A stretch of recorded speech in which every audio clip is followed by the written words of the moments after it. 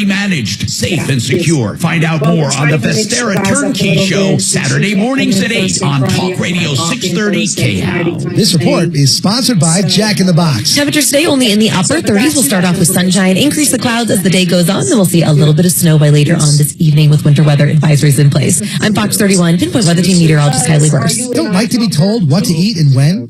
Introducing the $5 all-day big deal meal at Jack in the Box. No matter the hour, you get to choose from 4 entrees and 5 tasty sides, plus a drink. So, do you get a burger, fry, and hash brown in the AM? At Jack, every bite's a big deal. KRFX HD2 Denver. Sister KHOW Denver. Listen on the free iHeartRadio app for all your music, radio, and podcasts. iHeartRadio.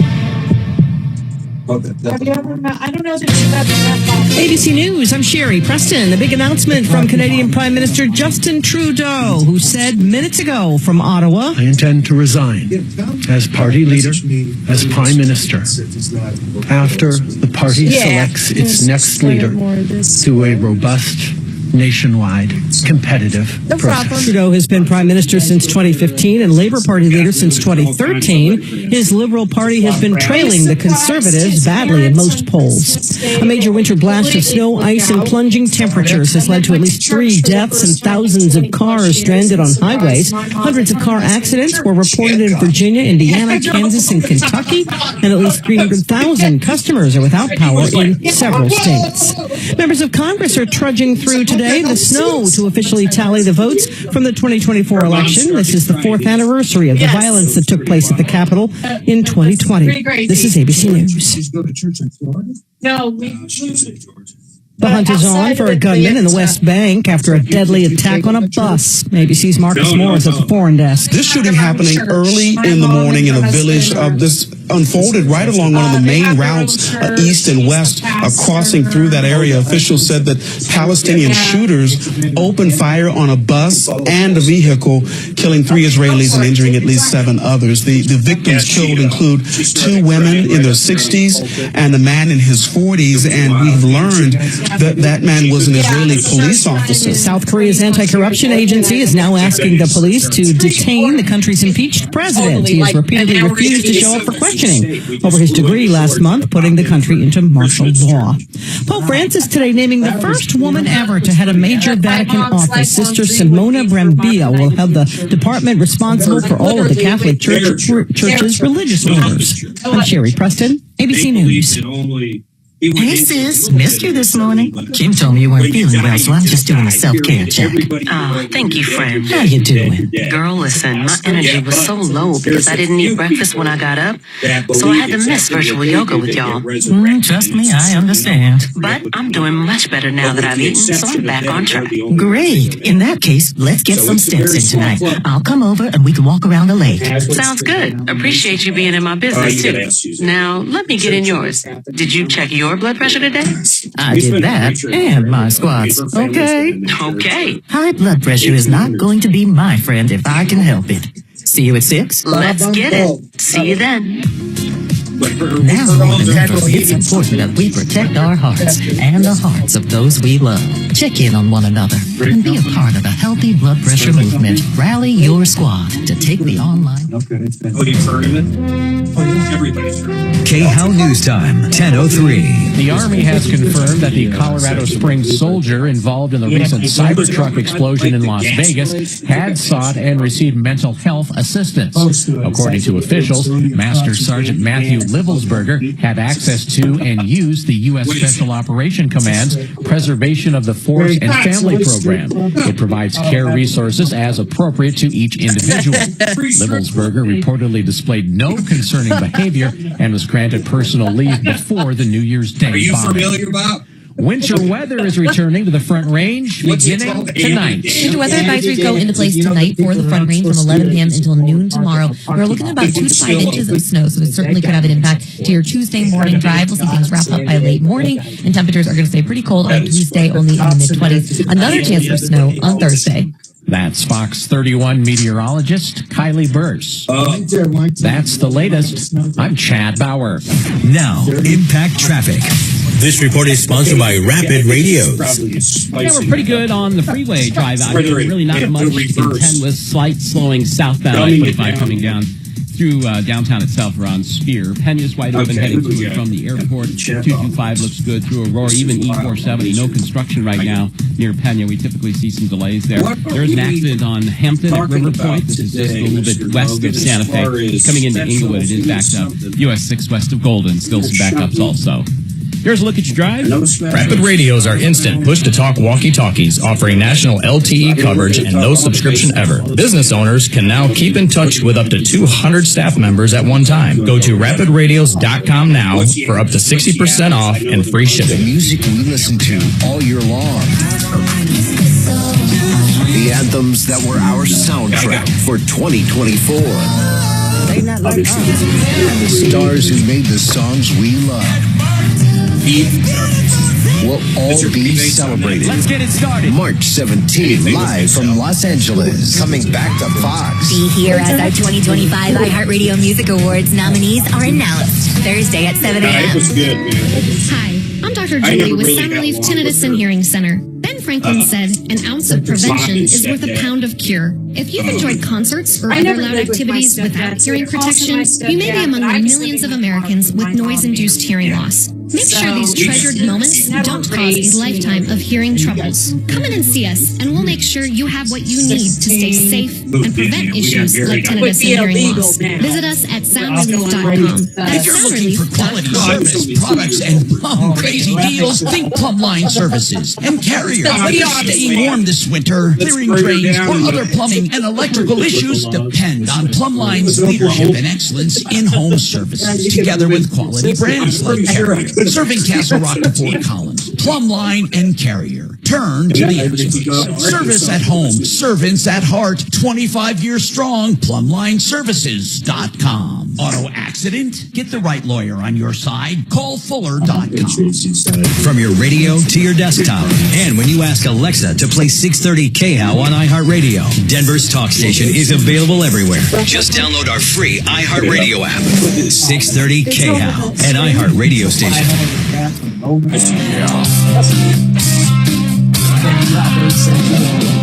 Ripped off, bad news. You need advice so you don't have to lose. Come running just as fast as we can. Troubleshooter's gonna help. Come and make. This is the Troubleshooter Show. Now, Tom Martino. Welcome to the old show that's gotten we're here to solve problems, answer questions, take complaints. We're here to make your life a little bit better. I am so happy to be here in the new year. To my left, my beautiful wife Suzanne is in studio with me. Deputy Bo sitting across from me. Our guest today, Bob Logan, Plumline Services. Bob, I don't think we were talking a little before the show. I don't think we've actually laid eyes on each other. We've spoken at least monthly. Yes. But we have not laid eyes. You didn't think I worked here anymore. I wasn't even sure. You know, I've been in Tom's studio at his house, but it's good to see you and Suzanne. It's great to see you, man. Plumline Services, we'll talk about some of the specials they have and what's going on in the home services realm. And it's got to be a busy time, actually. It really just started getting cold. I mean, this has been a very unique end of December. Wouldn't you agree? It is. It's been so mild for the start of the winter. And, you know, the furnace and air conditioning business is ironic because people that live in Colorado know the cold's coming. They know when the heat's coming, but they always wait. And so they constantly once this cold weather really hits, our phones will just explode. So if you have any needs at all, whether it's a maintenance, tune-up, anything, or if you're looking at replacing, now's when you're going to get those best deals. Once the cold hits, our phones are going to be blowing up, and all of our competitors and us are going to be super busy. All right, listen, everybody out there, we've got open lines. Well, we've got close to open lines. 303 Martino. If you had a problem over the weekend, you got ripped off, maybe you think a problem's coming up, maybe you're dealing with a bad contractor that won't show up, finish the job, never showed up, maybe you got a landlord that quite frankly is a piece of, you know what I'm saying? You name it, that's what we're here for. Over $300 million so far in cash merchandise exchanges and refunds, literally directly due to this show. So now is the time to call. It is a new year. We've got a lot cooking around the Troubleshooter Show this year, and I mean a lot. Bob, I want to go back to you on something. You guys came out to our house on that 93 or free, and I always bring this up when you're on the air. I'm always skeptical of anything like that. Like, how does a plumbing company send out somebody for $93? You've got the truck, you've got the gas, the insurance, the overhead, all that to come out and try to clear our drain. And if you can't clear it, you don't charge us anything. That's correct. In our case, you came out, it took maybe an hour, hour and a half, and they put the snake down or whatever the name of it is, and they cleared it and charged me $93. It's just an amazing service. I don't even understand how you do it. I don't understand how you make money at it. So just explain that to people. I mean, I know it's somewhat of a lost leader, but seriously. It is a lost leader. And, if we run enough drain lines, we're going to come across broken lines and be able to help out those customers. But, I tell every one of my technicians, it doesn't matter if they're an electrician, furnace and air conditioning technician, drain technician, plumber, it doesn't matter. Their number one responsibility is to win that client for life. Show them what a great company we are, blow their minds with an outstanding customer service experience, let them know about the other services that we offer.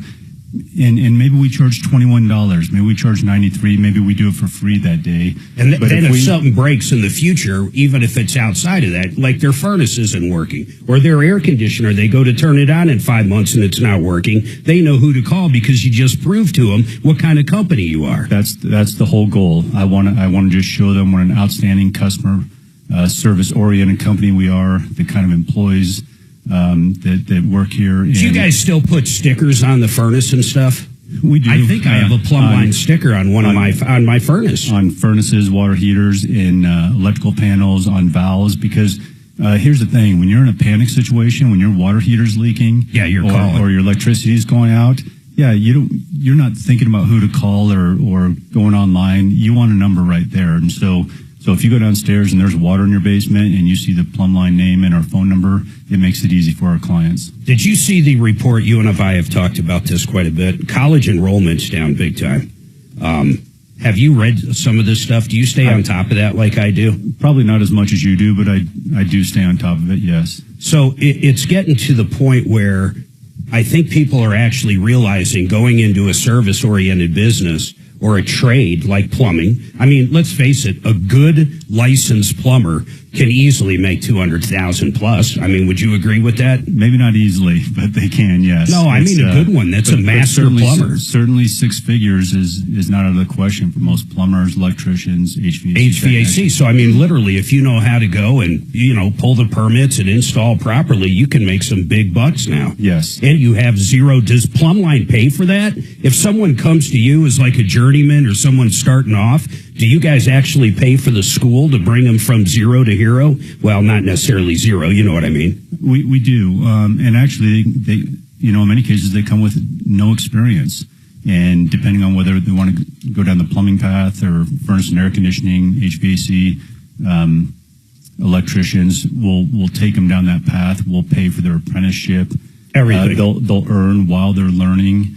And we'll help them get their journeyman's and their master's license. We'll pay for I that. have said this forever. I don't think college is for everybody, and my family is a perfect example.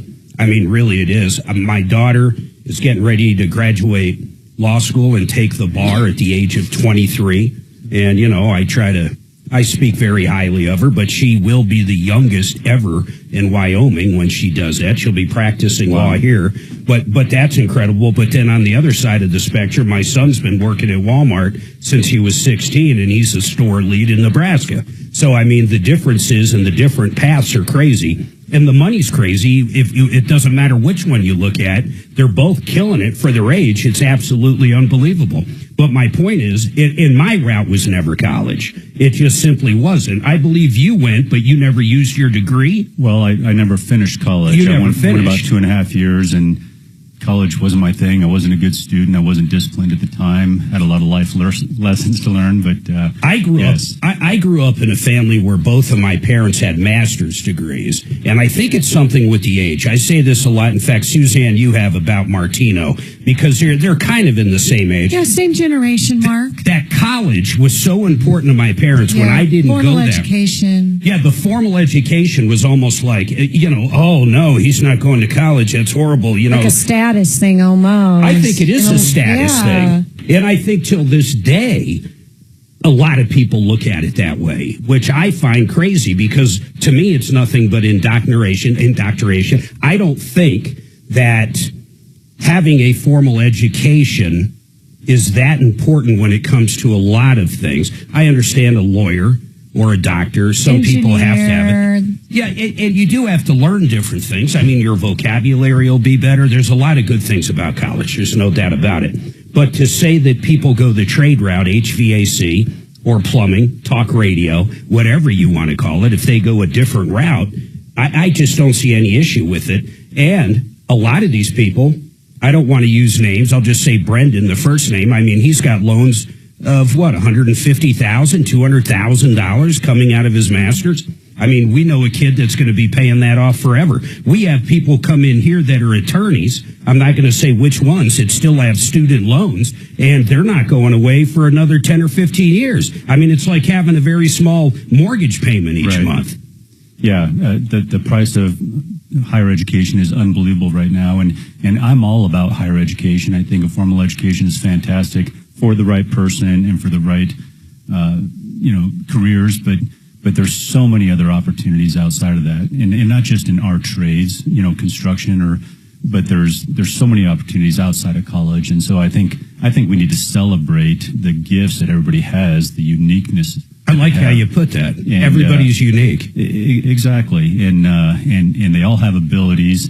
And when I didn't graduate, or at least let me back up, when I went to high school, it was expected that if you don't go to college and get a degree, you will fail in life. Yeah, or you're going into the military. I mean, it was kind of two routes. And I'm glad you mentioned the military. What a great path. My son took that path. Did he really? Yes, he was a Marine for 6 years. Now works at Lockheed. Wow. But I didn't know that. But never took the college path either. So it's again, depending on the person and the path they want to take, there's so many different directions. Dimitri, real quick, man, I don't know anything about your education. Do you mind me asking? No, go ahead. I asked, what is it? Do you have a formal education? Or do you have a master's degree? What do you have, a bachelor's? So I went to CSU. I had two majors, one in economics, another one in neuropsychology. And the plan at the time was to go to law school after graduation. And then I spent a few days on the job with actual lawyers, and I thought, well, I'm just going to die of boredom, Oh, man. And if I got into a more exciting field. And now you're filing lawsuits, which is ironic. On my own, just as a hobby. Yeah, you sound like me, just for the hell of it. So, the only exciting part of law seemed to be criminal, but then I talked to a bunch of those guys, and I didn't want to have anything to do with the clientele or the ability to collect, or even the personal danger that you encounter when you work with those people. So I decided to get into garbage. All right, and we'll touch base on that. When he says garbage, he really means it. 303-713-8255. We got lines open. I got to go take a break right now. 303 Martino. Joe's topics on the show notes, Mark. He has a 120 live coming up. Okay. And the benefits of annuity, and then all of his information is below. Let's see. How many guys you got working for you now? Tax. Technicians, about 150. Wow. He had 400 people at his Christmas party. Really? Or Thanksgiving. Joe Chiano, he is a financial advisor that we have been talking about. Joe Chiano's a financial advisor we've been talking about on this show for, my goodness, Joe, I'd say 10 or 15 years. Here's the question I got for you today, man. What are the benefits of an annuity? Well, the benefits of an annuity will vary, Mark, but our annuity is called a guaranteed pension account. And this annuity, like the name states, is guaranteed for people not to lose their money. And this is one of the biggest concerns that people have today. They don't want to lose money. They want to make money. The same account will give a guaranteed income for the rest of people's lives. And this is what's really important for people today, Mark, when they're nearing retirement or at retirement. They don't want to have a big pool of money. They want to have a guaranteed income stream that will last as long as they live. Almost like either a pension that's guaranteed. We know pensions can go away. That's happened with United Airlines and others. But it's also almost like a Social Security check. I mean, it's guaranteed till the day you die once you pull that trigger on it. That is right. And on top of that, the same account will have long-term care benefits, which is amazing. That is amazing. And because people need it, Mark. Well, and I think the important part, a lot of people don't realize this about annuities, Joe. If they do pass away, let's say even a few years into starting to receive the money, whoever they're leaving everything to still gets that money. It's not like it just disappears. It doesn't. That's really the difference between our annuity and a regular pension. A regular pension, if somebody dies, the spouse will normally take a pay cut on that income stream. With the guaranteed annuity, the account value of the annuity will go to the beneficiary. The company that we have doesn't keep one single penny. And the last thing I want to mention, Mark, is the fees.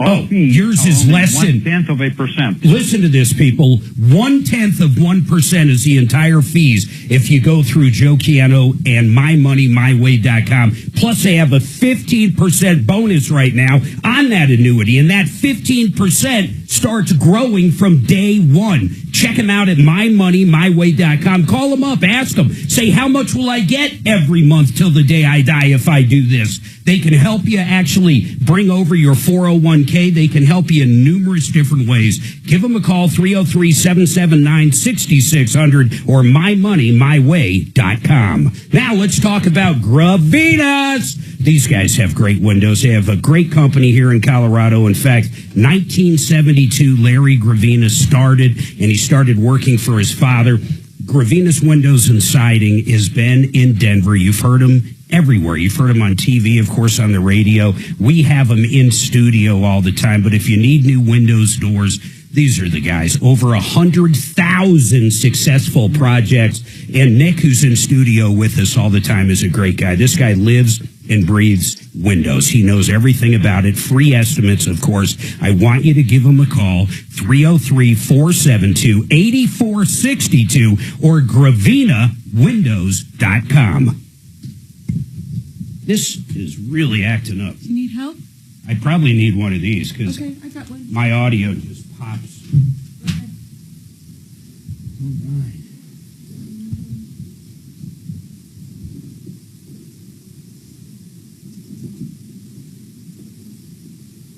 Is your screw? Oh, that's on the screw. See how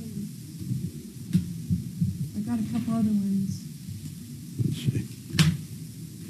I think that's good. Don't throw that away because the other thing is, if it does it again, it could be this itself. Okay.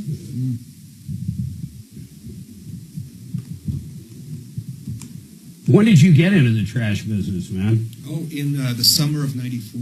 Isn't that all mafia? Yeah, the mafia runs trash. I mean, in general, it does, doesn't it? Like in New York? We don't call it mafia anymore. That's the incorrect term. What it's is not the politically correct correct, Well, Mark. my East Coast business associates Got it. have different terminology that they use. So, Bob, if you ever need That's any awesome, Dimitri. problems taken care of, Italian gentleman. You need anything disposed of. If Hilarious. Oh my gosh. My trash guy at Waste Management said he would take a body for the right price. And they have. you know there's a ton of bodies in those freaking dumps. That's gross. You know those landfills are filled, man. Yeah, I mean, they find a body about once a year, which implies that there are 20 that they didn't see. Oh, easily. They don't have somebody looking for bodies. They're just moving garbage into the gaping. They're like, there's another one. I think sometimes they just don't want to deal with it because it shuts down operations. Police come, they're there for 20 hours. We didn't see anything. Yeah, they go in for 5 minutes. We didn't smell anything. We didn't. Yeah, I guarantee you wouldn't smell a body in a dump, though, would you? I'd hate to be that cop, though. Oh, my You see God. all the chicken and stuff in there, the rotting produce from Safeway. There's a body underneath it. Just dig around a little bit. Someone tape off that area. Yeah, it's like the opposite. Don't move that carrot. Don't move that carrot. Oh, Lord. Yeah, it's nasty.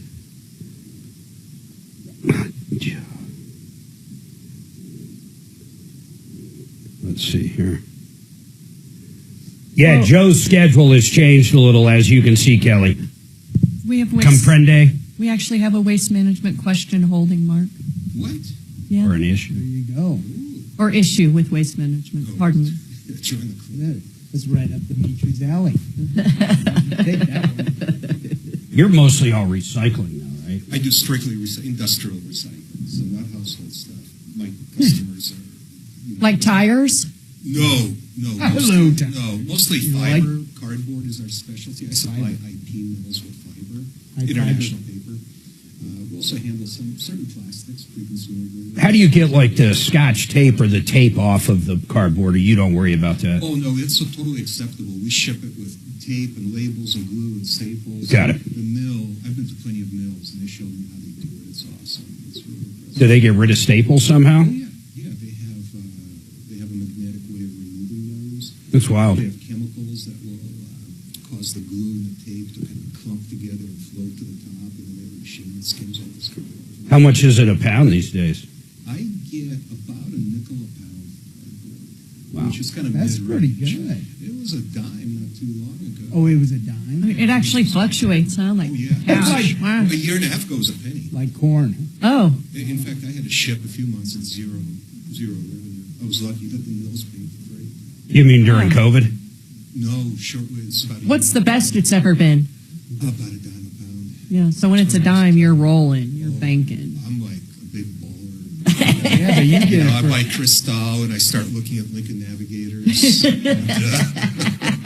Like Bob has. All right, 303-713-8255. I was talking to Dimitri during the break. By the way, you can go to troubleshooter.com. Or I'm sorry, that'll bring you, of course, to Referral List. But you can go to youtube.com and you can actually put in Troubleshooter Network and you can watch us, listen to us during the breaks. And that's kind of just another thing to go. But 303-713-8255. We have two lines open, 303 Martino. But I was talking to Dimitri, and he is literally in the recycling business. And I asked him, I said, now, come on, I've always thought that most people, I'm not talking the garbage guys that come pick your garbage up, but the guys that run these companies, I always thought they were all mob connected. Now, come on, give me the skinny. I mean, we've all heard about, New York City, or of course you go over to Italy. The garbage was literally the mob. I mean, that was it. Is it still that way? Is it like that in Colorado? Are they gangsters or what, man? No, I don't think it was ever like that in Colorado. I mean, we were never a stronghold for the East Coast families. I mean, we had the small Dones over here, as Bo knows well. But it seems like they never got into garbage. The garbage and recycling industry on the East Coast had been really dominated by the syndicate, of course. The syndicate, that's nice. But the FBI did a really good job breaking that up in the mid to late 90s. There was that was where the RICO Act came, right? Was that going after Teflon Don there? Well, I don't know the origins of the RICO Act, but that was certainly used, with great effect against some of these actors. And there was a time that the famous case out of New York City where there used to be a big garbage company called BFI. You may remember I've heard that. of BFI. Yeah, well, they had an office in New York City that was staffed with many, many actual FBI agents pretending to be salespeople. And it was that corrupt? It was that corrupt. That's incredible. There were a lot of busts. But you don't think right now in Colorado, you want a problem disposed of? You can't call up Waste Management? What are you thinking here? No, they're pretty much just legitimate companies operating above They make board. a ton of money, don't they? They make a ton of money. They're huge publicly traded companies. If Massive. you look at Republic and Waste Management and Waste Connections, those are the really, really big 800-pound gorillas. Yeah, they're massive. They All don't right. need to be involved in mobs. Speaking of waste. James got a problem with waste management. James, what's going on, man? Hello. Hello, sir. How are you, James? How's your New Year, sir? Hello? Yes, James, go ahead. You can speak, man. Yeah, I'm calling about this issue I'm having with Waste Connection of Colorado. Waste Connection or Waste Management? No, Waste Connection Got it. of Colorado. Yep, we know who they are. Go ahead. Anyway, I received a notice from them after canceling my service with them that they're going to charge me $32 for canceling my service with them.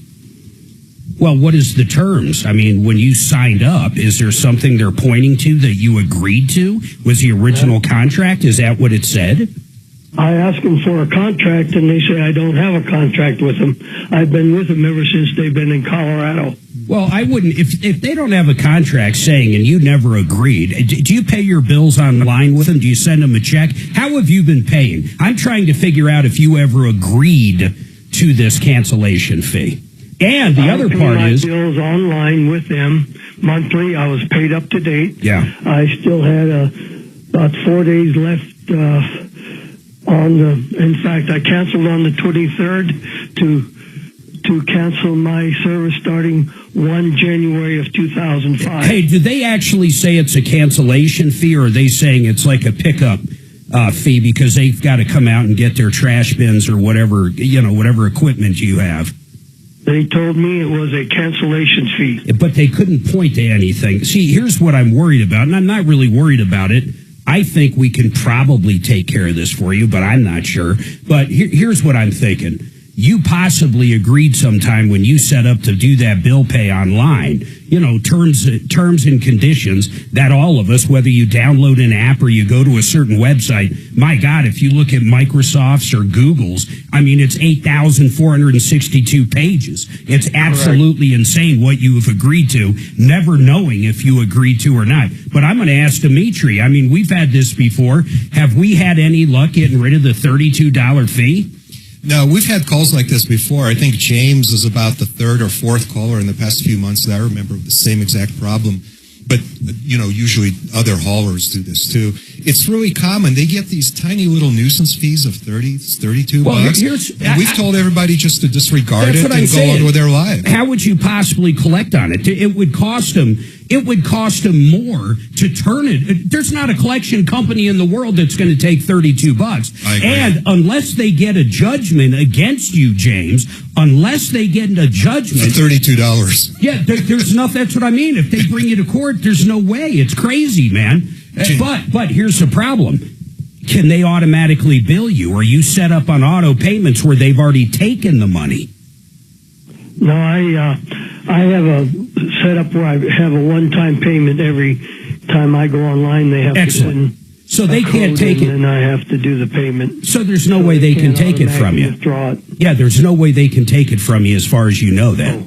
Yeah, I wouldn't pay it. Withdraw it. If it was me, I simply wouldn't pay it. If they can't point to any contract you signed or any terms or any conditions where you agreed to it, I wouldn't pay it. In fact, even if they did sneak something in on their website, I still wouldn't pay it. It's what I call an uncollectible amount. They're banking, in my opinion, on people just simply paying it. I mean, they might as well make it $54. I mean, it really doesn't matter. It's so arbitrary. Bob Logan, any comments on it, man? I mean, you're a big, Plumline's one of the, if not the largest place or home services company in Colorado, and I know you guys have monthly things. You guys, so what are they called? What is your monthly service? It's a VIP membership. And if someone wants to cancel, do you guys charge a cancellation? We never charge a cancellation. If they, it's silly. If they order something, unless it's a special product, and they decided, yeah, I got you. Hey, we're going to cancel. We're not going to hold them to it. We never do that. But and that's where I don't understand companies like Waste Connections doing this. But my concern, and I agree with everything that you're saying, especially based on principle, if he doesn't have an agreement. But my concern is if he doesn't pay it and they turn it over to collections. You can't do that. They've got to prove that he owes it. If they actually do that, they're breaking the law, hitting his credit. Okay. You follow what I'm saying? Now, if they show up to court over the $32, it doesn't happen as much as it did using credit. to slander someone, to blackmail somebody, is not used as much as it was even 5-6 years ago. Okay. It has changed quite a bit. Because what happens is the feds, and here's the problem, to actually go after that law and go after a company is just a pain in the ass. And basically what happens is your credit might be freed up. You might get a few bucks out of it, but not much. What happens is they get fined heavily. And that's where the teeth are in the entire thing. I'm glad they made those changes, because it used to not be that way. Yeah. And it used to be the consumer's responsibility to fight it. Yep. James, so you got any more questions, man? I just simply wouldn't pay it. If they do come after you or try to slander your credit, call us back. But I don't even know if it's worth a phone call. James. Go ahead. James, did you happen to call Waste Connections and talk to a customer service supervisor and ask to get this charge expunged? Oh, no, they don't let you go that far. You know, they just tell you that, you know, it's people that are messengers within the company that... It's hard to get a hold of a real person, huh? Oh, it's crazy with any company now. Right. You're talking to the people that are there working for the company, and if they want to keep their job, they tell you what they got to tell you.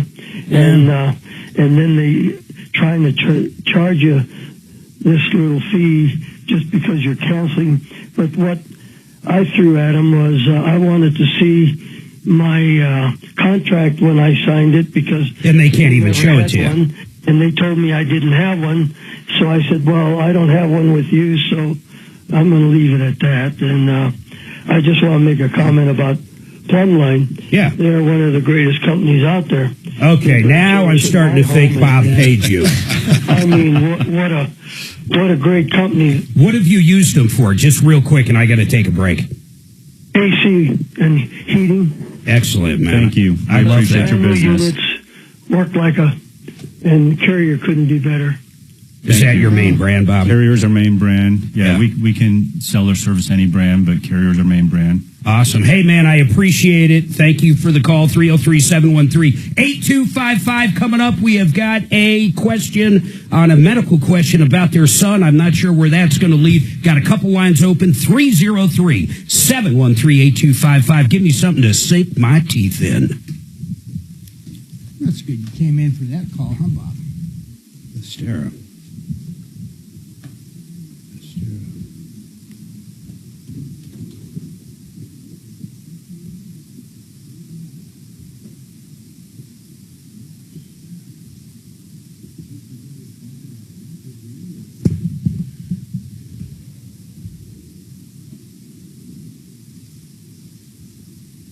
I love that Kamala Harris has to certify the election. I just that is great. Isn't it like Yeah, that's the strawberry?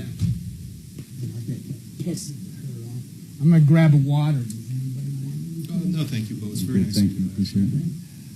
Need water, Mark? No, I'm good. Thanks, Bob. Bob, I'm going to go out down the hall for coffee pretty soon. Do you want coffee? I would love a cup of coffee. It's only black. There's no cream. No, we have cream in the office if you want to get some. But it's not real cream. I brought half and half in, mister. Oh, we can't have half and half because there's sugar in there. All right, guys.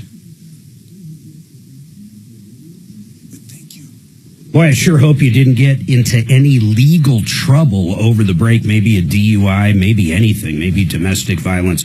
I pray you didn't, but if you did, you need an attorney, and the best out there is Joseph A. Lazara. You hear him right here on the show at least once a month for the past 10 or 15 years. It's the kind of phone number I want you to put into your cell phone, because if you do get in trouble, you don't want to just Google somebody. You want to know who to call, and that's Joseph A. Lazara. DUI, shoplifting, assault, pretty much anything. He's the guy. 303-429-6200, 303-429-6200. Now I want to tell you about Vestera. You ever want to invest in real estate, but you don't know enough to do it? These guys are unbelievable. They go out around the country. They find these small pockets, these pockets where the economy is growing. Everything is looking good. Maybe a big company is moving into the neighborhood, and there's going to be a lot more employment in the area. They find these pockets. Then they find the right properties to purchase. This is where you come in.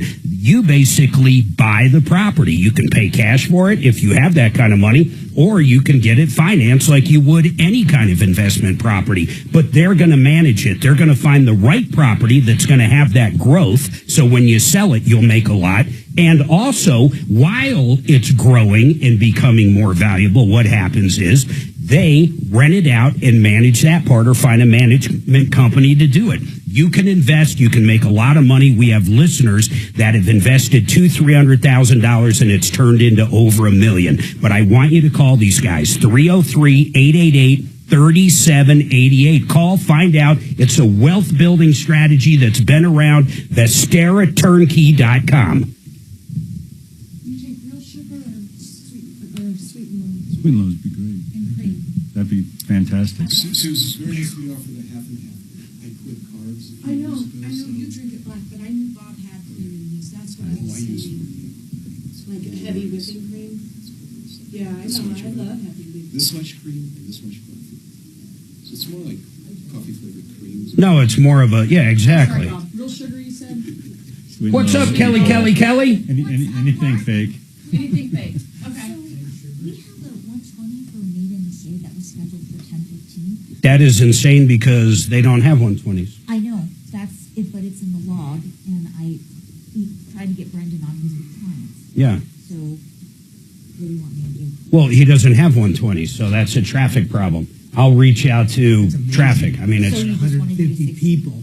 No, we only do 30s on them. But yeah, just tell Shannon to pop it in wherever. I think he filled Vestera with it because I saw it up there. Yes. So wherever Vestera was, have Shannon put in them. We're going to do it at 11:15. Yeah, but it's only, tell them it's only a 30. Shannon, that's only a 30 if you can hear me in there. I have no idea why traffic's got a 120. He was a sharp dude. He's a little I'll have Suzanne reach out to them, though. Yeah, he actually worked for Plumline before I got there, just years ago. He did? Yeah. And, anyway, we utilized this school quite a bit. Let's see here. Selling it recently. Oh, he sold the school? I flew with him last year to... He worked as a counter. He was a counter person at C.D. Jones back in the 80s. Super short.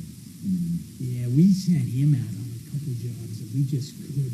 We used to do that too. We just kicked our butt. We couldn't figure out. Yeah. And he'd find some loads of pressure switch. Oh, you guys, you need a little more combustion here. He was pretty. But man, if you if you try to challenge him a little bit, man, he'd go off. Oh, he kicked a couple of my guys out of class, and not because they were challenging him, they were just trying to get clarification. He didn't like. Well, Carla at Johnstone told him to come back, and Don was going to sue to the sewer. Oh, is that right? Yeah, he was really. I mean, they gave him, started in that classroom. They paid him good. He got to work at counter, he got overtime. But man, he got wise with somebody, man, and he said, "Don't pick up your stuff. Don't ever come back."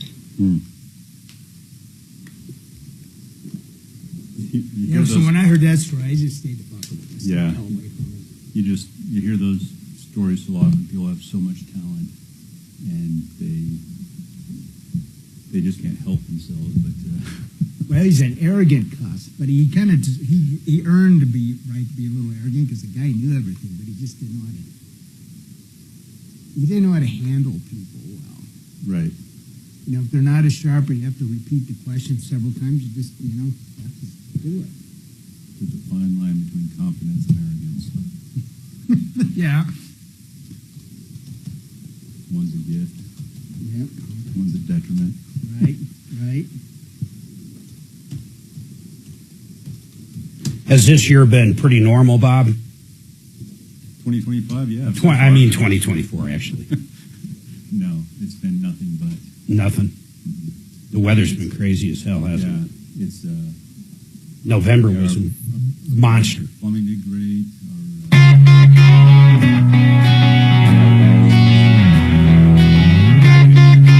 All right, 303-713-8255. We got a couple lines open. You've been ripped off. You've been taken advantage of. Maybe you just got a question. We got a list of experts at referrallist.com that are bar none. These guys are great. Absolutely wonderful. And by the way, check us out.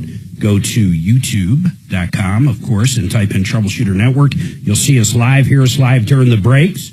It's kind of a cool way to become part of the show. And I do want to tell you real quick, though, about Paul the Waterman. This guy's unbelievable. Waterpros.net is his website. He sells the best for less. He has water systems like softeners that other people sell for over $7-8 He sells for $3,500. He's got point of use systems. If it has to do with water, he is our water expert. That is Paul the Waterman, waterpros.net. Now, let's see what is going on with Martin. Martin, what's happening, man? Good morning, Mark. How are you? I'm doing great. How are you, sir? Well, good. I had a quick medical question trying to help my son. Sure. He needs what's called an echocardiogram, and he doesn't have the greatest insurance, medical insurance.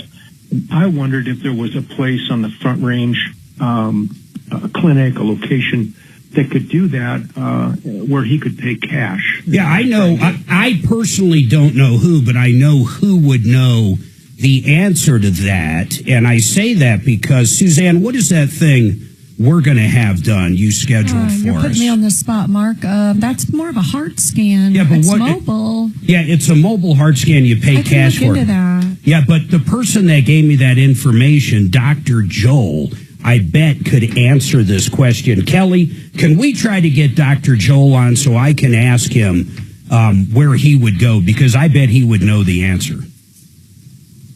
I can't hear you, Kelly. Can you hear me?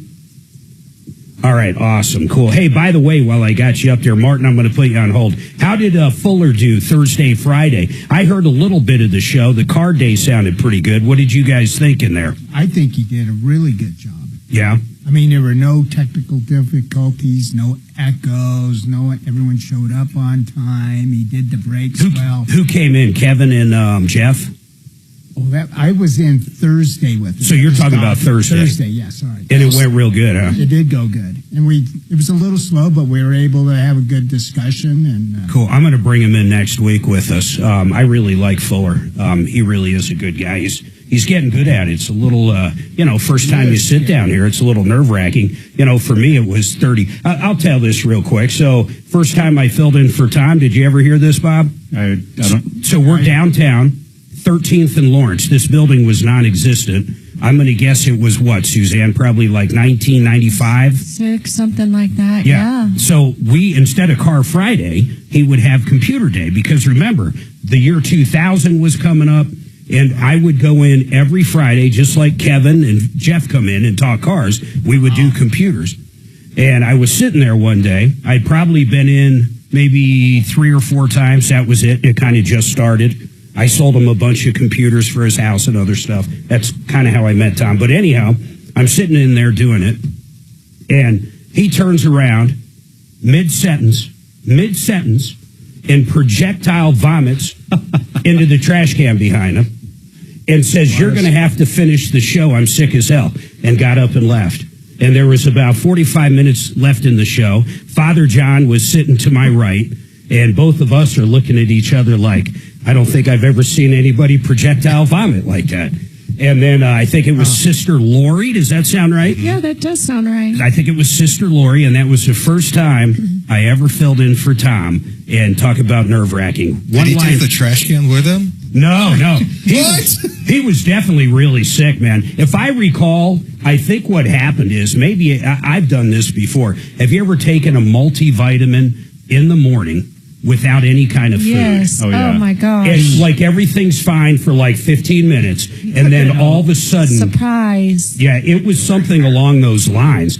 And he popped a multivitamin or something like that. I don't remember what it was, but it was bad. But that was the beginning of a beautiful relationship.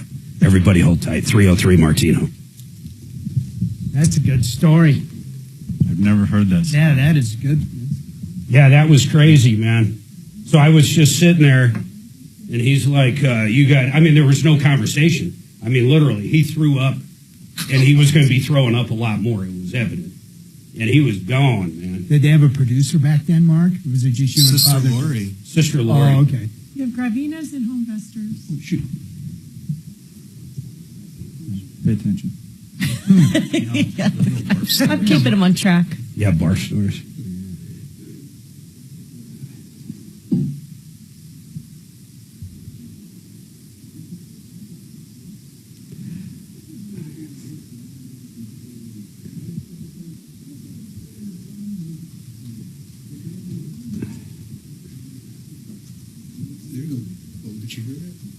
story on John Moses Browning.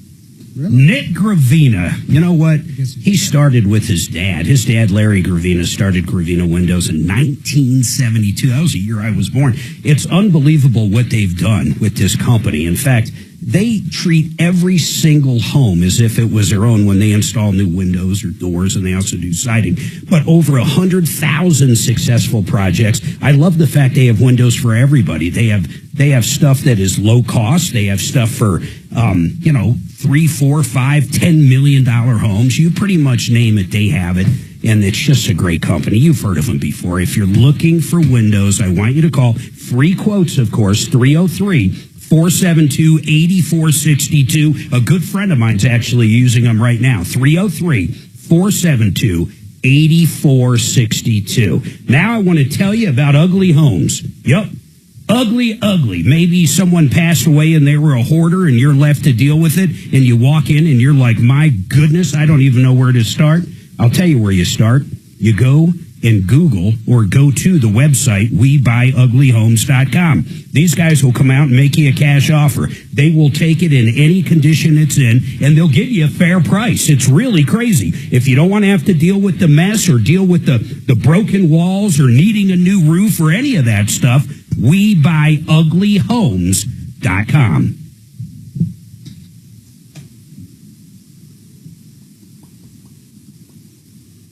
We buy ugly homes.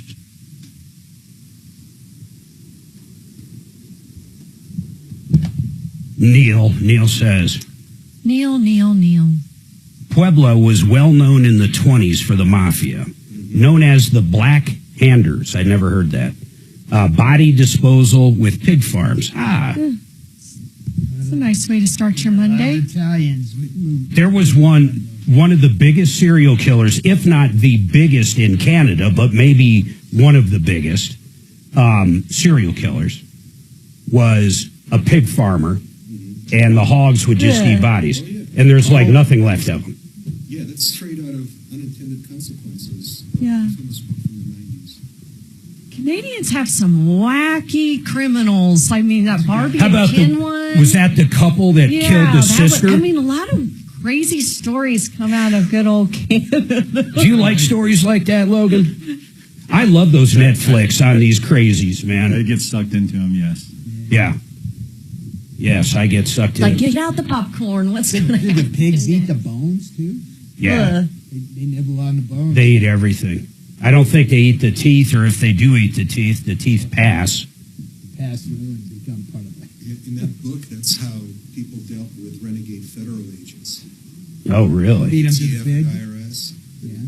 Kill them and feed their bodies to the pigs. So they'd come out to collect on a fine or check it out and never be seen again. Wow. Is it based on a true story or not? No, it's a work of fiction, but it's meant to be allegorical for government agents who are currently out of control. Ahead of its time. Not for long. Not for long. Dimitri, we'll if she calls in, we will readdress that call and see what expert we should get on. I don't know if that'll be O'Brien or maybe our insurance experts, or both. But yeah, maybe you can recap that when she does come on and give Mark the skinny. I'll give her a call right now. Yeah. You won't believe And if not today, tomorrow, or later on in the show. So it will be her call that will precipitate your contact with Brad? Yeah, depending on what Mark thinks. It's possible he might think someone else is better fit for her problem, one of our experts, okay? Okay. Okay, good to know. What is it? Yeah, what is it, Dimitri? It's all top secret. Yeah, you didn't even tell me, and we went and had coffee last week. That wasn't the topic for that discussion. Okay. I bummed you out just before Christmas. Thanks. You keep a happy face. Huh? So 303 Martino is the best line to call in? Yep. Or if you want, have Kelly call her. If you can ask her what time would be a good time. Kelly can call her as well. Just give Kelly the info. Tell Kelly it's a follow-up and what just a quick, an HOA insurance issue. Fine, have her call in. Okay. Okay. Really? I can't wait. We got ultimate tease going on here. I didn't even hear the tease part. What was the problem? It's heartbreaking. That's all you need to know. It's heartbreaking. Yes. Tease? Okay. Your heart is going to get broken in just a little bit. Okay. When did this call come in? A few weeks ago, I guess, with Tommy.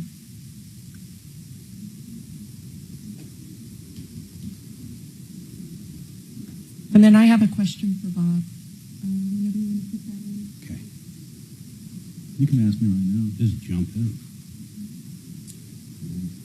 All right, I'll just jump in on it. Well, you have Dr. Joel holding, so take him about this medical thing. There you go. All right, 303-713-8255. You've been ripped off, taken advantage of. Maybe you know someone. Maybe you got a problem. Maybe you didn't even realize you got ripped off. You know, that happens with roofing a lot. People don't realize they signed a contract when someone comes and just wants to look at the roof. But any issue you have, 303 Martino. That number works, by the way, all the time, 24/7. And if we can't pick up and talk to you right then or get you on the air right then, we'll call you back. Kelly will reach out to you and we'll try to help you. And you can always email us at help@troubleshooter.com.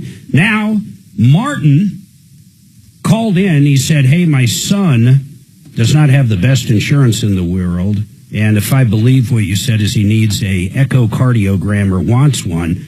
And I got Dr. Joel on. And the reason I brought Dr. Joel on is, Dr. Joel, you told Suzanne and I about a week ago. What was that called? What is that where they scan for plaque? What is the proper name for that?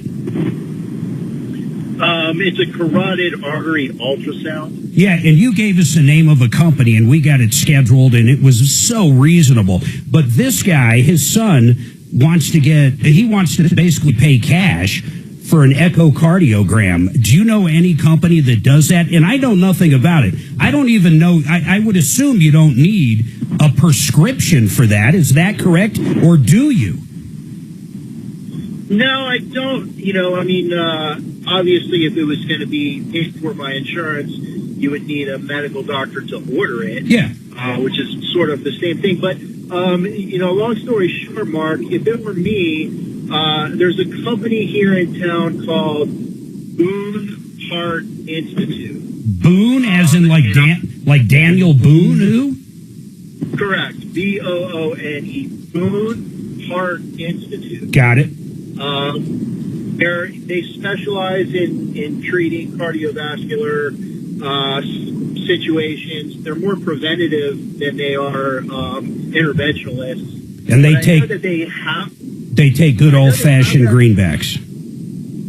They do, and I know they have the capability of doing an echocardiogram. So if it were me personally, that's who I would call. But other than that, I don't know. Usually those are like hospital-based machines, and your cardiologist orders it for you, and you got to go to the hospital to do it. But I'm almost 100% positive that they have the machinery at Boone Heart Institute. Hey, so Martin, do you have any questions for Dr. Joel? It's Boone Heart Institute. I just looked it up. You can go right to their website, phone numbers there. It looks like it might even be, they might have some form of concierge care as well, Doc. Yeah, they do a lot of concierge work specifically for heart problems and people with heart issues. Yeah. But I know that they a la carte price out certain things that they do. So cool. They might be willing to do that as a standalone, examination for a certain price. Yeah, I got you. So any questions at all, Martin? I got you up.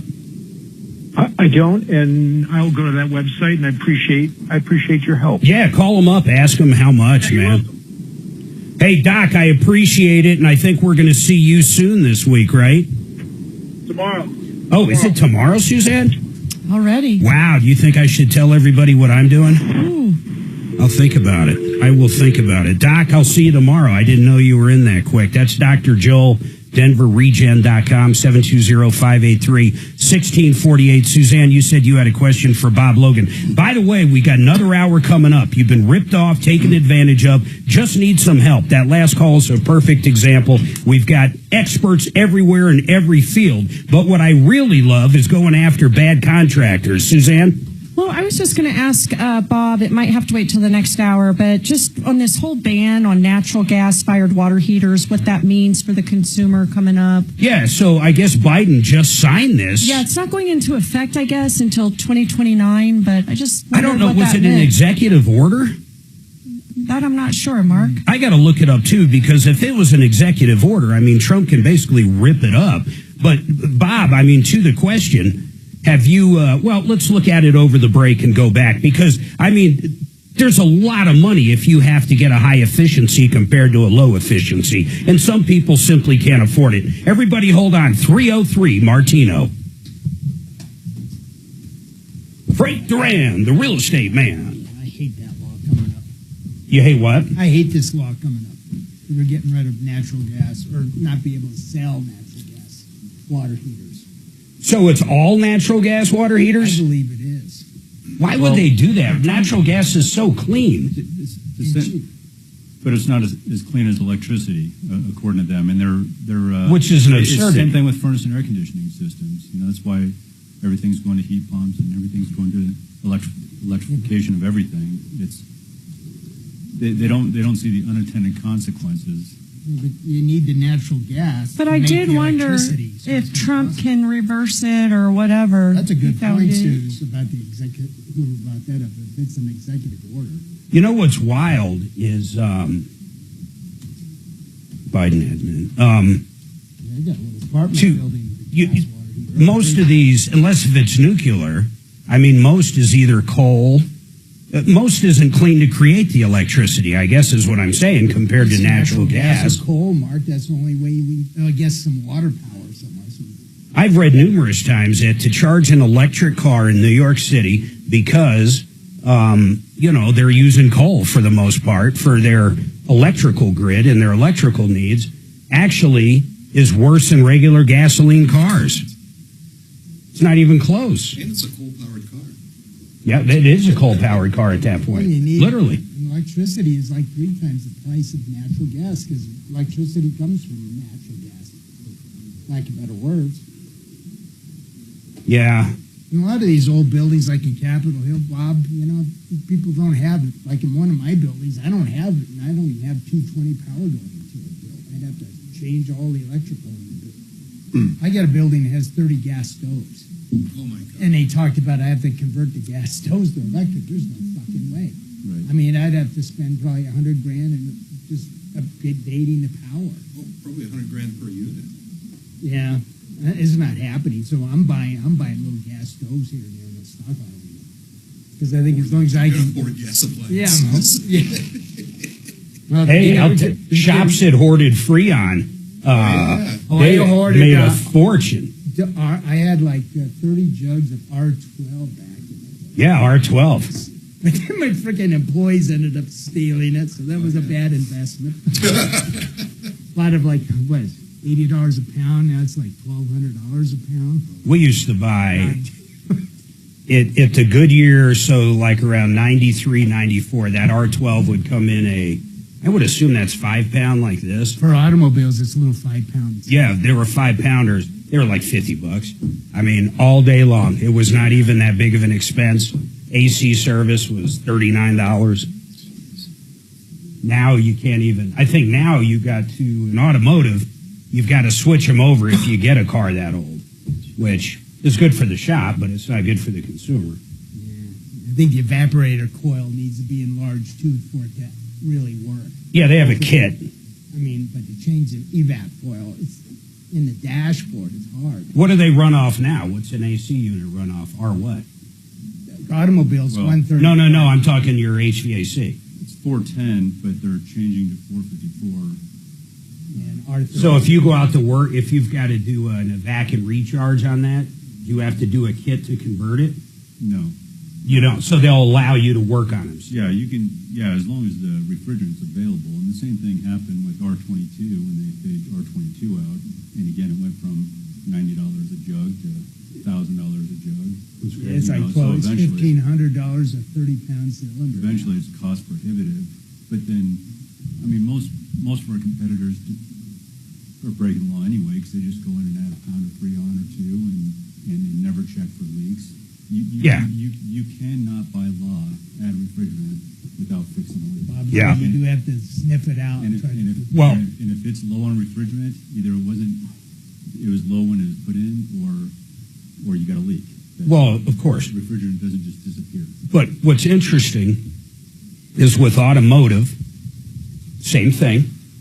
You've got to figure out where the leak is. And the shop, of course, wants to. They want to follow the law because, A, they can lose the license, a technician. Yeah. And then, B, of course, generally there is a leak, so you make some extra dollars. But the problem is you can go to Walmart right now, till this day, and buy a can of it and go home and add it to your own car, which is crazy to me. It is crazy.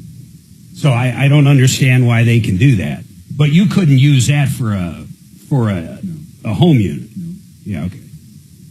It's different in a car as compared to residential. Yeah, what is that? It's I think it's 134A. Yeah, 134A. And it's not compatible with residential stuff. I wonder if they do that on purpose. And this is all the reason they changed even to the new one now. To your point, they should leak in a car. I mean, look how many cars are on the road. Oh, way more. It's crazy. They're just adding this.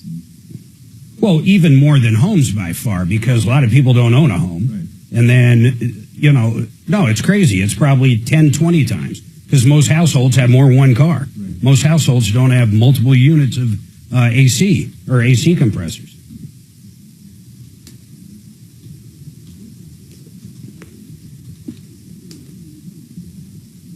I'm curious to find out how many of those cans get sold every year. Oh, I bet. That would tell you how much is leaking into the atmosphere, right? Yeah, and I wonder why they haven't stopped it. I mean, think about it. He wants to, or Biden at least, wants to change natural gas stuff. You would think that's probably one of the top things you could hit to literally curve Freon going into the atmosphere. I didn't realize helium till about 10 years ago was sucked right out of the atmosphere. I really didn't. Did you know that? What is it? I assume that's how they get all gases. They almost all separate gases. them out of the atmosphere. Yeah. Did you learn that at the hospital? Did you go back? The hospital? Oh, no, I didn't learn that at the hospital. Oh, okay. I sucked down a balloon on her birthday so I could talk like Mickey Mouse. I sucked down like 3 of them. And at some point, Let's just say he ended up at the ER. Oh, no. Yeah, hit his head on the side of the coffee table. I literally just...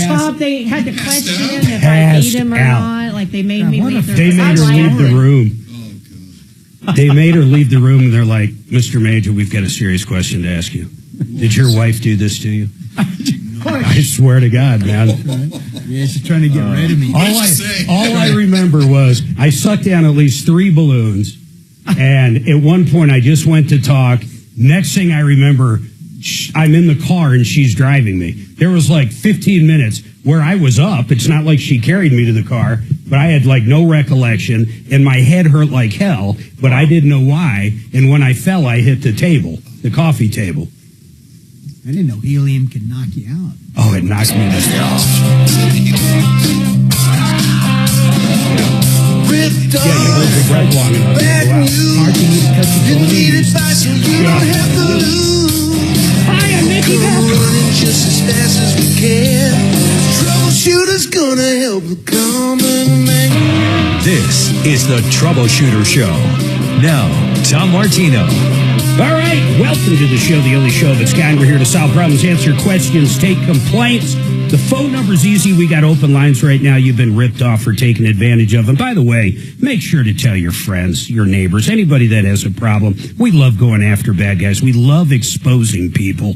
We have a great group of deputies. We have Deputy Doc, and then in studio today, Deputy Dimitri and Deputy Bo. We have Kelly over there answering your phone calls, and then Shannon's on the other side of the glass. Suzanne's in with me, and then our guest today, we generally always have a guest from referrallist.com, and that's Plumline Services.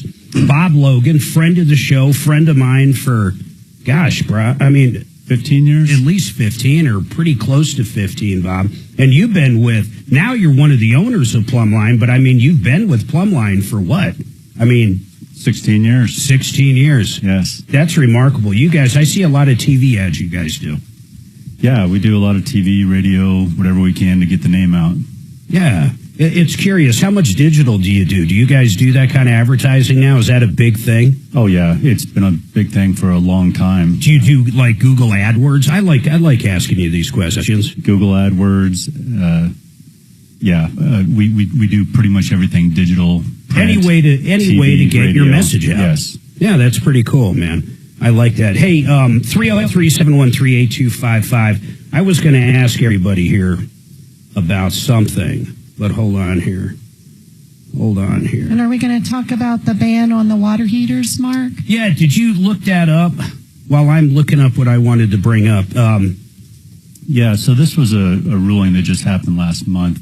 Was it an executive order? What was it? I don't think it was an executive order, but it's 361 pages if you want to read it. Oh my God! And so, like everything in government. Well, and like anything else, I understand. We're trying to do what we can to save our environment, and I think we all have a responsibility there. But sometimes there's unintended consequences, and some of these changes that are being made are going to affect the people that really can't, quite frankly, afford it. The elderly, the poor.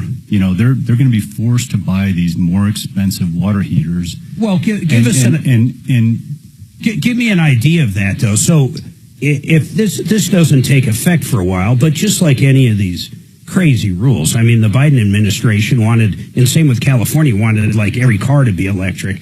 A lot of people can't go out and buy a Tesla. I mean, that's just the bottom line. They can't. I mean, they want other vehicles. And I agree with you. Who this hurts more than anybody are people that don't have a lot of money or they're on a fixed budget. That's exactly right. Just like inflation. I mean, if you're paying twice as much for eggs or milk or bread, do you think multimillionaires care about that? No. If you're paying another $1 for a gallon of gas, multimillionaires don't care about that. It's amazing they hurt the people they were trying to get to vote for. The people who vote for it are the ones it's hurting the most. Yeah, well, they do the same thing. I don't quite understand that, but I'll give you a scenario of that.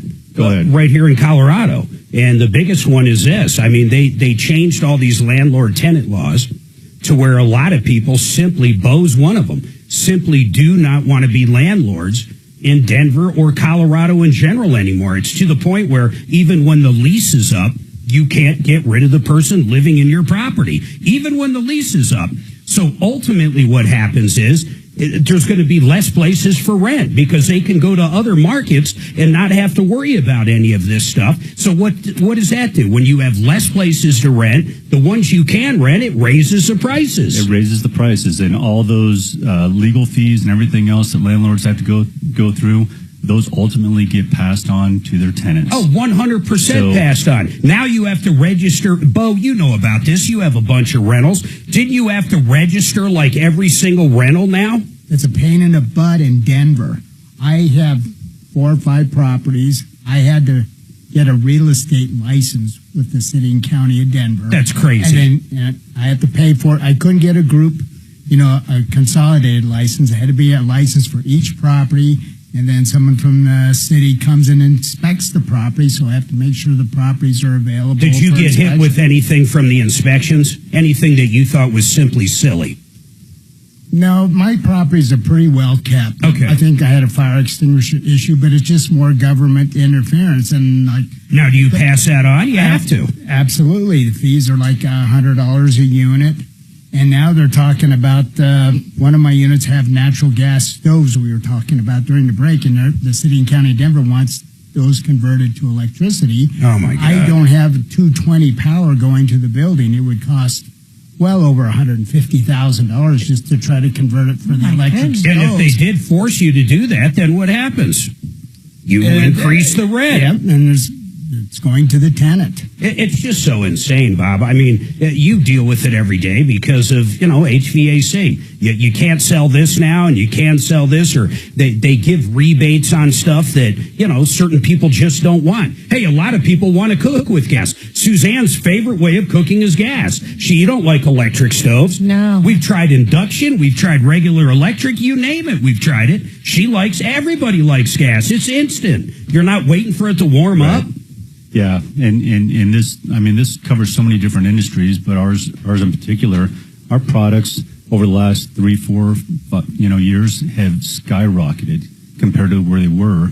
And not just for plumb line. I mean, this is the industry as a whole. Furnace and air conditioning systems, water heaters, everything has just gone up. And we've tried to absorb as much as we possibly can. But at the end of the day, we can't absorb it all or we're going to be out of business. And so ultimately it does get passed on to the consumer. Going back to the water heater, so give me an idea of just throw a dollar amount, not even on installation, everything's different, but just a water heater price for what we would, I don't even know what's the lowest you can sell right now, 80?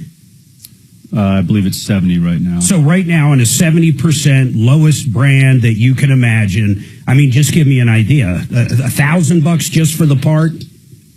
The tank itself is going to be quite a bit less than that, maybe half that. But. So $500. Now compare to that, a high efficiency like something we're talking about with this Biden administration change, where you can't even use natural gas. It's more of like a boiler or an electric water heater. Yeah, you're gonna spend a couple $1,000s on the parts. So again, you're 4 times. 4 times. That's incredible. And once again, I can't emphasize this enough as who it hurts. And it hurts the people that don't have that. I mean, I don't even know what someone does. And what do? You make them put it on their credit card, and they're paying, not only are they paying 5 times the amount that they could have been paying, but now they're paying interest on their credit card to it. It's just insanity. I just simply don't get it. Go ahead, Dimitri. Oh, I thought you looked perched. No, I was just fascinated by the discussion, and it's infuriating how many liberties these people take with our money. No, it's nonstop, man. Colorado's become crazy. I mean, I like Colorado. I like where I live out in Douglas County, but in general, it's just crazy, man. I go back to all the crime that's happened in Denver when we first moved here in the very, very early 90s. I mean, the 16th Street Mall, you didn't see any homeless. I'm not saying you didn't see any homeless. Denver was beautiful. We love going downtown. It was clean, it was safe, it was pleasant, people were friendly. So fun. Yeah, it was easy to park. Yeah. And I don't think the people that have changed it, I don't think they were looking at it like, hey, we're going to do this so it becomes a horrible place. I think the intentions were good. I'm not sure what I would hate to think their intentions were we're going to run the city into the crapper. I mean, I don't think that was the intentions. But as long as it's been going on, you would think they would see the trend and start trying to change things. I mean, honestly, making dope legal, I think was crazy. I'll be honest, man. I think it brought a lot of homeless because we were the first, and it brought a lot of people that, that's what they want to do. They want to get high all the time. But more importantly, I think it's killing our youth here. I mean, back in my day, I'm not saying I never smoked pot in high school. Of course I did. But man, you had to go through some hoops to get a joint. You couldn't just walk over to your neighbor's house and they snag it from their parents. It wasn't nearly as strong as it is now, Mark. Well, that's an entirely different thing. Yeah, that's what I think is kind of scary. At best, in Jersey, we'd get Mexican dirt weed. You'd have to smoke a whole joint to get high. Yeah, Mark, when they legalized dope here, I know a guy who moved here from New Zealand shortly thereafter just to legally buy dope. Just to buy dope. Just to smoke dope. Now, he still doesn't have a job. I don't know how he lives, but he's certainly not doing any great service to our society. And look at what they did just a few days ago. They legalized mushrooms now. That's crazy. So the legislature and the governor and the attorney general, they're doing their best to get the country's drug addicts They're trying to move here. They're trying to dumb us up too, man. I mean, but that's where I go back to. Why do you think that is? I don't think they're literally going, hey, let's make it to where the average kid in high school now is dumber than they used to be. I mean, they're not passing tests now that all of us passed when we were in that grade. Our schools would pass everything. Our 8th grade middle schools, I guarantee if we could go back and look, they were probably at or above the average. Now there's certain schools that come in 35% failing rate. I mean, it's evident what's going on, but why do you think just here in Colorado, why do you think they allow that to happen? I mean, Bob, you don't think they wanted that to happen? No, I mean, there's, part of me says because they want to buy the votes. They want the votes, right? Yeah. Keep them in office. But make it legal, they'll vote for us. But they forget they're so high, they forget to show up and vote. Right. No, I'm not kidding. You know, I don't know. At the end of the day, they don't look long term. They're looking short term. They want everybody to feel good. You know, what's right for you is right for you. What's right for me is right for me.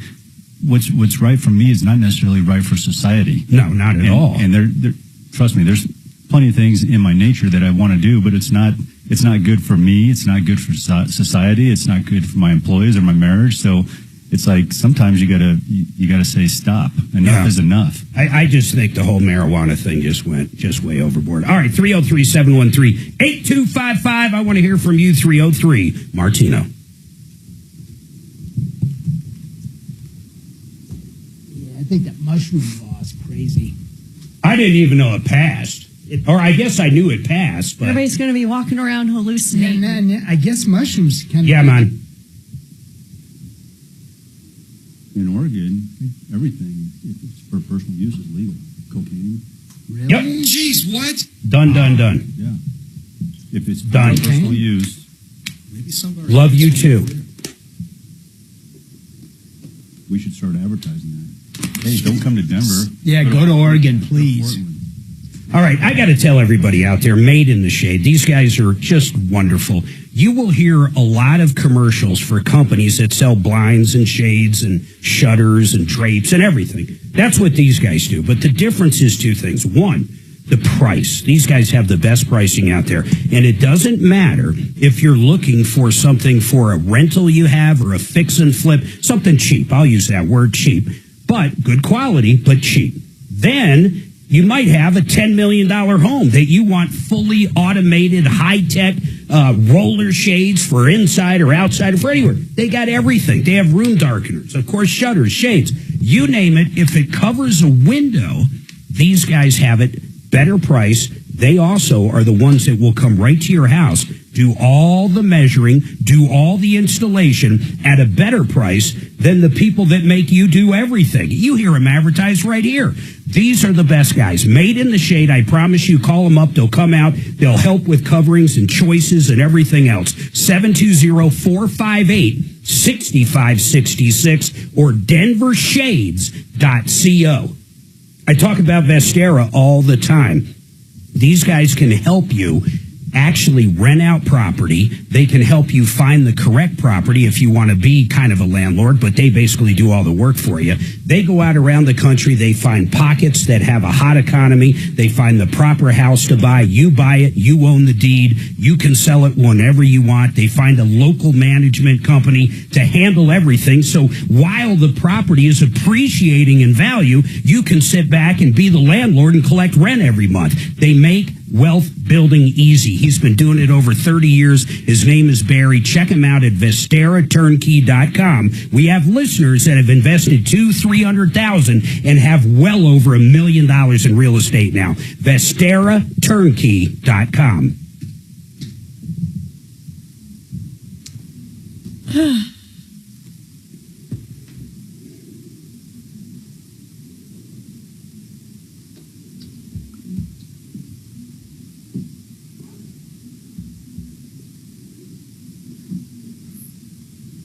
Did you go anywhere for vacay, Bob? Did you guys leave town or go anywhere? Nothing? Not for the holidays. We went to Belize the first week of December. Yeah. The main island or a little island? With some friends on the southern end. Belize is a part of, is that South America? It's Central America, technically, but it's the only English-speaking country in Central America. Oh, it is. How was it? Is Is it pretty jungly or? A little bit, yeah. When you go like rainforest, coast, like anything else. Yeah. But we love it. It's the second time we've been there. It's Beaches are beautiful. fairly simple to get down there. Yeah. Except you got to take a puddle jumper from the airport to where we went. Where do you? Oh, okay. Where do you fly into? Belize. The city. Oh, I see. Then you take a puddle jumper from there. Yeah. We were there one time on a cruise ship. Yeah. And they wouldn't let our kids were really little at the time. They said you can't let your kids in. Really? Yeah, Well, the they cruise just ship. really, I'll correct you, and they advised, the cruise company said, we really don't think people with little kids should be. Got it.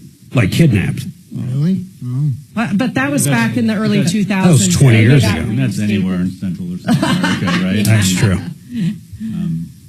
Yeah, that's true. I bailed a good friend of mine who's deceased now, but his name was Larry. He got thrown in the pokeumbilies, and they shook him down for a Grown grand. man called crying. Oh, man. He said it was the worst. He was basically on a dirt floor locked up with like 20 other people, just, you know, you name it, it's going on in this little room. Right. Wow. So we wired him $1,000. Yeah, that's cheap. They cut him right out. He got caught with, he was in a bar, and he left the bar, and he was walking home, and he had a joint. And he got caught smoking a joint. And that's why they threw him in the can. Down. Yeah. How long was he in the clink? Till he called us crying. He was in bad I don't know. shape. I think it was a few days before he got to us. Yeah, At least he'd they been gave in him there a at phone least a call. weekend. Well, yeah, at least $1,000. This that's was all like he wanted. No court, no hearing. $1,000. Give me $1,000 and you're out. $1,000. Those dirty cops. And I don't know. I think Mexico. He repaid as soon as he got back. But it was a long time ago. we bailed him out a couple times over his life. Good friend to have. Huh? He's a good guy, man. I really like Larry. He worked for me as a automotive technician, and he hurt his back big time. He had a lift come down on his foot. Didn't break his foot or anything, but it freaked him out, and he tried to pick up the lift. Oh, and the adrenaline. His messed back, his back up was for never the life. same. Then he For got life. hooked on painkillers. You know, eventually workman's comp goes away. He just went like that. Then he lost his son, Oh. who was 18, just driving back from California to Colorado. In a bad And car accident. then he lost his daughter To another car accident. to another up car north. accident. What a terrible, He was like, horrific life. It was really unbelievable. sad. It's just tragic. It just snowballed, and then he got to the point where all he did was drink. You almost see why, though. I would drink too, probably back then. Hey, Mark, you gotta stay on your house spots. Okay. A baby eagle.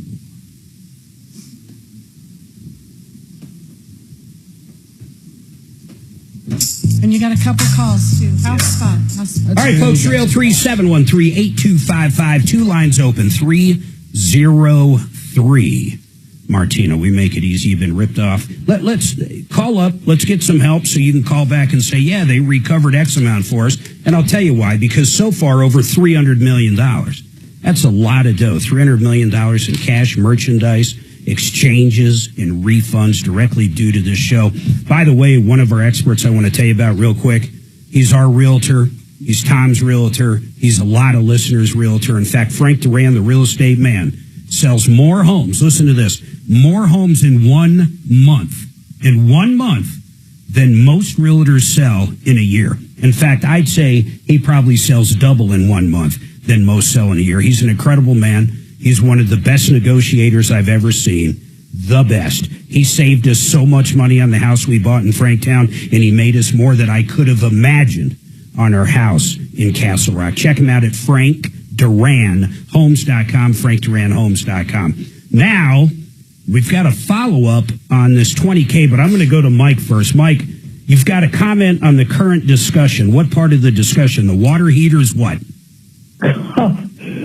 Okay, Mark, all these apartment buildings, the communist governor, the communist city of Denver want to buy up all the apartment buildings.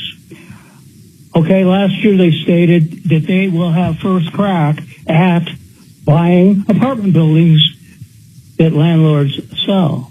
And so they want to price it so high, only they can afford, with our money, to buy up all those apartments. But what are they going to do with them? Just make low-cost housing? I mean, what do you think their end goal is, Mike?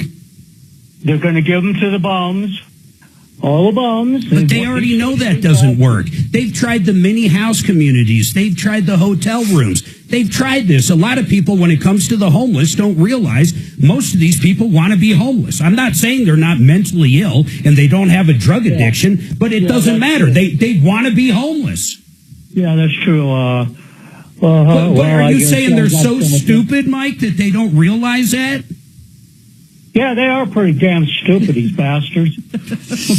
Tell us how you really think there, Mike. Now, I never thought about that. Bo, I'm going back to you because you own rentals. Is anything resonating with what Mike's saying to you? I have not heard that Denver wants to start buying up these units. Mike, it's true. I did get something in the mail that they were city council was talking about putting some sort of amendment or a resolution where the city would get a first right of refusal if you sell commercial real estate. But I don't think it ever really went into effect. But there certainly was talk about it. That's amazing. And it's scary. And that's all that's our tax dollars. I mean, let's just get right to where it is. And what they're going to do is buy it and run the buildings into the ground because the city are not good landlords. The city's not good at doing anything. That's true. So except collecting our money. What else, Mike? Anything, man? No, that's basically it, Mark. Yeah, it's infuriating. Colorado has changed so much. Yeah, I've been here since 77, and if I worked 76, I'd be the hell out of here. Well, you can still move, I assume. Why do you say that? Is your roots here or what? Oh, God. Wait till you get 76, Mark. Okay. I'm in pretty damn good shape, but, just where in the hell am I going to go? You know, where are you going to go? Well, I'll tell you where I'd go right now. We've been looking at all kinds of places, man. I'm lucky enough I can do this show remotely. I can do a show somewhere else. We can do a lot of stuff. I mean, Tom and I both can literally be in 2 different states or 2 different countries, and unless we let people know, you would have no idea where the hell we were under most cases. So I'll tell you where I like. A lot of people laugh at me. I like Louisiana. I like on the Slidell side of Lake Pontchartrain. I like that town. A little further in, there's some great waterfront stuff. It's cheap. I like different places in Florida. If you go inland in Florida, you can go cheap. I'm not an Arizona or Nevada guy. It's just too damn hot. But I get what you're saying. Wyoming is pretty nice, too. I've been there a few times looking at properties. It's just windy as hell. Well, I'm not afraid of a bad hair day once in a while. Well, the winters. Well, look at my hair. Do I look like I'm afraid of a bad hair day? I loved Montana. Oh, Montana's gorgeous. Yeah. Absolutely gorgeous. Hey, by the way, that law is called Colorado Local Rights of First Refusal, and it takes effect on August 6th of last year. This is according to Davis, Graham, and Stubbs. So they actually have first right now? Yeah, it says... Is it just commercial property, or what is it? It's residential and mixed-use properties in Colorado consisting of 15 to 100 units. Okay, that's why we don't get a lot of calls, because it's not every day 100 unit. Now, if it's more than 100 units, it's not covered by that law. Well, Well, I'm just curious. Why would it be 50? That seems so arbitrary. 15 to 100? Wait, it gets better. Non-compliance may result in civil penalties of $10,000 to $100,000. So what do you got to do? You're supposed to call up the city and say, hey, I'm selling.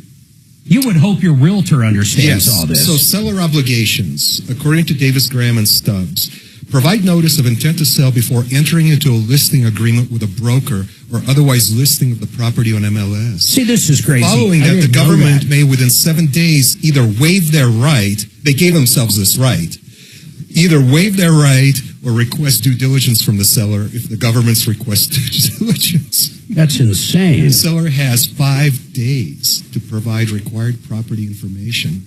Bob, do you or Plumline own any? That's just Denver, though, right?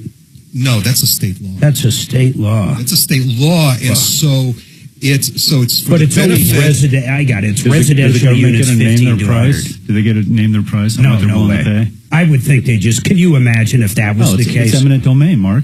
They'll just.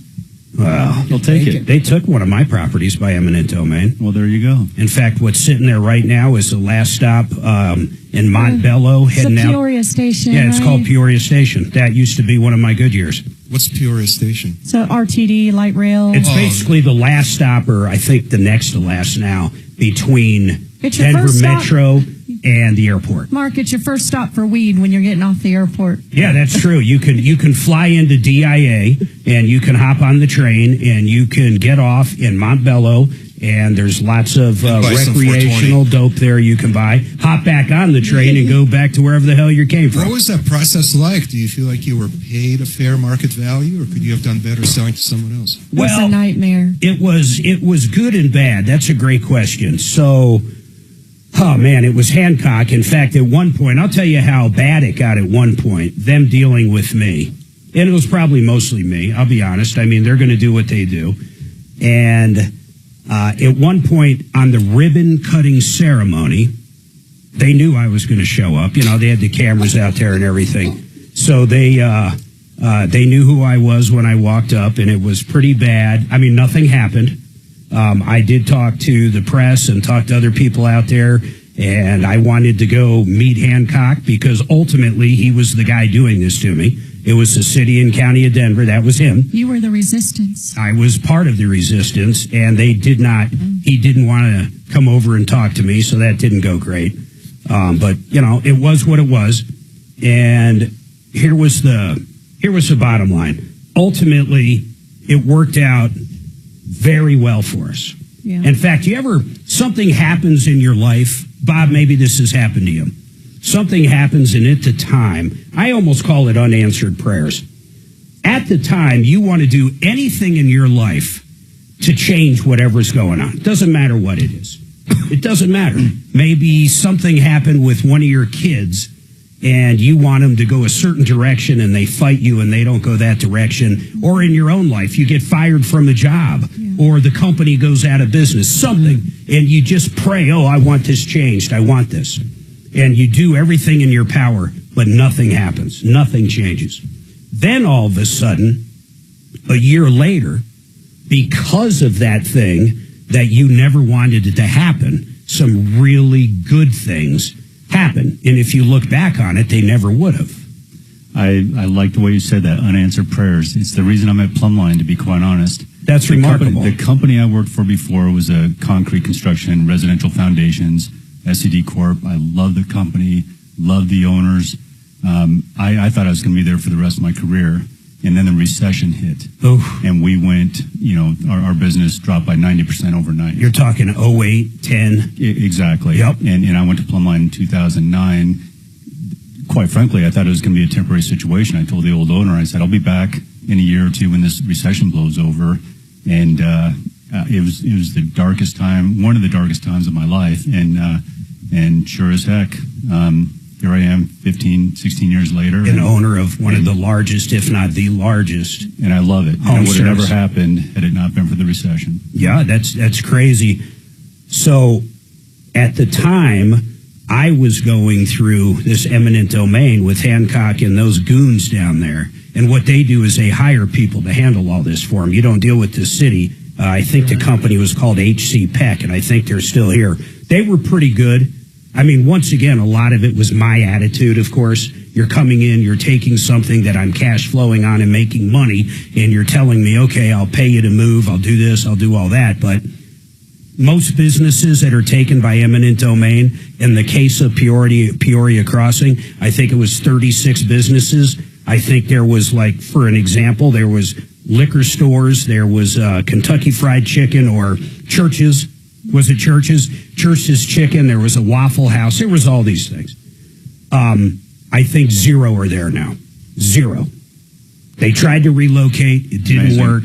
It's like 0, like literally 0. And I think nationwide, businesses, ma and pa businesses, taken by eminent domain, I mean, it's like a 10% survival rate. If you're a liquor store, people stop there because they're used to where they are. They're buying their cigarettes. Or a convenience store, they're getting their gas. When you move, that's it. I mean, it's done. It's no longer a convenience store when you move because it's not convenient. It's not convenient anymore. They're out of business. Anyhow, I'm going to tell you guys after this, and I promise I'll get back to the phones, but I'm going to tell you guys, when I went through this, and I'll throw this in, at that same time, Suzanne and I were going through a bankruptcy, a Chapter 11 restructure on that company. So as I'm in bankruptcy, this eminent domain happens, which threw a monkey wrench into the restructure part. It was absolutely the biggest nightmare, the most rock bottom part I remember in my life. But it made me $2 million. Wow. Another tease. Does anybody want some coffee? Coffee? I'll go with you. We had eminent domain at our property, but I was able to kind of stave it off. Oh, there was no, let me tell you, Peoria Crossing was going to go there if I tied myself to a tree. Yeah, we've had HC Peck dealt with us. Oh, you did? Yeah, they actually came in and took, the city councilman, parents and grandparents used our company, and we said, we just can't move. We've been there for 6 years, so we made a deal. They actually took 6 inches of our building. Wow. And he said, this has never happened, so I was really happy. But it really hurt the resale of our property. Sometimes they'll do that. They'll just take a strip or whatever they need. They took 6 inches, and they even put a big mark there, City County of Denver. I said, Denver owns 6 inches of our building. But if they would have forced us to move, I think... So I want to tell you about the people at rpcenter.com. That stands for Retirement Planning Center of the Rockies.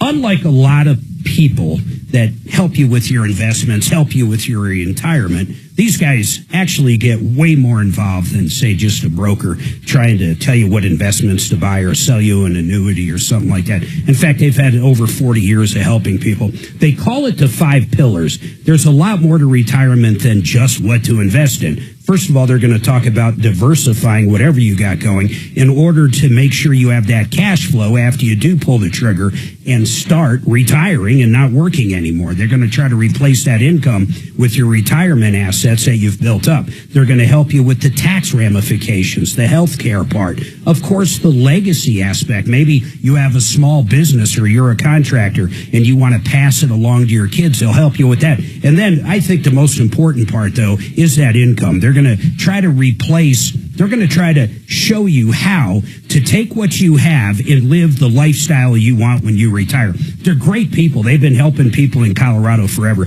Give them a call, sit down with them. They'll come to you. You can go to them. You can talk to them on the phone, a Zoom, you name it. 970-663-3211 or more easy, rpcenter.com.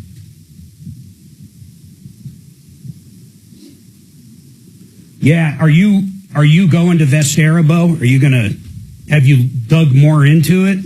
My sister and I are going to actually have a meeting with him, and that was a good question we had last week.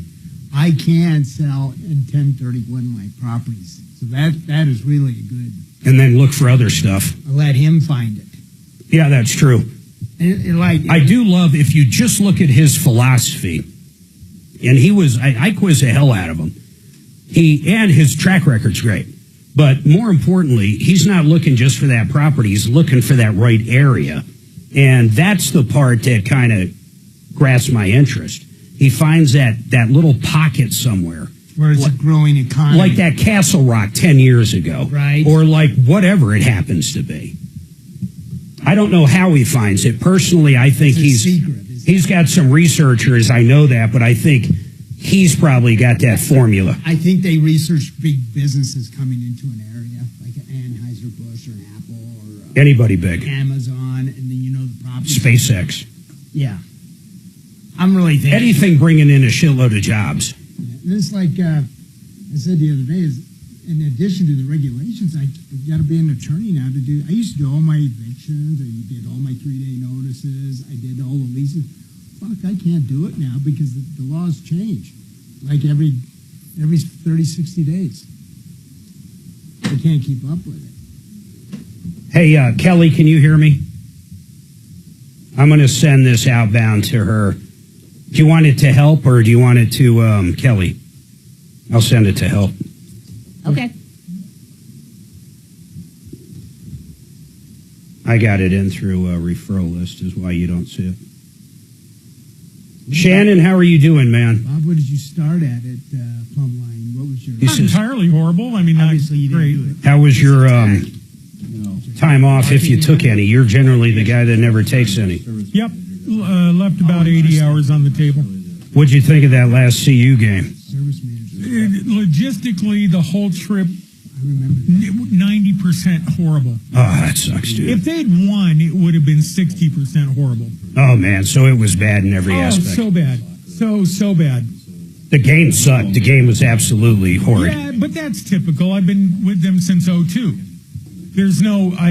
I've seen so many worse games. Yeah, that's true.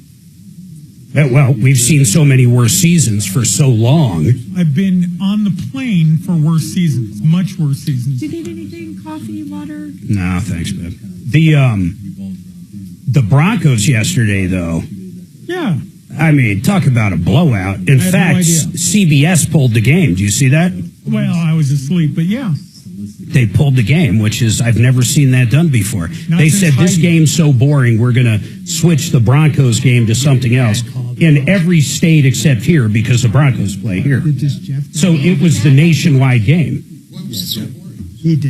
Well, for most people, it was very boring because all the Broncos did was score and the other team did nothing. Oh, my God. What did it end up, like 38 or 45? 38-0, yeah. Well, but yeah, you say scrubs. I mean, I know it wasn't the starters, but the B team, it kind of falls off Also, doesn't it? where do you want me to add K? From A to B is a big leap. Oh, What days? Here you go, man. Monday, wherever I want to do them on the same days I booked them for. Oh, and by the way, our... all right, 303-713-8255. 303 Martino, you've been ripped off, taken advantage of. I'm going to finish that story really quick. So I went through eminent domain in Denver. This was, I don't even remember what year, Suzanne. I mean, it was around the recession. 2009. Yeah, and how I ended up having to do a Chapter 11, which is a restructure for a corporation. I had 5 Goodyear stores, and honestly, I was going to say Biden administration, but the Obama administration almost put me and a bunch of other people that owned repair shops out of business. I'll tell you why. It was called Cash for Clunkers was one of the main reasons. You could get a $10,000 tax credit and go buy a brand new car if you got rid of the car that I would have been fixing. And everybody else was broke at the time. I'm pretty sure we lived in Red Hawk, Colorado. Like every 5th house was in foreclosure. It was the craziest time ever, Bob. You were talking about it in your life. I mean, I never lived through anything like that, and I'm 52. We're coming up on it. And it was just a remarkable time. So I'm in Chapter 11. They come in my one store that is crushing it because I had a lot of national accounts like Terminex and State Patrol, Colorado State Patrol. I had a lot of money that didn't go away at that particular store.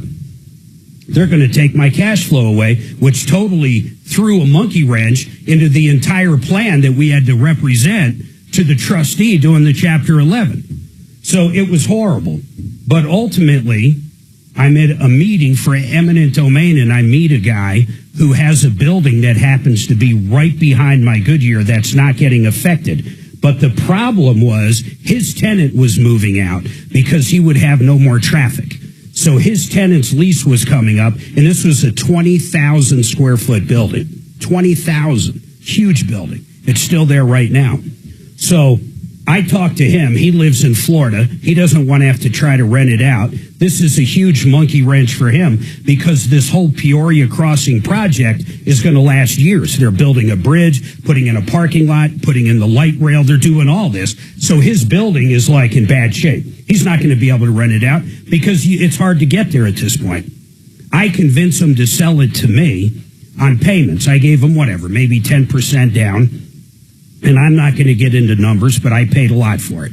But it was a great deal. I mean, it was absolutely a great deal. But I mean, we're not talking a $100,000 building. We're talking an expensive building. So I buy it. Then guess what happens? Years later, not even that many years later, I convert it. I turn it into a Goodyear, and I'm making good money. Once again, it took a little bit. The state did pony up, or the county did pony up. They moved everything. They even paid for improvements that they probably didn't have to technically pay for, but they did pretty good. They probably spent $200,000 to $300,000 helping me convert about 6,000 square feet of this building, or no, 10,000 square feet, half the building, into a Goodyear. Wow. It was basically a warehouse and office space. So $300,000 later, this is before Biden, so $300,000 actually bought a lot of stuff back then. So we go through all of this, and we get the conversion. Everything's going great, and I'm just getting burned out. I'm pretty done. We're back up. We're running, and I want to sell. So I end up selling 3 of the stores to pay some debt off to Goodyear. to Napa Auto Parts and Goodyear. So I sold 3 of my stores literally to Goodyear for a couple $1 million, which is about what I owed them. I owed them a ton of money at this point, but we were still cash flowing and doing good. We were, back to not, going crazy every day, meaning Suzanne and myself and the employees and everything. So then I had 2 stores left, and I sold one to a store manager. That was a Lakewood store. In fact, Frank Tamborelli, he's a great guy. In fact, he still owns and runs that store at Kipling and Jewell. Great guy. In fact, anybody out in the Lakewood area, you want a good person to go to, you go down to Frank there. And I think, who was the woman that was there? Is she still Catherine? there? Do you think she's still there? I bet she is. I don't know. Really good people, though. They run a great store. But then I'm left with this building I bought, and I want to get out. And guess what happens ultimately? Marijuana becomes legal to sell, not just medically, but it's getting ready to go commercially, or not commercially, recreational. Thank you. So I start getting offers on this building left and right because we're not near a school, we're not near a daycare, we're not near a homes, we're not near a church. It fits right into this little window. Yeah. So instead of selling to marijuana people, I found a guy that wanted to buy it. He wanted to run the Goodyear and then rent out half of the building, 10,000 square feet, to marijuana. So he was going to run the Goodyear into it. So I ended up selling to him, and I made a killing, absolute killing on it. Unfortunately, he ran the Goodyear side down to the ground. He'd never worked for himself. I think he was an alcoholic, too. And I'm not going to mention his name. He was a good guy, but he had a lot of problems that I didn't know about. So ultimately, the whole shop went away, and he sold the building, and he even made some money on it, which was good, to marijuana. So right now, that building, they have an industrial kitchen that makes, it's like the cleanest thing you ever seen. It's like walking into a high-end kitchen like at Shanahan's or something. It's absolutely spotless, but it's a bakery. And if you can put marijuana in it, they make it. Then the back, they grow it. Where the shop used to be is a huge grow house. And then back then, after he sold it, there was one room that has like a cigarette machine, I call it. They put the raw dope or the flour into this machine, and they come out in joints. And then they sell joints. And all this stuff they do, they sell to other places. In other words, they're kind of the wholesaler and the manufacturer. Anyhow, I had to say that. Jennifer's got a question for Plumline we'll come right back to. And then Richard scammed out of $20,000, and we want to hear from you. 303 Martino. What a story. So that was like one of those things. If I talked the city out of it, which I never could, I would have never bought the building. Right. I would have never got out of the worst industry I ever dealt with in my life. I hated it. Yeah, I absolutely hated it. I would have never, I might have still be in it right now. It was just crazy. It was a godsend that they eminent domained you, Mark. It was a godsend. It was absolutely nuts. So. Yeah. You got 3 Gravina's, discount and Sheridan. Discount bath.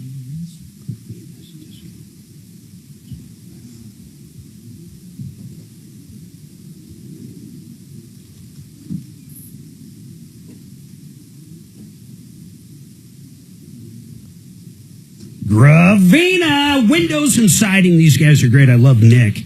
Larry Gravina's dad started in 1972. Think about that, man. That was the year I was born, 50 plus years ago. Man, does that make me feel old. More than 100,000 successful projects so far.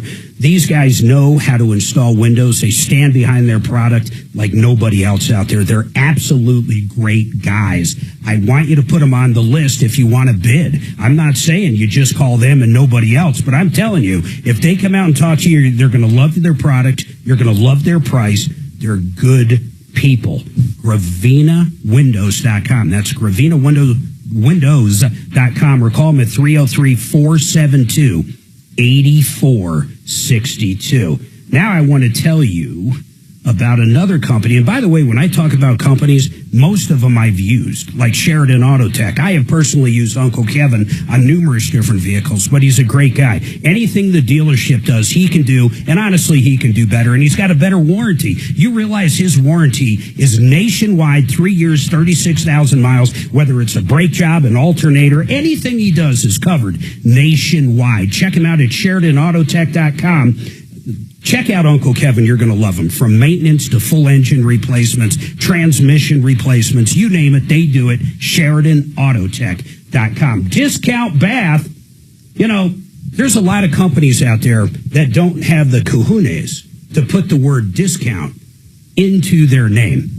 And I'll tell you why, because their prices are high. Discount Bath, that's exactly what they do. They do discount baths. You can have them do just the shower. Maybe you have that old tub and you want to do a shower conversion, and that's all you want to do. You're not going to find a better price. Maybe you want to redo the entire bathroom from scratch. Maybe you want to make the closet bigger that's in the bathroom, or the shower bigger. Maybe get rid of the tub altogether to increase space. You name it, these guys can do it. Complete bathroom remodels, partial remodels, and everything in between at a discount price.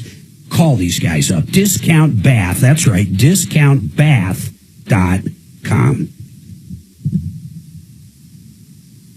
Mark, how many a week do you have to do it the way they... I don't know. You've got to ask him for me, because they're not on here anywhere. Tell him to place them. I can place them. I just need to know.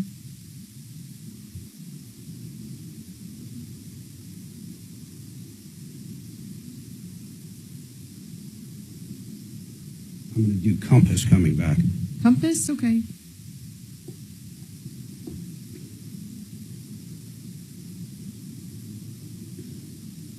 Who was the replacement for that gal you had forever? Did your advertising gal step down or no? Courtney? Courtney's been there for... She's still there. She's a doll. She's still there. Who the hell am I thinking about that? I don't know, because Courtney's... Oh, I know who I'm thinking about. It's his competitor, Paula. She'd been there forever. Applewood. Applewood. Yeah, Paula retired last year. Okay, I didn't know that. After, like... Did you know Paula? I didn't know her personally. I knew who she was and knew each other, but yeah. I always wondered, because, I mean, she held such a... You know, that's a big position in a company that big. Mm-hmm. I think she trained a replacement, if I recall, for quite a while. That's smart. If you have someone that'll do that.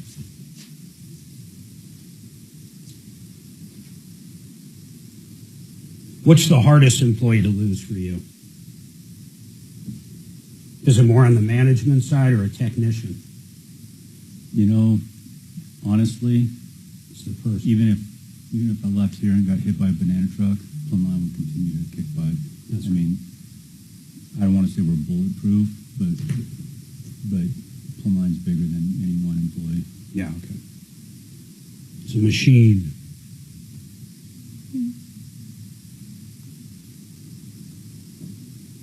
Yeah, maybe my controller, my CFO. Because there's so much to train. Yeah, but because of our relationship with Wrench Group, they would step in and take care of things in the interim until we found a replacement. We're going to talk about next hour. I got some I want to talk to you about. Just basically leadership down. I've productivity. Just basically leadership down is kind of how I want to look at it. Because now that I asked you that question and you answered it with that, you'd be very, very hard to replace there. I'm not saying they wouldn't figure it out. That's not my point. But that would be very hard. Your leadership skills have kind of built exactly what's there in place. And the wrong person up there, they can't instantly ruin it, but they can ruin it, man. And it's happened with way bigger companies out there. Look at Blockbuster. How did that happen? Here we go. All right, 303-713-8255. I want to tell you about Compass Insurance. These guys are great. We have used Compass. Oh, my goodness. Suzanne and I have used Compass now for at least 10, if not 15 years. Every year they reshop our auto, our home. They get us the best coverage at the best price, and they can do it for you. If you haven't shopped insurance for a while, it'll be the best phone call you make. Check them out at compassinsurance.com. Now, listen, coming up next hour, I'm going to go to Jennifer. She's got a question for a plumb line. Then Richard, we're dying to do this follow-up, but I got to have a little time. We also have some lines open, 303-713-8255. You want to join the conversation or you want to tell us about a bad guy, we can help you recoup that money. But coming up next hour, I want to talk about, well, kind of plumb line in a way, but Bob Logan is an example of companies that run from the top down. And I'm going to explain what I'm talking about next hour. But I kind of learned something from my son, of all people. You know, when your kid's 24, well, when they're 22, I learned they know everything. When they're 24, all of a sudden they start realizing what they know and what they don't know. But he taught me something that was incredible. And I think you guys do the same thing. And I'll talk about that next hour. But Jennifer, what is your question for Bob? Hi there. The house we live in, we bought in June, and Plumbline replaced my furnace and AC because it was the original. But the bathrooms, two of the bathrooms in particular, smell like mothballs. Oh, my goodness. Occasionally. All right, hold on, Jennifer. Hold on. I thought it was going to be like a real quick thing. We'll get to you next after this. So he was talking, my son was talking productivity. I'm not going to talk about where he works, but he's got 400 employees. And he's like, he just got to a new store. So first thing he does first few days is basically walks 20,000 steps a day. Right. Just looking, really not doing anything, just figuring out who's who, what's going on. And then he starts, diving into whatever areas. But I won't even go there. But he was talking about production in general. And I said, well, if you could squeeze 5 to 8% out of everybody, that'd be magnificent. And he came back and goes, nope, doesn't work that way. And I'll talk about it on air. But how he answered it, I was floored by. I was absolutely floored by what he said, and it makes more sense than anything. And of course, he's learning this from the top down. It's not like he comes up with this, but it's how they do it, and it's so true.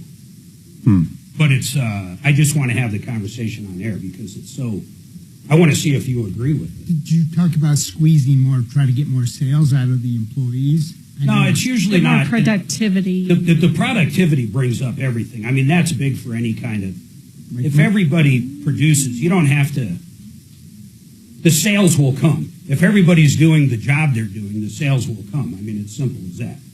So it's not like anything else. I mean, it's a massive company. It's the largest company in the world, basically.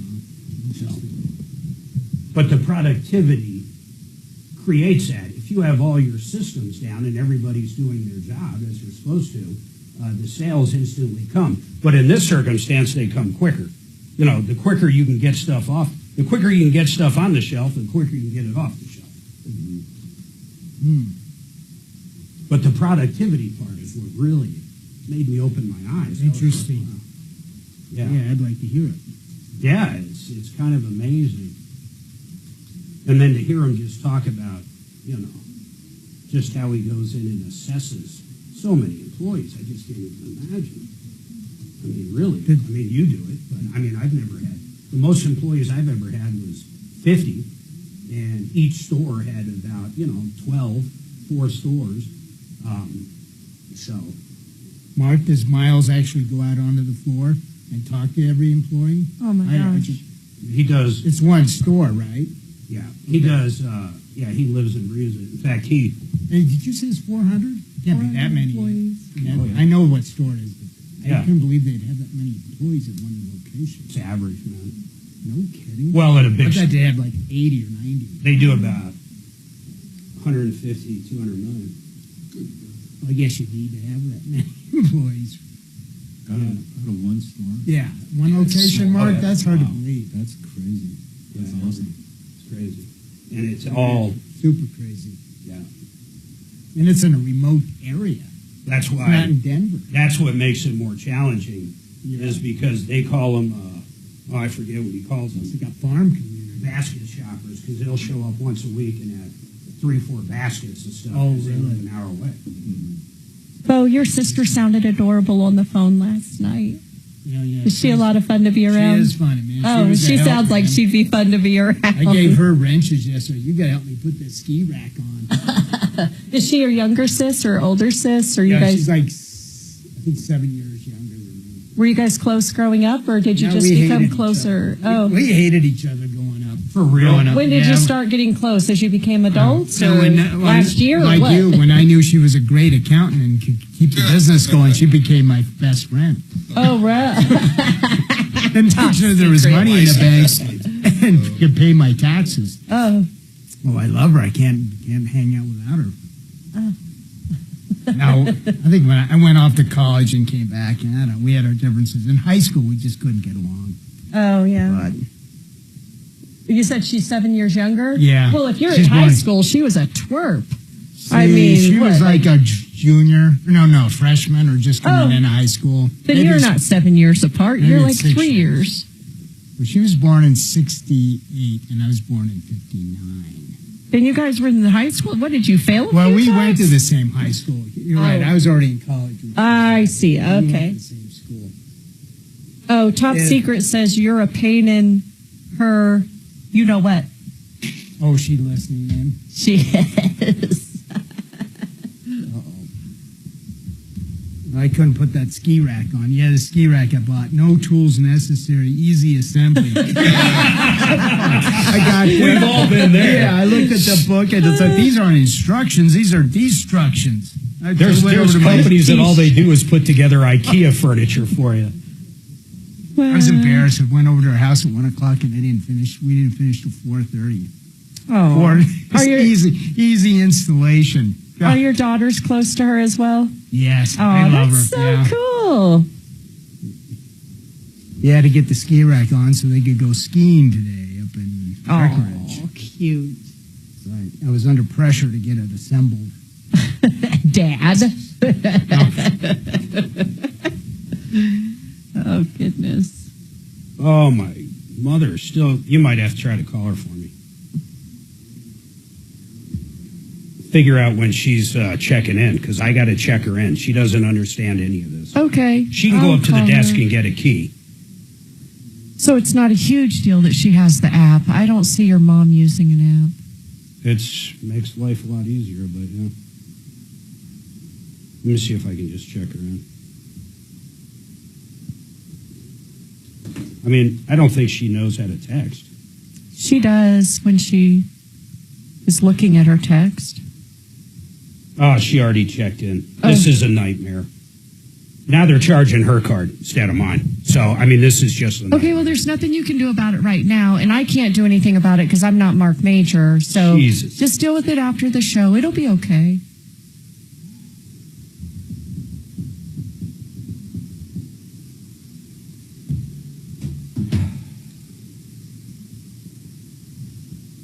Not a lot of calls today, huh, Suze?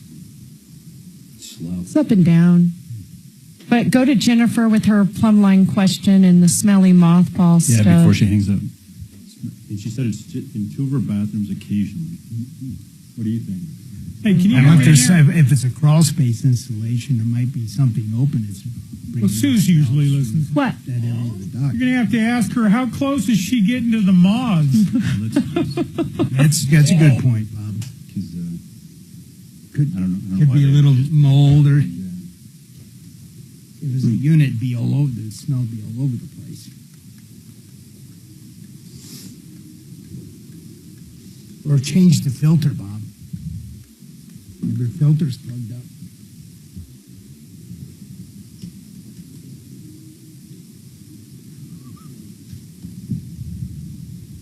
Welcome to the show, the only show of its kind. We're here to solve problems, answer questions, take complaints. We want to make your life a little bit better. Here's the bottom line. You got any questions out there, we have a team at referrallist.com as well as deputies in studio and just a great staff that can help you out. It really doesn't matter. But what we do to the gut, if you will, is we go after bad guys. You've been ripped off by a contractor. Maybe you got a landlord that, hasn't fixed your heat for a month or something just crazy. Maybe you've got some issue like that. We get involved. In fact, we do it every single day. two of the gentlemen sitting next to me today, Dimitri and Deputy Bo, these guys have helped out so many people. It's absolutely crazy, to the tune of over $300 million. Cash, merchandise, exchanges, refunds, you get the idea. Now, Jennifer called in, had a question for a plumb line. It sounds like, by the way, in studio with me, Bob Logan, one of the owners of PlumbLineServices.com. And Bob, it sounded like you guys maybe, hey, Jennifer, did Plumbline sell you a new system at some point? Did I hear that? Yes, the house we bought in June was built in '99. We knew it had the original furnace and AC, so Plumbline replaced it. Cool. But even before that, the bathrooms, especially, and there's only a heater vent in one bathroom, and off and on they smell like mothballs. And I looked it up online, and it says it could be naphthalene. And what the heck is naphthalene? Naphthalene. Something that could be a mold or something in the ducts, or it could be the Clorox things we were putting in the tank. I got to ask you something. What was the relevance of saying that Plumbline installed the systems? Prior to the systems being installed, did you not have this smell? We did have it before. I'm just saying it's not the old furnace because they've replaced it. I see where you were going with that. I mean, Bob, what would cause that? I mean, if they don't have I'll say it, a fart fan, I mean, an odor can build up. I mean, that happens. I'll just ask a couple questions. When you say in the bathrooms, are you talking about like by the toilets in the water closet, or are you talking about the vanities and everything? Where's the smell coming from? No, the two bathrooms where I smelled, in the master, there's a separate toilet room that does not have a floor vent. It has the overhead fan, but not a floor vent.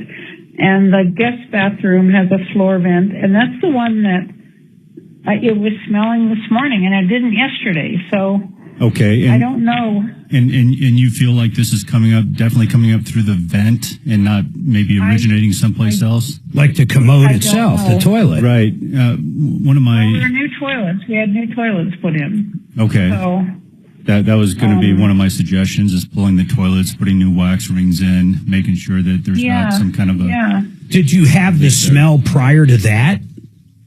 Yes. So the first thing you did was replace the toilets, thinking maybe it was coming from there. Well, it was so sporadic that wasn't the major cause. It was just Plumbline came out for that too. They were slow draining and getting clogged, so we put new ones in. And it's interesting that it's sporadic and not consistent. Well, maybe that is with the system kicking on, though. I mean, something is happening to create it. I mean, I guess there could be a buildup. Do you guys have a... what do they call that? Any kind of fan in the basement? Radon fan? Yeah, radon fan. No, don't have that. And it does, the heat comes on in the morning, and this morning that's when I smelled it in the guest bath. And so I did Google it, and it said it could be mold and mildew in the ductwork. So maybe how would you even check for that? Well, you could certainly do a duct cleaning. I mean, we don't do duct cleanings ourselves, but some of the larger companies will do a video before and after, and maybe through that video they'll be able to identify. I mean, God forbid there's a mouse or something that died in there. We had that one time, but man, you knew it. Oh man, it was bad. Right, but there could be some, it could be mold. It could be something that is built up in there that just needs to be cleaned out of the ductwork itself. It's not the best time of the year to do this, but we might have a good day to where you could turn the system off altogether, to where the fan doesn't run, the furnace doesn't come on, and see if you smell it at all. But when we were in the springtime, I mean, did you smell it when nothing was on? It comes and goes, and it's distinctly the smell of mothballs. And I don't know what that smells like. A chemical naphthalene is what makes the mothballs smell like that. And it seems like a bizarre thing to have your bathroom smell like that. Just occasionally. Well, and not other times. I'll tell you what, Jennifer, I'll talk to my furnace and air conditioning technicians, my plumbers. And real quick though, Bob, wouldn't you say if it was something in the vent work, why would it only go to that area then? I mean, the vents are all tied together coming out of the furnace. I guess it could be in the last part of that trunk. Or the first part. Yeah, but if it was in the first part, wouldn't it be everywhere? Oh, I see what you're saying. Right. Oh, the last part. Not in all 3 bathrooms. It's only in. It's only in the bathrooms. How about where the return? Well, we have 3 bathrooms. Right. So where the supply air, what Mark's saying is right before the supply, there could be something that's happened there. That last little 3 feet under the floor. Right. Yeah. How about the return air? Because then if it's where the air's getting sucked in from the house, but then you would think you'd get it out of every vent. Yeah, that would be my guess. Right. I only smell it in the 2 bathrooms. So who would she call? I'm trying to think. We used to have someone on the referral list. I don't think they're around anymore. But all they did was odors. I mean, think about what a strange company. They would Stink Incorporated? Stink Inc. Stink Inc. Stink Inc. They would come out. Maybe they still are around. I thought the old owner sold, but I mean, these guys could come out and figure out where smell was coming from. And it didn't matter where, and they would do it. In fact, I don't think they ever failed at the task. You know, caller, I have a suggestion. Do you have a crawl space or a full basement? A full unfinished basement. Okay, you might check your sewer lines that hook up to the toilet and the sink, and just look with a flashlight and see if you have anything leaking. That would maybe periodic when the furnace comes on, the blower would suck the air into the bathroom areas. You might just check to make sure you don't have any sewer leaks. Or how about this would have to be all 3 bathrooms, though, because it happens in the bathrooms. But the venting in a bathroom, generally you have that one piece of PVC. In most cases, it goes up into the attic and out. And if that ever gets clogged or cut off or something, you can build up a smell. But for all 3 of maybe what's happening is those 2 or 3 connect at one point into the attic and go out, and there's something going on with that. Does that make sense? It's certainly possible. I mean, it sounds like there's a number of different issues that it could be. Periodic. Like I said, Jennifer, before you hang up, make sure you get your phone number off air, and I'll ask my master plumbers, my HVAC mechanical masters, and everybody. What area are you in? Highlands Ranch. Oh, I bet you would even. Honestly, Bob, I love putting you on the spot. You should see the grin on my face right now. We can certainly get out there and take a look. Yeah, would you do that? I want to start by asking them, because they might say, "Oh, this." They might know. It might be a common issue, exactly. But what I like about this, think about it, Jennifer. You've already established a great relationship. Did you have the AC and furnace done by Plumline, both of them? Yes. And then you had the toilets done? And we're having the electrical box replaced. I guarantee they will do whatever they can to help you out with this. We truly appreciate your business. God, what a great... it's unusual. What a great it's customer. Only 2 of the 3 bathrooms. Yeah. Well, listen, Jennifer, hold on. Certainly do our part to help figure it out. Kelly's going to grab your info. Kelly, grab her phone number, first, last name, and address for Bob, and he'll get right on it. And I'm dying to know the mystery. Sometimes we'll have a call like that, and we'll have multiple people call up going, oh, it's probably this or that. I just don't know, because it's in 3 areas. That's the problem. All I can think about is that venting for each bathroom ends up at the same vent, but I don't even know if, according to code, if that's how they do it. It's only in 2 of the bathrooms. It's not in all the bathrooms. It's not in all of them. So I'd like to know the outcome once you figure it out, Bob. Yeah, Jennifer or Bob, you guys follow up.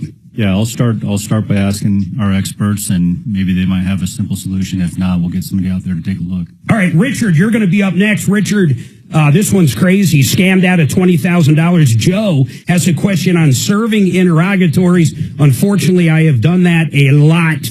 303 Martino, one line open, 303-713-TALK. Let's become the banker.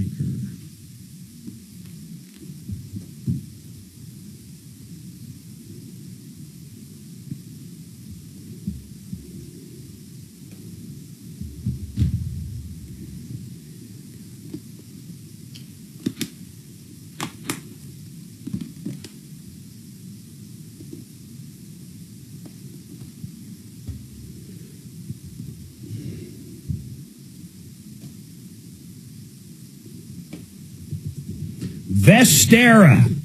Boy, have I talked about these guys a lot today. Here's the bottom line. You want to invest in property and make some good money, I want you to call Barry over at VesteraTurnkey.com. Here's what they do. They find these little pockets around the country, these pockets where the economy is going to boom or is starting to boom. And here's what they do. They find those and they find a property that's ready to buy. Not a fix and flip. We're talking a property in good shape that you can start renting out as soon as you purchase it. You own the house. You buy it. You might have cash. You might take out a mortgage. However you do it, it's your property. You hold the deed. Then you get the rent from this property each month until you want to sell and the property appreciates. We have callers, no kidding, that have invested $200,000-$300,000 and have well over $1 million now. I want you to call up Barry and the gang at Vestera. They've been around 30 plus years. They are committed to helping people 100%. VesteraTurnkey.com. Look at this investment. Get that portfolio, maybe diversify a little bit, get into some property. They do all the work. You sit back, you count the money. Check them out, VesteraTurnkey.com. Now let's talk about Become the Banker. You want guaranteed income for the rest of your life. Guaranteed. They have an annuity product. Listen, there's a lot of annuities, and not all of them are good. What I love about the one they sell, and one of the ones they sell, I should say, that 15% bonus, you get that money right up front. If you got 10 or 15 years before you retire and you do a $100,000 or $200,000 annuity, and they give you that 15% bonus on $200,000, that's $230,000 that starts working for you on day one. Then when you want to retire, you pull that income trigger and you're going to see $2,000, $3,000, $4,000 a month, whatever the numbers add up to be, for the rest of your life. Call them, talk to them about it, but it's guaranteed income. You can't lose a dime. I want you to check them out at mymoneymyway.com. That's mymoneymyway.com. Discount Bath. These guys do quality remodels. Listen to what I'm saying. Quality remodels at a discount price. We've had them out to our house. They go around, they give you different ideas. Maybe you just want to do a partial bathroom remodel, like turn that old tub into a walk-in shower, or maybe turn the shower into a bigger shower. Maybe you want a bigger closet space. Maybe you want to add a stand-up urinal to your bathroom. You pretty much name it, these guys can do it. They're bathroom specialists, and what I love about them is that discount. They do it for lower than the other guys, but let me tell you one thing for sure. It doesn't affect the quality. The quality's great. They simply make less money than the other companies. DiscountBath.com, that's their website. Go check them out. Lifetime warranty on solid shower wall systems. They've got a wide variety of materials to fit any budget out there. DiscountBath.com.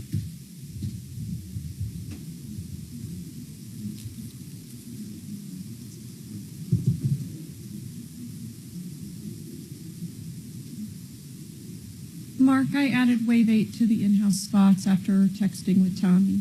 Okay. What a great customer, Bob. That says so much about you guys. Thanks.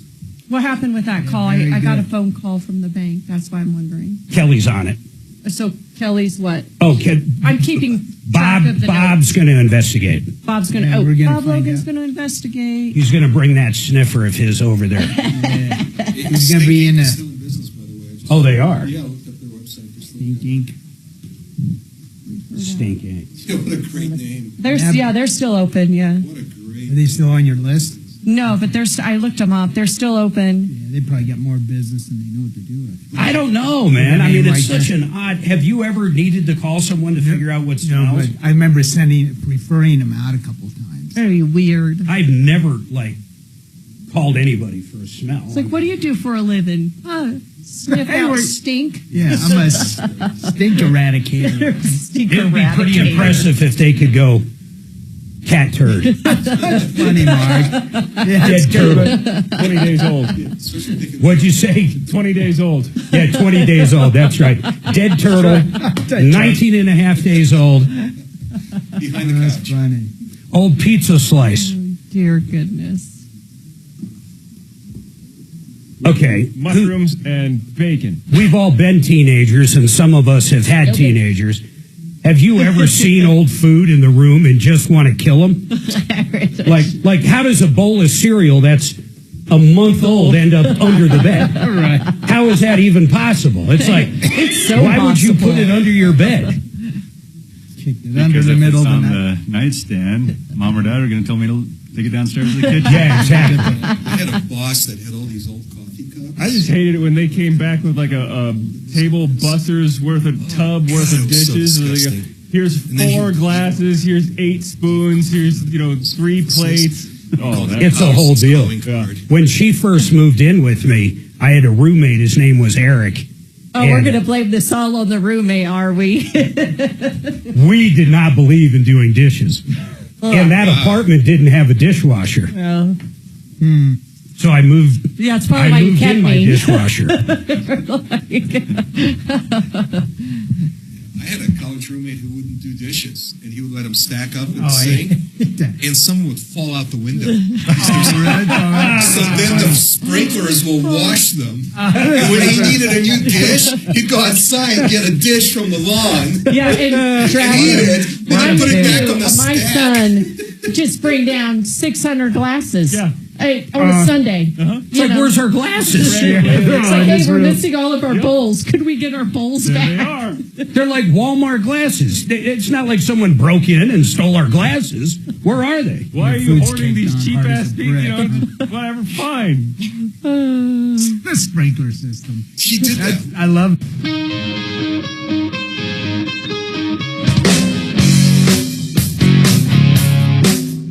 All right, 303-713-8255. If you could hear the off-air conversation, you wouldn't believe it. And you can if you want to. You go to youtube.com, type in Troubleshooter Network. You can hear us while we're talking. But we were talking about teenagers leaving food and dishes in their room. We found dishes under our son's bed years ago. And it's like, why would anybody take a bowl of cereal, eat half of it, and then put it under your bed? Until this day, I still don't know the answer to that. But everybody's been there. Everybody's been there. Bob, you had a teenager. And look how successful he's become. That's the part where you just go, what happened? When did the transformation happen? All that advice that you never thought was sinking in all of a sudden clicked. Did your kids know everything when they were 18? I mean, everything. Oh yeah. Told you how the world was. Absolutely. It's nuts. Now they're starting to appreciate my years of wisdom and experience. No, of course they do. They do that very quick as they grow up, and especially once they're out of the house. Once they're on their own nickel, things change very fast. I've got one on their own nickel 100% for over, a year and a half. The other one will be on her own nickel very soon this year. That is so nice. I can't even explain it. It's wonderful. It is crazy. All right, Richard, what is going on? $20,000. It says a follow-up. Give me the original call. Tell me what happened, Richard. All right, so here is the deal, and I want to start out by listening to you for the last hour. You've actually helped me out a lot and put a smile on my face because no matter how big my problem is, there's always somebody else that has something bigger. Well, that shouldn't make you feel better, but I get it. I guess that makes all of us feel better in a way, though. I mean, isn't that weird? It does. It absolutely does. The human psyche is very strange like that. It could be worse. Yeah, you think, you go, oh my God, I just got hit by a car. I'm in the hospital. I got 2 broken legs. But that poor guy lost his arm. I mean, it's kind of crazy. Or the guy in the hospital bed next to me is even worse off. I get it. But go ahead, Richard. What happened? How'd you get scammed out of $20K? So let me tell you who I am. 2 years ago on New Year's Eve, I called you and said that we had 3 feet of water in our basement from a flood, from a water main break. Yeah. And you guys helped me get everything paid back from the city of Aurora. So that Did you wait a second? Now I'm going crazy. Did you not call Friday? I did. Why are we going down this again? Is there another follow-up to it? No. All I wanted you to do is give me some words of encouragement. We're going to go see the bank today. We're going to go visit the bank today. What bank is it? And how come? Okay, now I've got to recap. You put me into a position where I have to. Who worked on this? Well, there was nothing to work on, but give me the but I was skinny. here. So, Richard, you're the one that works at Safeway, right? Yes. Yeah. So Richard called and he said that during Christmas, his wife got a call from someone pretending to be some kind of a federal investigator, and their bank is in trouble. And he offered to help her protect their money in the bank. So, Richard, correct me if I'm wrong, but in very rough strokes, your wife, a very nice lady, fell for the scam, and she went and withdrew like $20,000 from a whole series of ATM machines, and then she fed $10,000 of that cash into another ATM machine into the scammer's bank account. And then you guys still ended up with $10,000 in cash. So how many days did this go? How long in one day, like on Christmas. That's impossible. I didn't know you could. It was New Year's Eve. New Year's Eve. Yeah, but you can't withdraw more than whatever 300, 500, maybe 1,000 from an ATM. 500 is my limit. But she went to a whole bunch of ATMs. It right? doesn't matter. The limit set at the bank. She went into the bank. She went into the bank to withdraw the first $10,000. Got it. Then went to an ATM and deposited it, and then went to a different bank inside. And she didn't say anything to you? No, the guy wouldn't let her off the phone. Richard tried to get a hold of her like 25 times, but the scammer said, "Don't hang up. Don't take that call. I'm trying to help you. We only have seconds left." While she's from the start to both banks? Yep. When did you find? Wait. When did you find out? When she finally called me, and I said, "What are you doing?" I have Life 360, and I started following her on where she was going, and I saw her going to these different. So when banks. she called you, though, hold on. She grabbed $10,000, deposited it, grabbed another 10, deposited it. Into the scammers, whatever. Deposited the one. But then what? She only deposited the one $10,000. Okay, but then what? Then she calls you up and says, "I just saved our asses." I mean, what did she say? I asked her, "What are you doing?" And did John didn't tell you how I finally got her to call me? And but hold on, Richard. I'm sorry. I've got to ask this for my own reasoning here. She called you up afterwards, right? Yes. And she says to you, back, yes. Okay, fine. She called you back and says what? Does she start explaining this stuff right off the bat? Exactly. She started explaining that that this guy called her and said that there was a federal investigation at the bank and that your money was in jeopardy of being froze and you wouldn't be able to access any of it. So I want to help you. And this is exactly what he told her. Then why, I guess, what is in her brain why she would go deposit it into another ATM? And then how did she do that in another ATM? In other words, I can't just walk up to an ATM and deposit money in Bob Logan's account without having his debit card or something linked to his account. So how did she do that? So it was a PNC bank.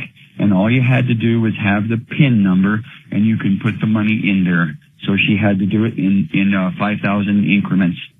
So they gave her a PIN number. You walk up, you walk up there, and you put in a PIN number, and then all of a sudden, the machine will take money. Yep. Richard, that doesn't surprise me, Mark. I've never heard of anything like it. I've always had to use my plastic card to even activate the ATM. Ever.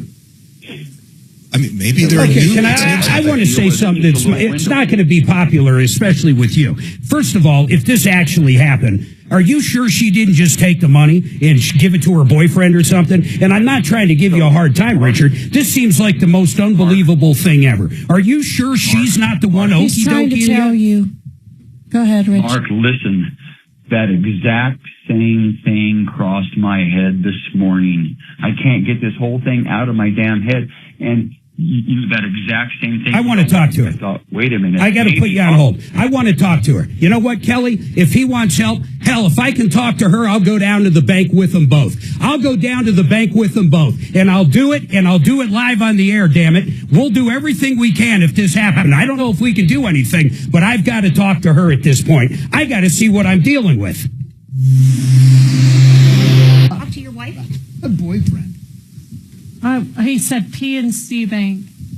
PNC Bank deposit or ATM with PIN. Let's see what this says. Okay. What is her number? Who is it?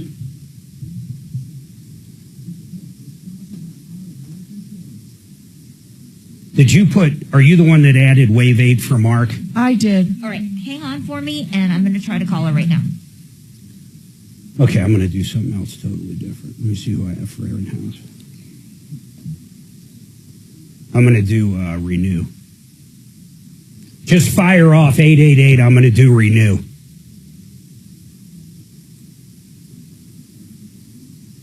If you think about it, remind me tomorrow, though.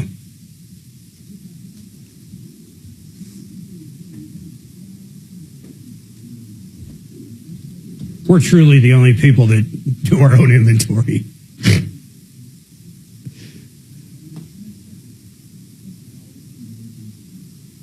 Renew Home Innovations. You got to check these people out. In fact, you've probably seen them on TV, but they have these quartz solid surface walls. Absolutely no maintenance. They can also do rapid installations for anything you want done in your house. Maybe that new bathroom, that new kitchen. Think about this. And speaking of bathrooms right now, a free shower door, 12 months, no payments, no interest. If you're a senior or a veteran or active military, they have a great discount there. But these guys do it all. Renew Home Innovations. Get a bid from them. If you've got a project coming up, like we tell you, get multiple bids. You're not going to regret calling these guys and having them out. They're very helpful in the house, and their projects are gorgeous. You can see them. RenewHomeInnovations.com. That's RenewHomeInnovations.com. You see what I did there, Suzanne? So I checked off renew. Gotcha, okay. And then check off 888. Actually, don't check it off. Add it for Tuesday. Yeah, thank you. Yeah, of course. So add them for Tuesday. You follow what I'm saying? So check it off Monday, but they're gonna be added to Tuesday. Wait, you want them added to Tuesday? Okay, it does say here. Cardless cash deposits. Some banks offer cardless cash deposits, which uses security measures like two-factor authentication, encrypted codes, and secure communications. Check PNC. He said PNC Bank. See if their ATMs do okay, that. PCN cardless cash deposit ATM. Let's see. Who do you guys PNC, use out of curiosity? Who do you bank with? Who, personally? No, Plumline.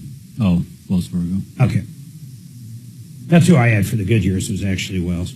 When I deposit cash, I'd put the card in. I could only deposit like $5,000.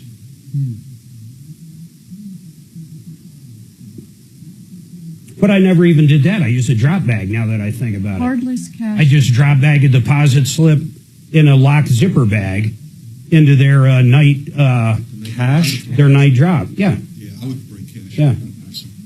I always deposited cash. Wow, you're never had your way more trustworthy than I. Never had one problem. Not one that's problem. Amazing. Well, I mean, it's a damn bank. No, I get it, but yeah. No, I'm not saying I never miscounted. I occasionally get a call. I was 20 over, 10 under, whatever. But Mark, it looks like you can do that with PNC. Okay. Visit a PNC ATM with card-free access. With an 8-digit access code that was provided in the PNC app, you tap continue, then you enter the 4-digit card PIN.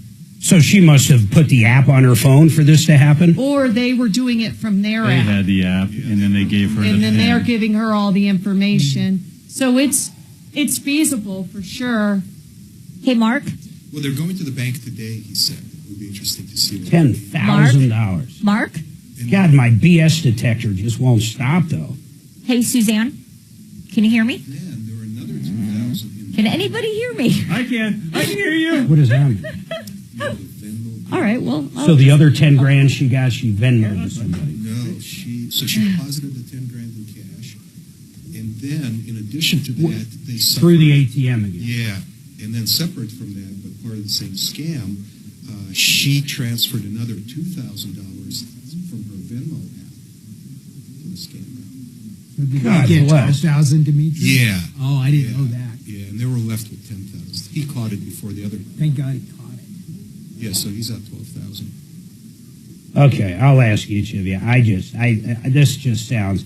Oh, I believe it.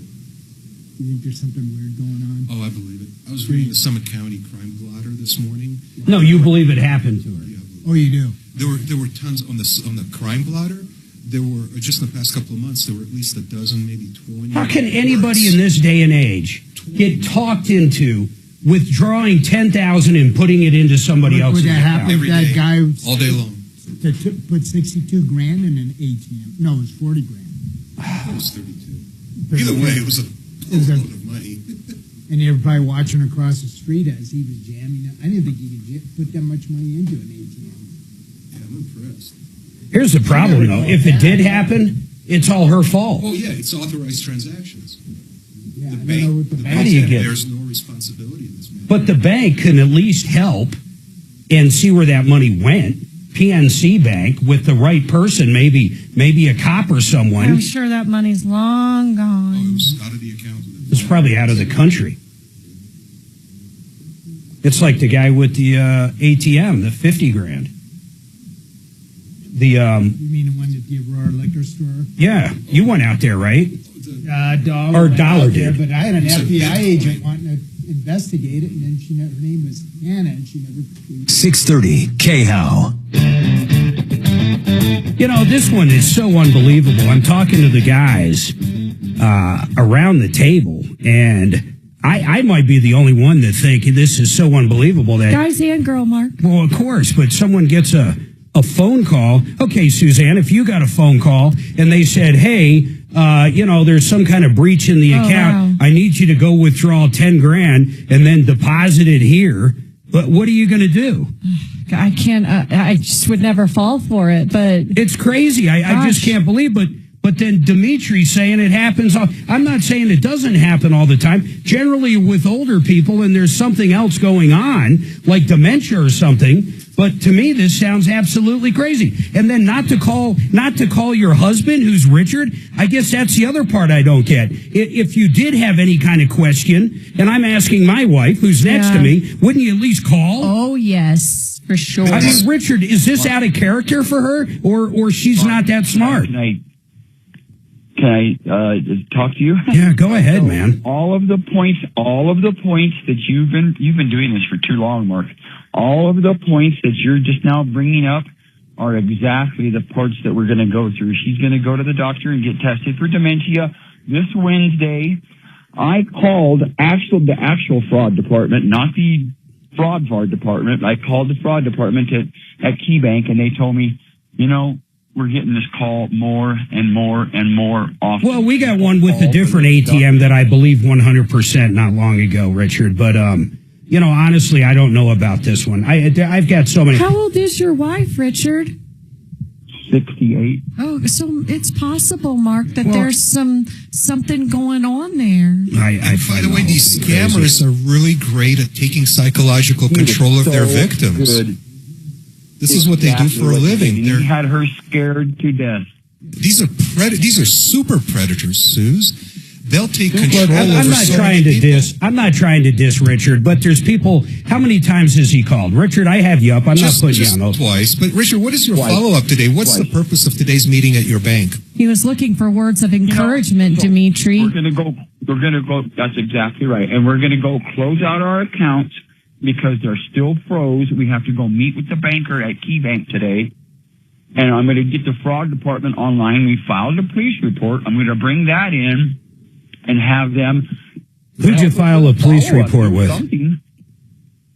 With Aurora Police. Okay. Look, man, you're probably not getting that money back. I mean, that was all your wife's doing. The bank has nothing to do with it. But PNC or wherever she supposedly deposited it, they can at least figure out if that's true. In other words, did she actually deposit it, or that was all BS? I have the ATM receipts. Yes, I do. So of the deposit. Yes. Of the deposit in the PNC Bank. And does it have the account? Do you have an account here? And I said no. So it's Richard. Can they? I'm sure they won't. But with the police report, have the cops asked them whose account that is? I would think they should, yes. Well, I'm asking you, have they? You said you did a police report. You would think the first thing the police would do if they had that receipt. A police report. That's all they would let us do is online. I didn't do a police report in person.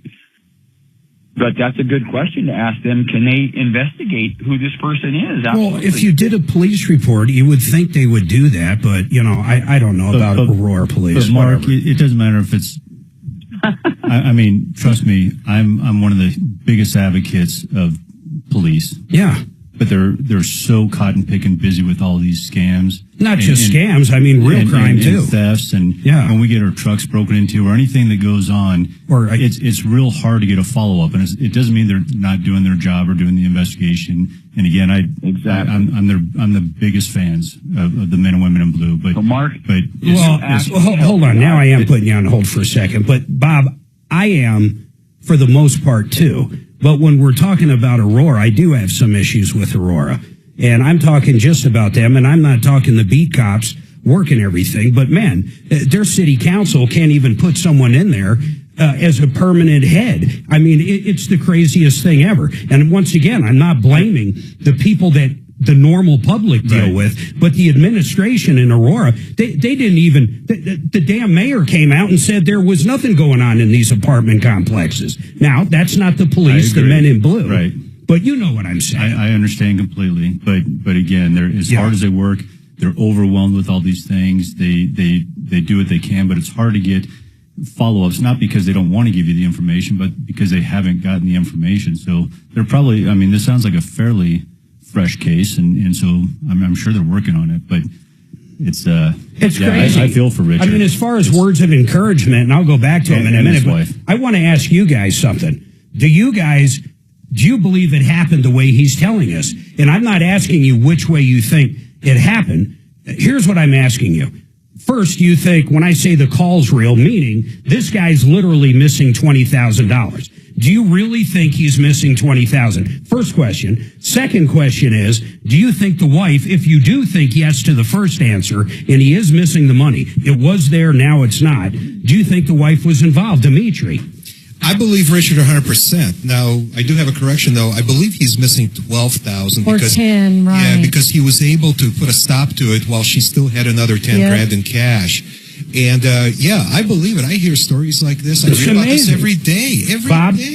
I believe Richard, and do you think the wife's in cahoots with the bad guy? No, I don't. You think she got just taken? And she got taken. And I think logical, intelligent people can get taken. Yeah, like this Dimitri one seems nuts, though. Like Dimitri said, grab $10,000. Professionals. They're professionals, and they play on your emotions. They play on urgency. At first, I didn't, but then I started thinking back of all the other similar cases where people are taking money out of the bank and putting it into these ATM machines and getting taken. And I didn't know she was 68 years old. And you're right, these people prey on elderly people. So I do have some encouragement for Richard.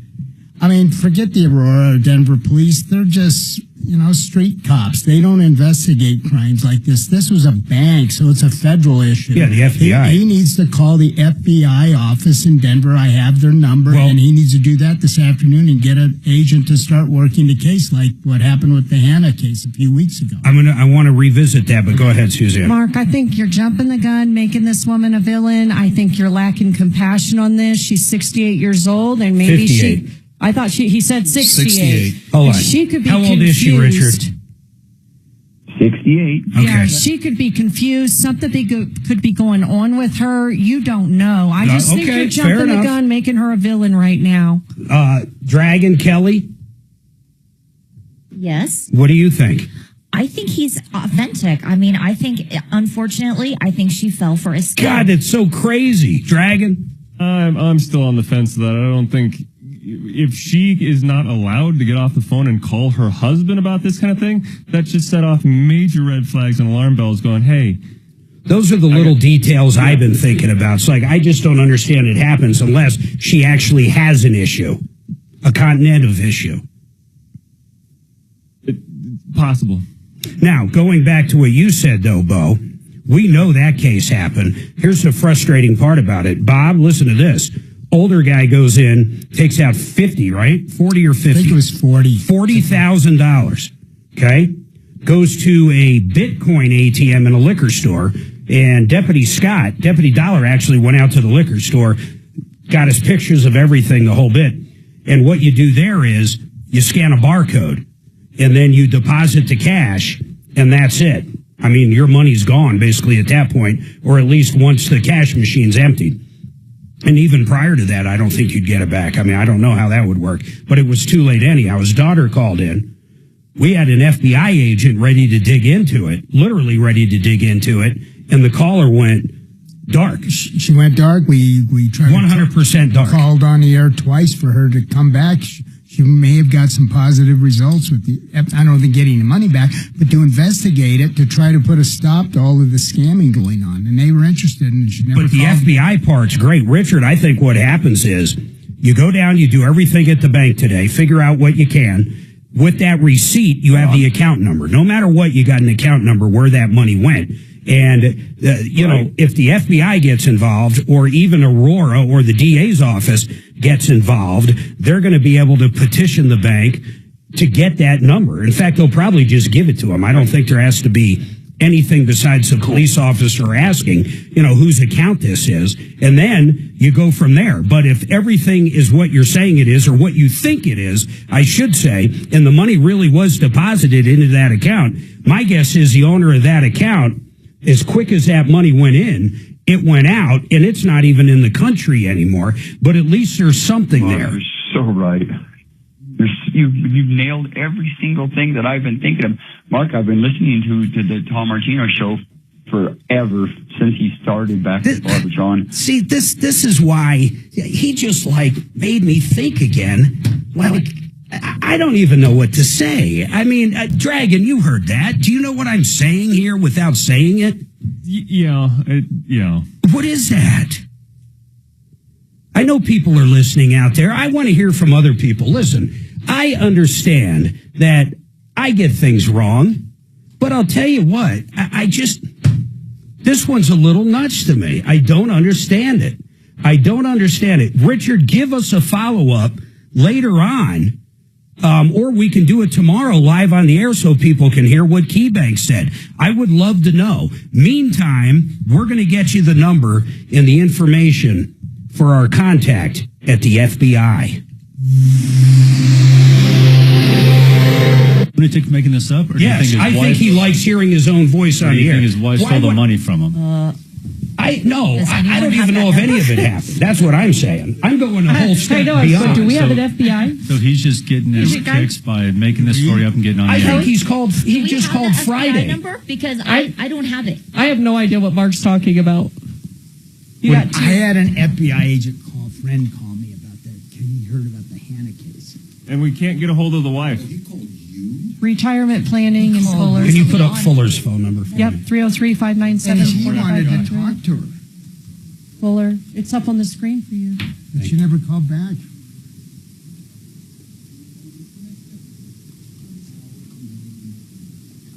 I know. Okay, Richard. John Fuller, Fuller Law. Not only is he a great attorney I can recommend and fully endorse, I'll go a step further. I've used John twice for two different accidents. One, Suzanne and I were coming back from Sam's Club. Lady was screaming at her kids in her Suburban, ran a red light, plowed through us.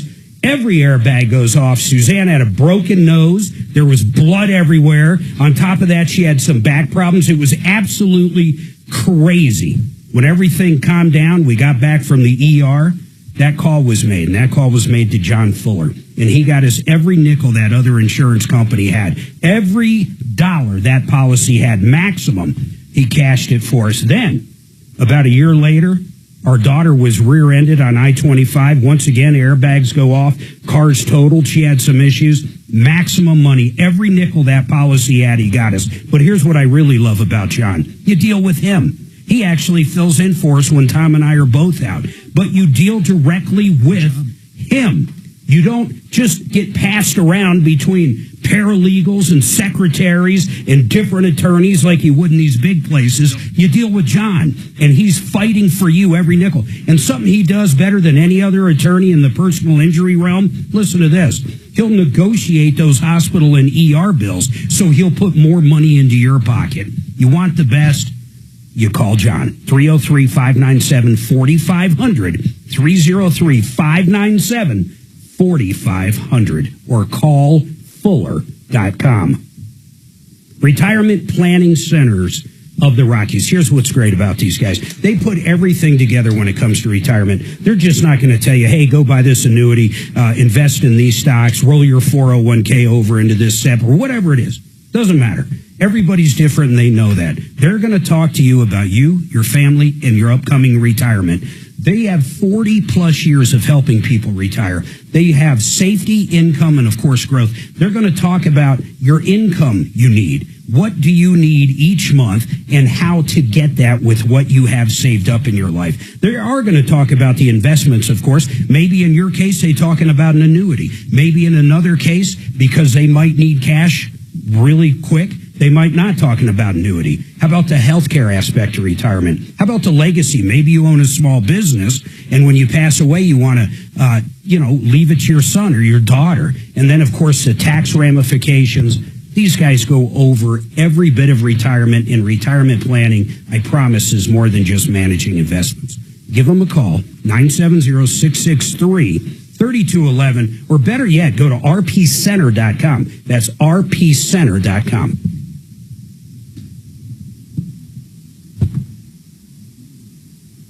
See, when he came back on and was like, "Oh, Mark, you just nailed everything." Maybe you're right. Maybe it was a BS call. You saw the look I gave you. Did you not pick up on that? I picked up on what you were laying down. I'd like to go meet him at the bank. What? We haven't been able to get hold of his wife. This story happens all day long. Hundreds of times. One of us should go straight to voicemail.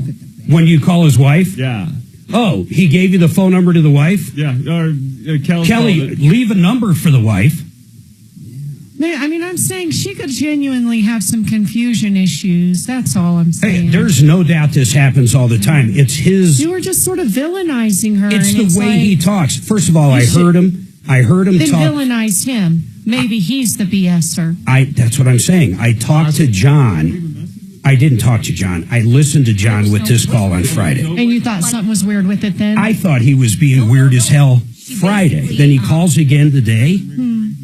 No, it's like, that. You guys are hiring though, right, Bob? The mailbox is not set up. Oh. Correction, the mailbox is not set up for the wife. So you can't even... I'd like to know his last name. I know it. A lot of people at distribution centers. That used to be my best customer. Over the I-70 in Monaco. Just let it go. Go to Joe. That's where he is. All right. There's a new Dexter out, by the way. You've never seen Dexter? You don't know how to build out a kill room? Dimitri, you don't strike me as a big TV guy. I haven't had TV service since 2003. Yeah. But I'm not bragging about it. No, right. You just, I'm not. Too busy. I watch movies on the internet, like on Tubi, TV. Well, no one's got real cable anymore. Do you have Netflix, Hulu, anything? No. See, Well, that's how what are you I'm going to saying. watch Dexter? Because he's not. Dimitri's not watching. He's a good serial killer. Oh, shit. So, like, if you get... Listen to this. Top of the line. He's a good psychopath. Okay, here's an example. You need to hire him in a recycling. Here's an example. Okay. Some guy kills and rapes 10 women. Oh, that's awful. And because of some kind of loophole, he gets off. Just like in Star Chamber. But it's evident he did it. It's on video, whatever. Dexter will take care of him.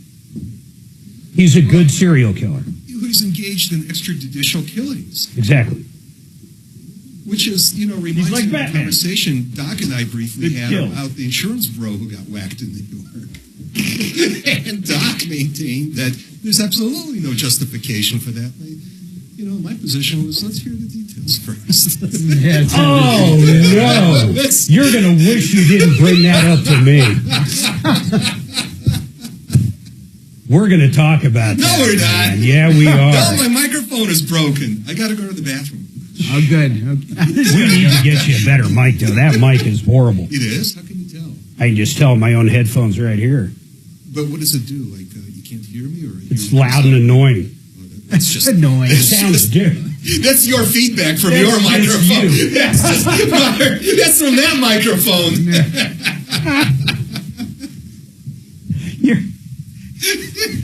and festive holiday season, whether it's Merry Christmas, Happy Hanukkah, or Festivus for the rest of us through the new year. Jimmy Sengenberger and special iHeart programming will inform and entertain you until my return on January 6th, right here on 630 KHOW.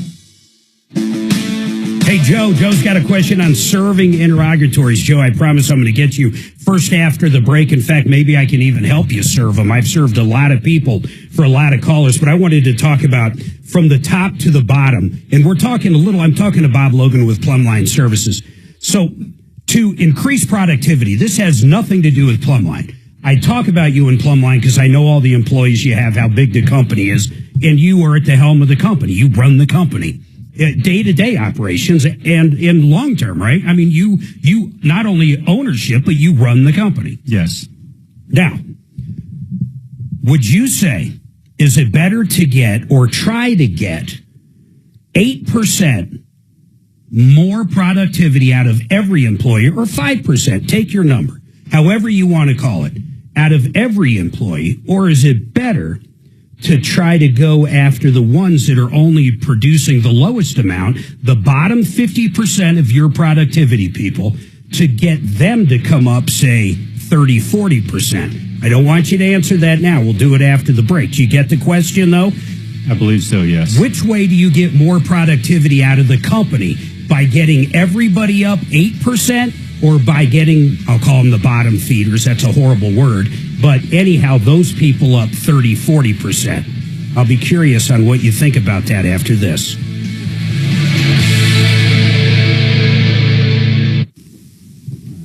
You get the question, though? I believe so. Okay. Is it just me, or does Dimitri, he just is all squeaky and weird sounding? Squeaky? I was talking to Oh dear. I was talking to somebody about you last week. Okay.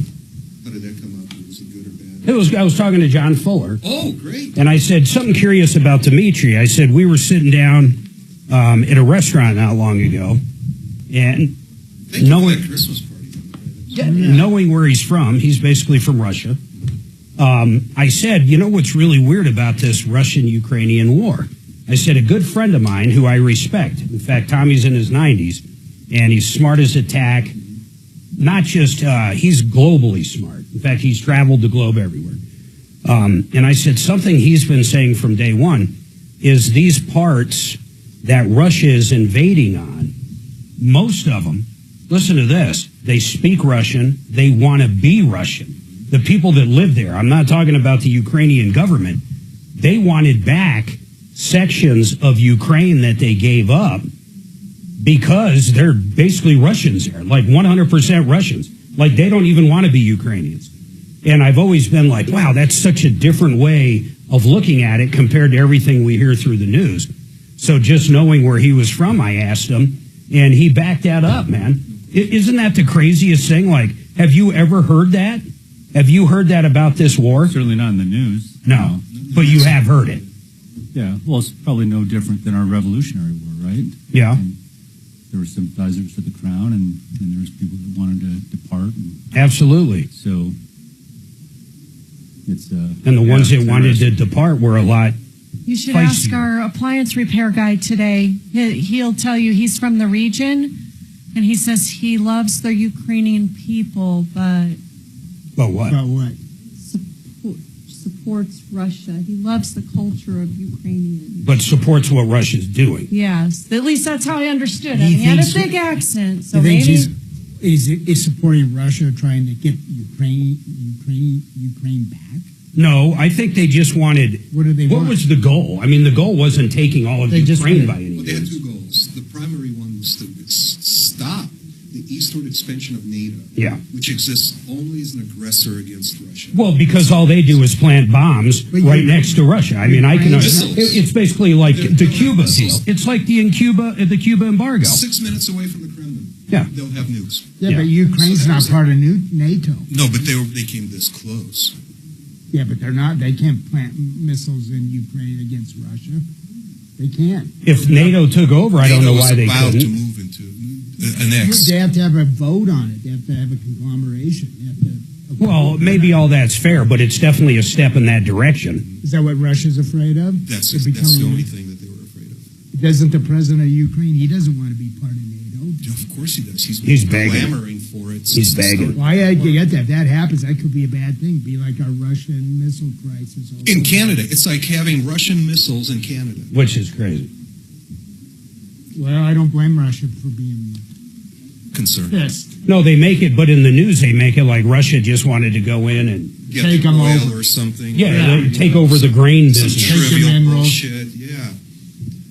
Yeah. That's the an old- interesting perspective. The old media is lined up.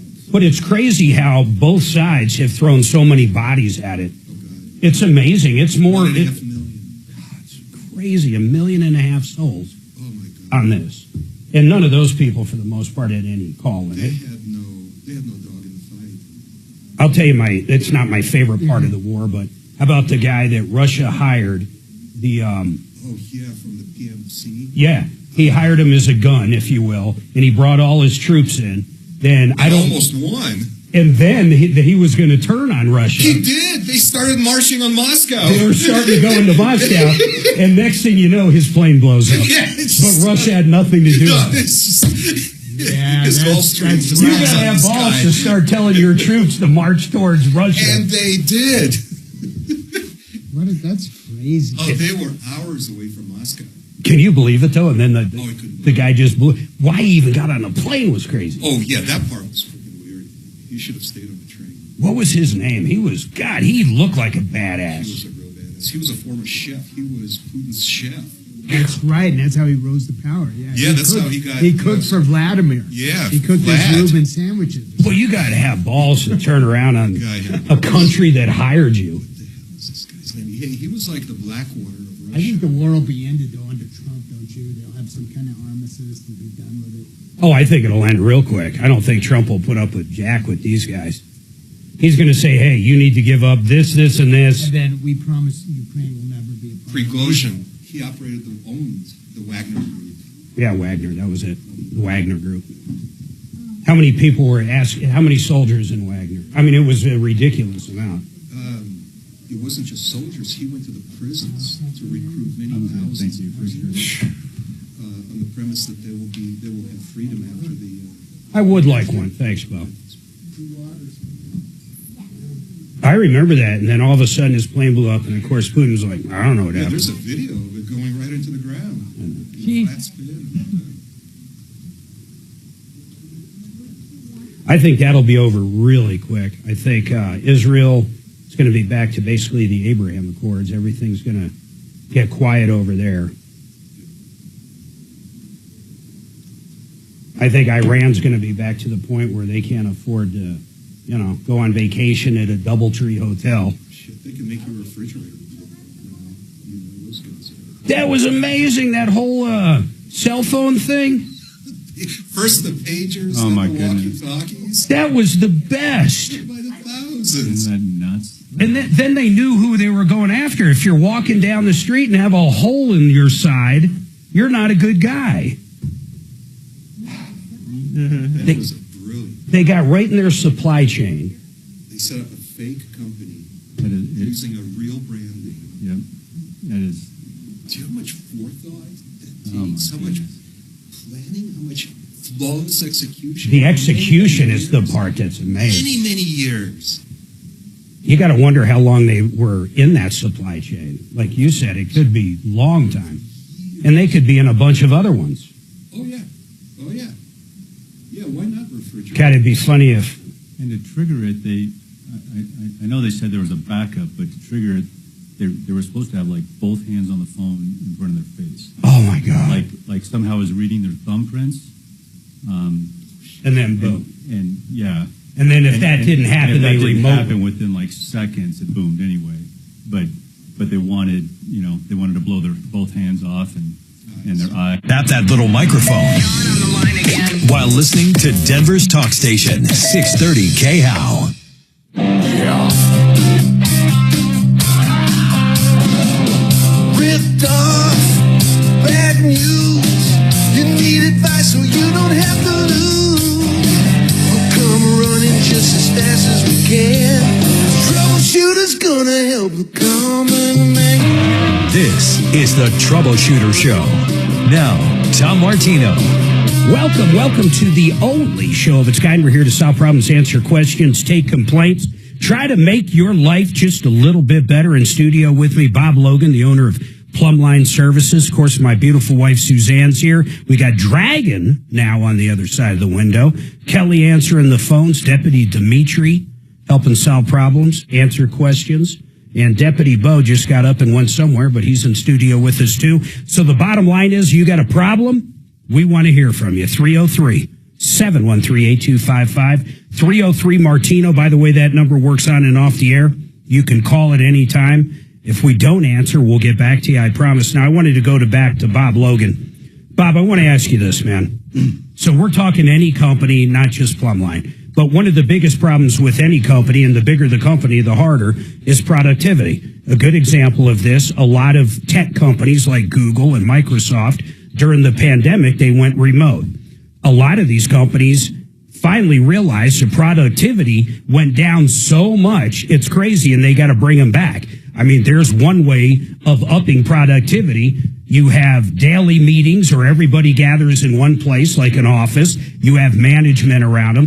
That's a normal way of productivity. But looking at a company in whole, trying to bring up productivity, say 5 or 6%, would you agree if you could bring up every employee 5 or 6%, bottom line wise, customer service wise, everything wise, that's a great thing. It's magnificent. That would be a magnificent thing, yes. That's a massive amount of productivity. Correct. Across the big company. Now, what do you think would be better, bringing up 5% from everybody, or going to what I'll call the bottom feeders, the top or the lowest 50% of productivity on your scale, and bringing them up 30 or 40%? What? Just give me your gut reaction to that. Sure. It's such a complex question. However, here's my thoughts on that. To say you're going to bring up everybody 5 or 6% or whatever that number is. Yeah.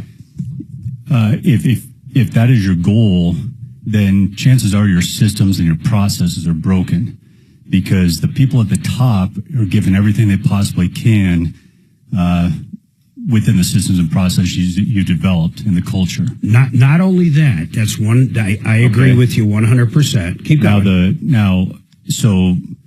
So I think if your systems and processes, let's hypothetically say they're perfect, which they never are, but if they are, you can't bring up the whole company because the reasons I just stated. So you try to bring up the people at the bottom, 30 or 40% or whatever those numbers are, and you got to ask yourself, do they want it? Do they have the ability? Can they get there? Do they get it? Right.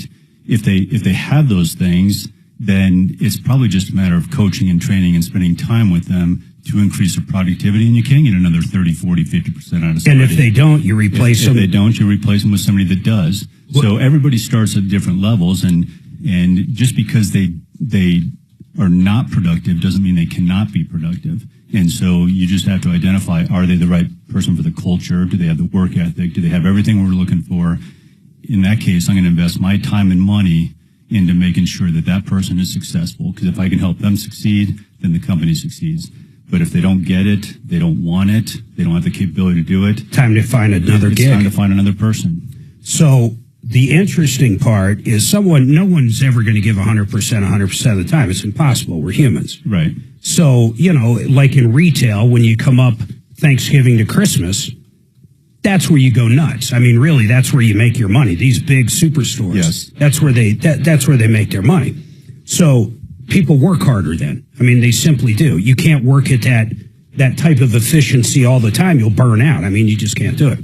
The problem with asking everybody to come up 5%, my son actually shared this with me.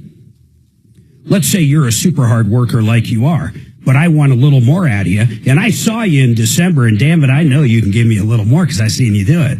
But on average, you're running 80%, which I say is unbelievable for anybody.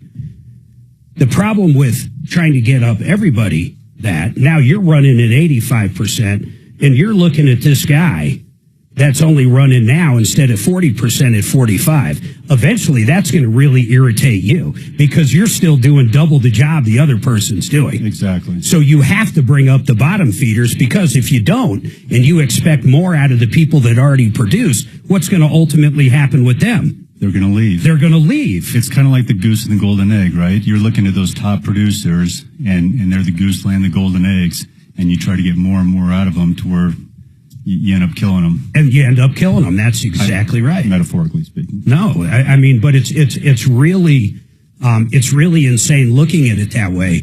And when you think of Plumline, are you guys the largest in the state? We are. Yeah. So, I mean, you guys are the biggest service company in the state. You have a lot of employees. What would you say on average?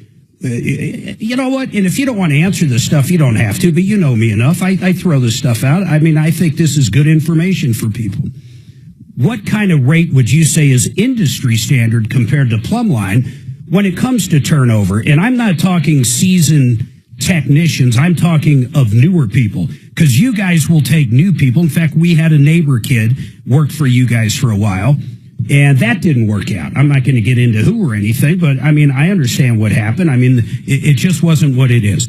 How many people after a year and you've invested with them, whether you don't want them around anymore or whether they leave and do something else? The hiring practices, what is your turnover in that first year compared to what you would say is industry standard? Does Plumline do a better job of vetting? I believe we do, but that hasn't always been the case. So we do a better job vetting, and then once we've gone through the vetting process and we make a commitment to this person, we set the expectations. You know, you're with the major leagues now. We're not a handyman company. We're not going to accept mediocrity. We expect excellence, and if they understand those expectations, then we revamped our entire training and onboarding process constantly, but over the last several years, I mean, we invest a lot of time and money in our new employees. So when you take on a new guy, let's say some kid out there or some parent right now that's got a kid coming out, he's not going to be going to college, doesn't want to, or at minimum is going to wait a couple of years, wants to get a job, wants to talk about getting into something like Plumline. I mean, how does that look? You take let's say a kid just coming out with his high school diploma, and you sit down with him, you guys interview with him. What does that look like for him? I mean, like seriously, like starting dollars. I don't know how much you want to talk about. So typically, it's pretty rare for us to take somebody right out of high school, and I'll tell you why. I mean, but the majority of our apprentices have either gone through college and decided that wasn't their thing, or they've had other careers. I mean, we've got people who have been chefs. I mean, I can name all sorts of people, but typically in their mid, late 20s, early 30s, these are people that want to reinvent themselves, and these are our apprentices. Got it. Somebody out of high school, the challenge with that is they don't know anything. Well, it's mainly their youth. So even if we spend the next 4 or 5 years and get them licensed, you're trusting somebody with $15,000-$20,000 on a new furnace and air conditioning system, and you've got somebody who looks like they're a kid, telling you that they're an expert, and they may very well be an expert, but they're gonna struggle. Perception becomes the customer's reality, and they're gonna struggle. And so typically we look for people who are a little bit more on the mature side. I always suggest to people coming out of high school, if college isn't your thing, get into new construction.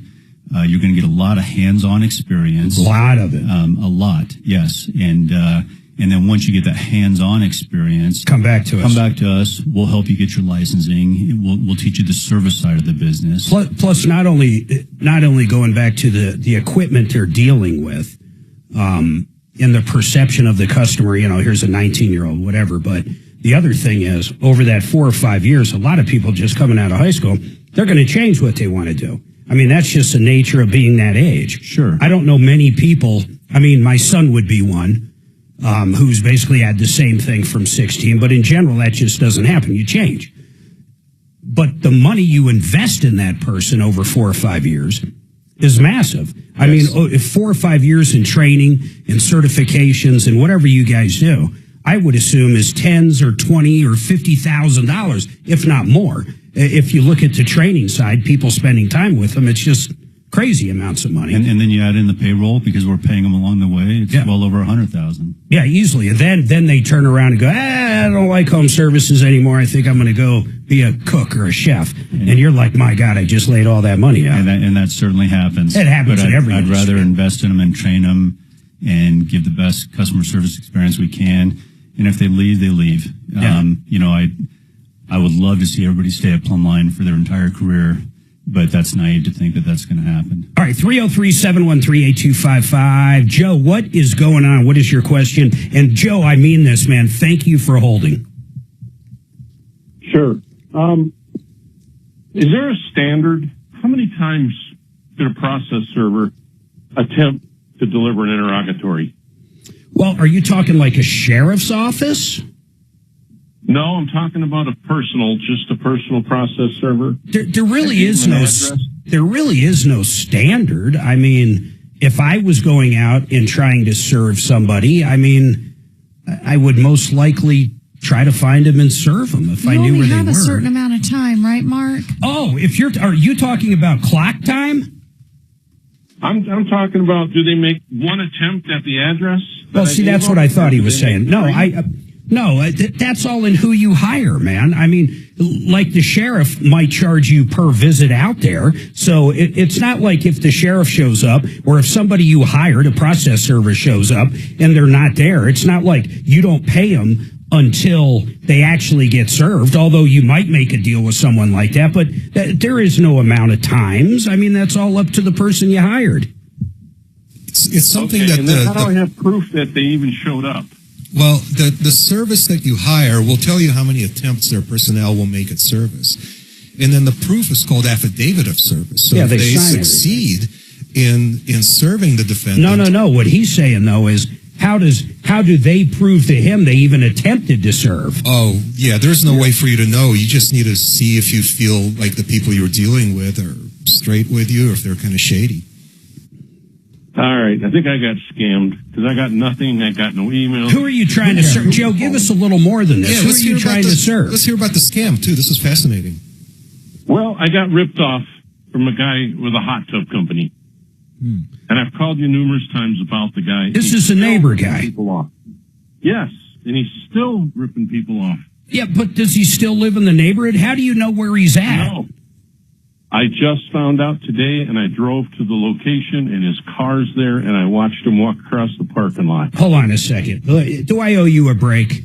All right, hold on, man. I've got an idea you might really like. Hold tight.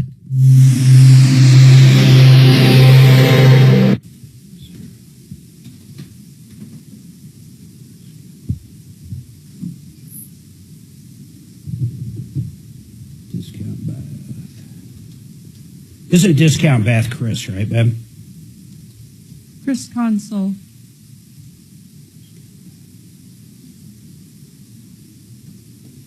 There's a lot of cuts in this spot.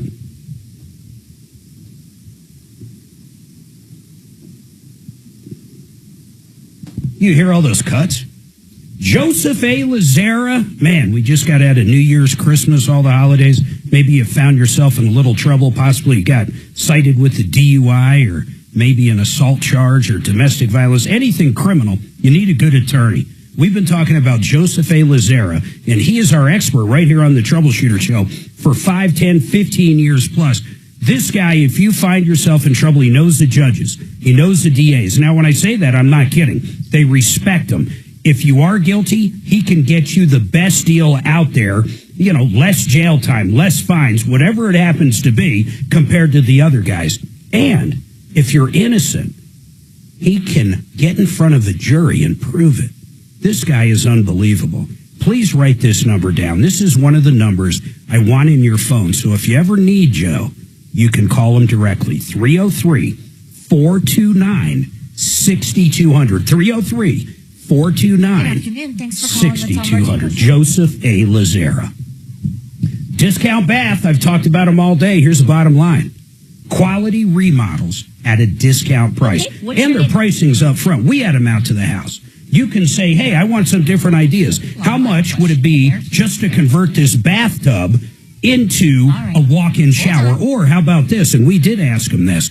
How about if we want to get rid of that walk-in shower, make that more closet space, then turn where the bathtub is into the closet? They'll give you a price on it, and they're great prices. These guys are unbelievable. Here's the thing, though, that I really love. Their 5-year warranty on all labor and materials. They have a lifetime warranty if you go with the solid shower wall systems. They have a wide variety of materials to fit any budget out there. And even their very top-end stuff, you're still going to be buying at a discount. Check them out at discountbath.com. You'll hear Chris, the owner, with us occasionally. Usually once a month he's in studio, and he's just a great guy. He knows more about bathrooms than I've ever met. 720-979-2322. Discountbath.com. Discountbath.com.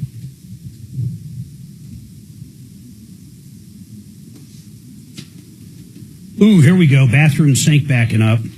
Would you guys do the 93 or free on that? Of course we would. Of course.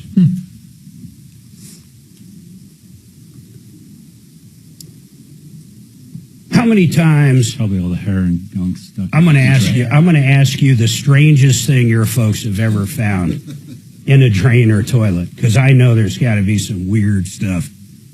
I mean, with little kids, you can imagine the G.I. Joe. I mean, you can imagine all stuff. That's not what I'm looking for, though. I want the juicy stuff. The juice. I have some good juicy stuff. I'm not going to. The size panties that the wife doesn't wear. I'm not going to say it on the air. What was it? Really? Body part. What is it? He's not going to say it, period. Yeah, come What on. does it look like? Can you draw a picture? Can you pantomime it with your hands and face?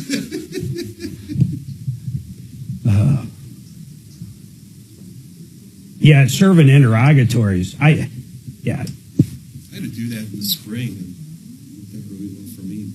generally service you got to do. Forget about the interrogatories, but the service just to get them to small claims, you do have to do in a certain amount of time.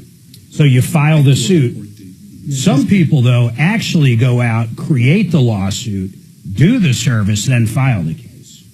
Wow. Yeah. Do the service. But, like in my case, the court always had to issue the summons.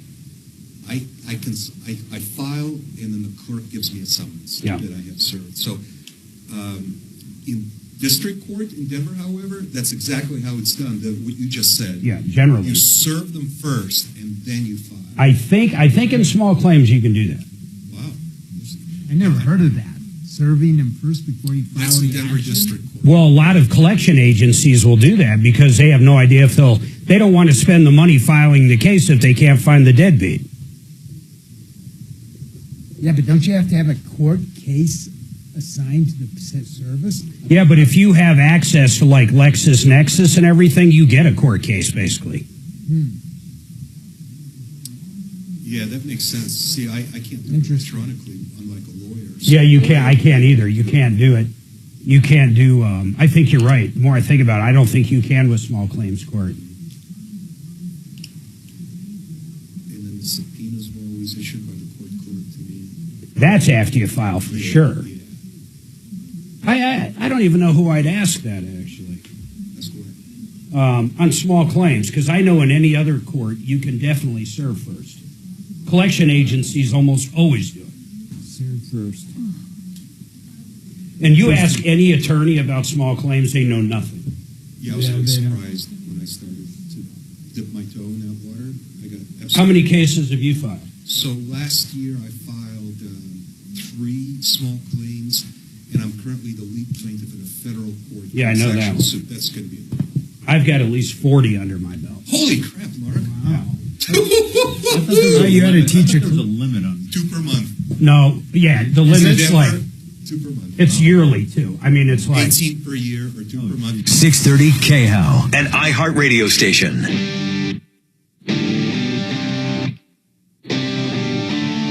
All right, 303-713-8255. Joe had a question about serving interrogatories. I'm going to go back to him in a second.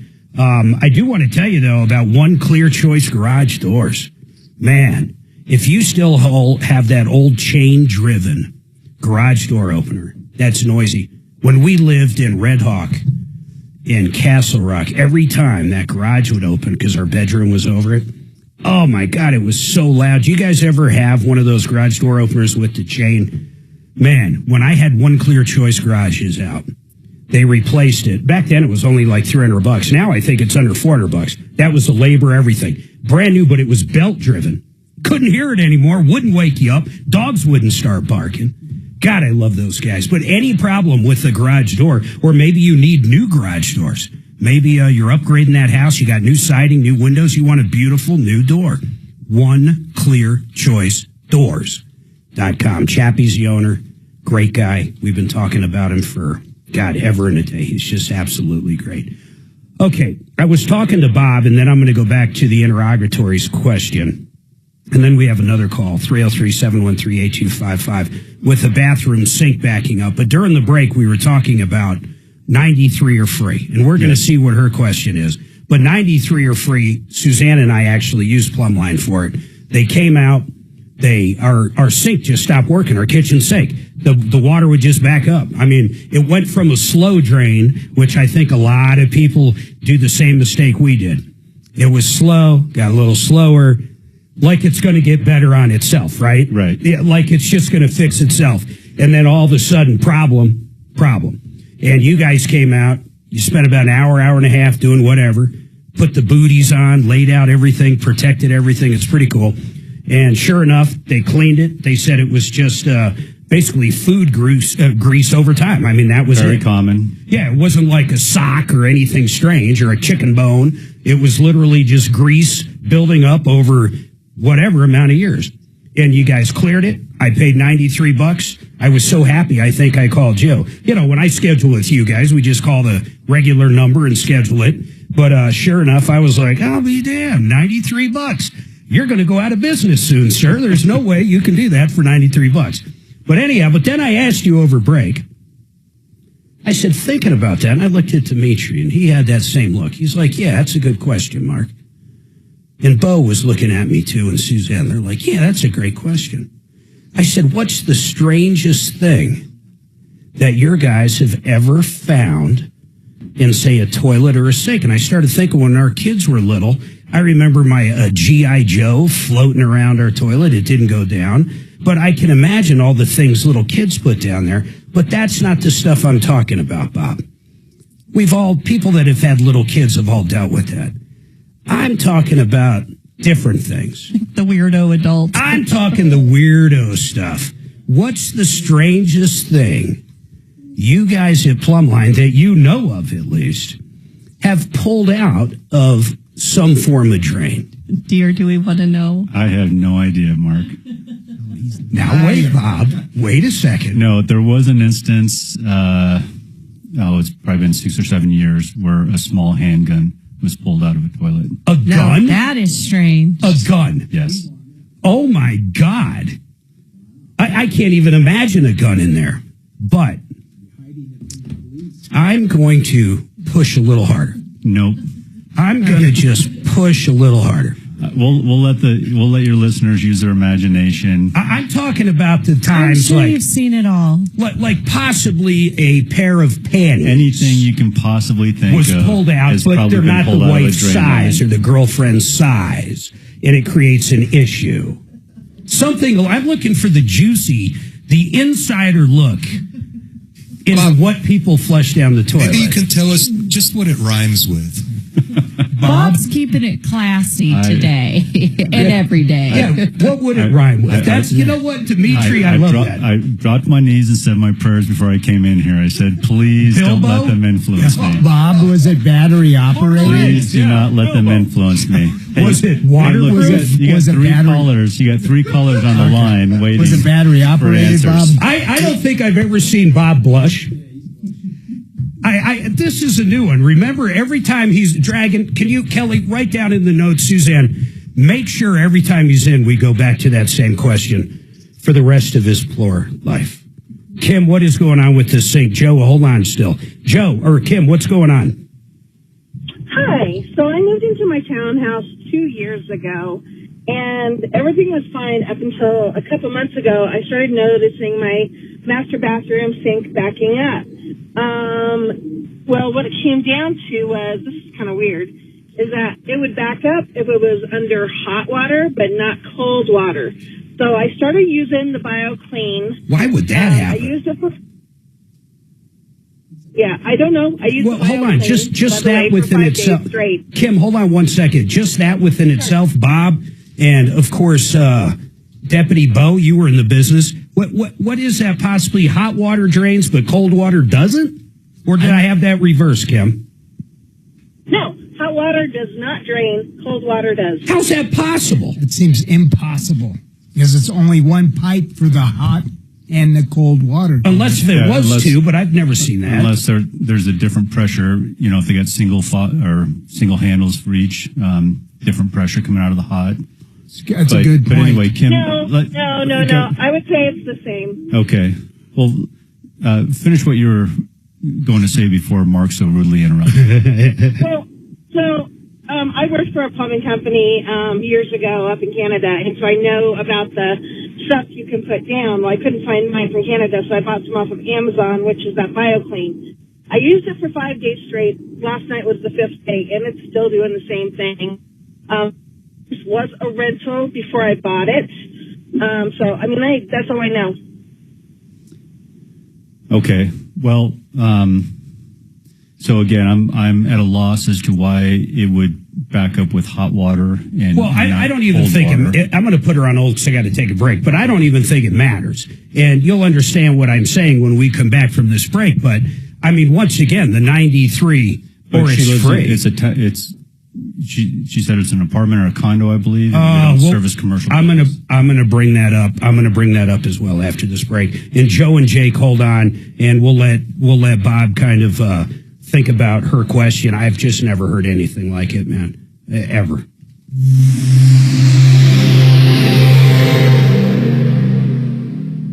KHOW Denver, 630 KHOW, an iHeart radio station. Download the free iHeart Radio app for all your music, radio, and podcasts. Now, Impact Traffic. This report is sponsored by Our American Stories. One incident on the south end of town, Evans Avenue westbound. We've got a crash reported at South Monaco Parkway. We are seeing some jamming around the area. However, traffic otherwise not really affected. I-25 north and southbound showing highway speeds through town. I-70 east and westbound, it's easy driving to and from DIA. Back to the south end, I-225 north and southbound. No complaints through Aurora and the Denver Tech Center. With traffic, I'm Mark Swan. This is Lee Habib, host of Our American Stories. On our next episode, a mother reflects on her encounter with a baby eagle in Alaska. You won't want to miss the next episode of Our American Stories. Zero Res Denver. In fact, I'll tell you, it's this easy to get in touch with them. ZeroResDenver.com. They use a high alkaline, super soft, purified water. And by the way, that is the best cleaning agent in nature. They call it ZR water. These guys, with a combination, of course, hard work and a unique scrubbing technique, they don't have to use chemical soap solvents to clean your carpet or anything else you're cleaning. What's really remarkable when they came out and did our house is how quick it dries, too. And what I loved even more and what Suzanne did is after it's done, a few days later, none of the spots were gone. I think we've all had carpet cleaning where you think the spot's gone. I don't know, maybe it was from a dog or grease or wine. But then like 3 or 4 days later, all of a sudden the spot starts coming up again. Basically, it starts wicking from the padding because that person didn't clean it properly. These guys do it right the first time. You got a problem, you can give them a call. They'll come back out. Right now, $33 per room for the first 3 rooms. Give these guys a call, ZeroResDenver.com, ZeroResDenver.com. Now, let's talk about John Fuller. I talk about him all the time because I have personally used him multiple times when people have hit our vehicles, destroyed our vehicles, and caused injuries. He's a personal injury attorney. And what I love about John and his firm is you deal with John. Now, he's got a support staff, of course, but if you want to talk to John, you will talk to John just like Suzanne and I did. He will fight for every penny he can possibly get from you. He's going to be like a quarterback or a coach and bring you through the case. Make sure you do everything right so you can maximize the claim. Then at the end, He knows how to negotiate with the ER, the hospitals, maybe even the body shop, everybody, to take less money, to put more money in your pocket. John Fuller, Fuller Law, 303-597-4500. Please get that phone number. Just like I talk about our criminal attorney, it's one of these numbers when you're in a car accident, you're going to want it. You're going to want to feel better, get back from the hospital. You're going to want to know who to call. 303-597-4500. John Fuller, Fuller Law. Hey, Broncos Country, it's Terrell Davis here. It's a new year. It's time to work on a new you. At Fitness Gallery, we have deals everywhere, up to 50% off. We have the nation's lowest prices on the best equipment money can buy. We carry true treadmills. They are the smoothest, quietest, and best warranty treadmills ever built for the home. Work out on your schedule on the equipment you choose from the safety and comfort of your own home. Visit one of Fitness Gallery's 7 convenient locations from Colorado Springs to Fort Collins. We have you covered. Looking for quality service, products, and plum crazy deals, think Plumline Services and Carrier. Whether staying warm this winter, clearing drains, or other plumbing and electrical issues, depend on Plumline's leadership and excellence in home services. Together with quality brands like Carrier, serving Castle Rock to Fort Collins, Plumline and Carrier. Turn to the experts. Service at home, servants at heart, 25 years strong, PlumlineServices.com. You wouldn't know it, but most financial advisors are put in a box. I'm Jeff Jr. from Trajan Wealth, and I want to provide you a little insight about financial advisors. Most financial advisors have to sell what their company requires them to sell, and many advisors have to only adhere to what's called a suitability standard. A suitability standard is a limited standard of care, not requiring what's sold to be best, just suitable. Advisors with this loose standard often have limited investment and product selection. Trajan Wealth is held to a fiduciary standard, which is the highest standard of care in the advisory business. And that's just one of the many reasons we have billions of dollars under our care and attract clients from other advisors. Raise your standards today and call Trajan Wealth. Call 720-405-3300. That's 720-405-3300. Advisory services offered through Trajan Wealth, LLC, an SEC-registered investment advisor. I'm consumer advocate Tom Martino, and I've seen the wrong way to sell precious metals, tangled necklaces, mismatched earrings, broken watches, coins. The wrong way is not knowing who you can trust. That's why I recommend David Ellis Jewelry on 3rd and Clayton. He'll weigh it and pay it. He'll even buy your fine jewelry and diamonds. I've known him 40 years. It's time you get to know him. 2640 East 3rd Avenue. That's 3rd and Clayton. 303-322-8779. 322-8779. Prescription products require completion of an online consultation with an independent healthcare provider and are only available if prescribed. Subscription required. Additional restrictions apply. See website for more details and safety information. Is Cialis Daily really better than Viagra? If you like spontaneity, the answer is yes. So when the mood strikes, you're ready to go. I felt like a young man again. My wife is definitely much happier. When you take it, you're ready to go. Does Cialis Daily last longer than Viagra? Guys are raving that the results last even longer. My partner thinks that I am a rock star. Because it is effective, I say I'm on a second honeymoon. It's literally life-changing. Are 30-day sample packs available? You can now access a 30-day sample pack at TryRexMD.com with generics at just $1 per tablet, if appropriate. Online approval at TryRexMD.com is simple, with medication delivered direct to your door. There's no copay, no doctor office visit, and your shipping is always free. Visit TryRexMD.com to get your sample pack. That's TryRexMD.com.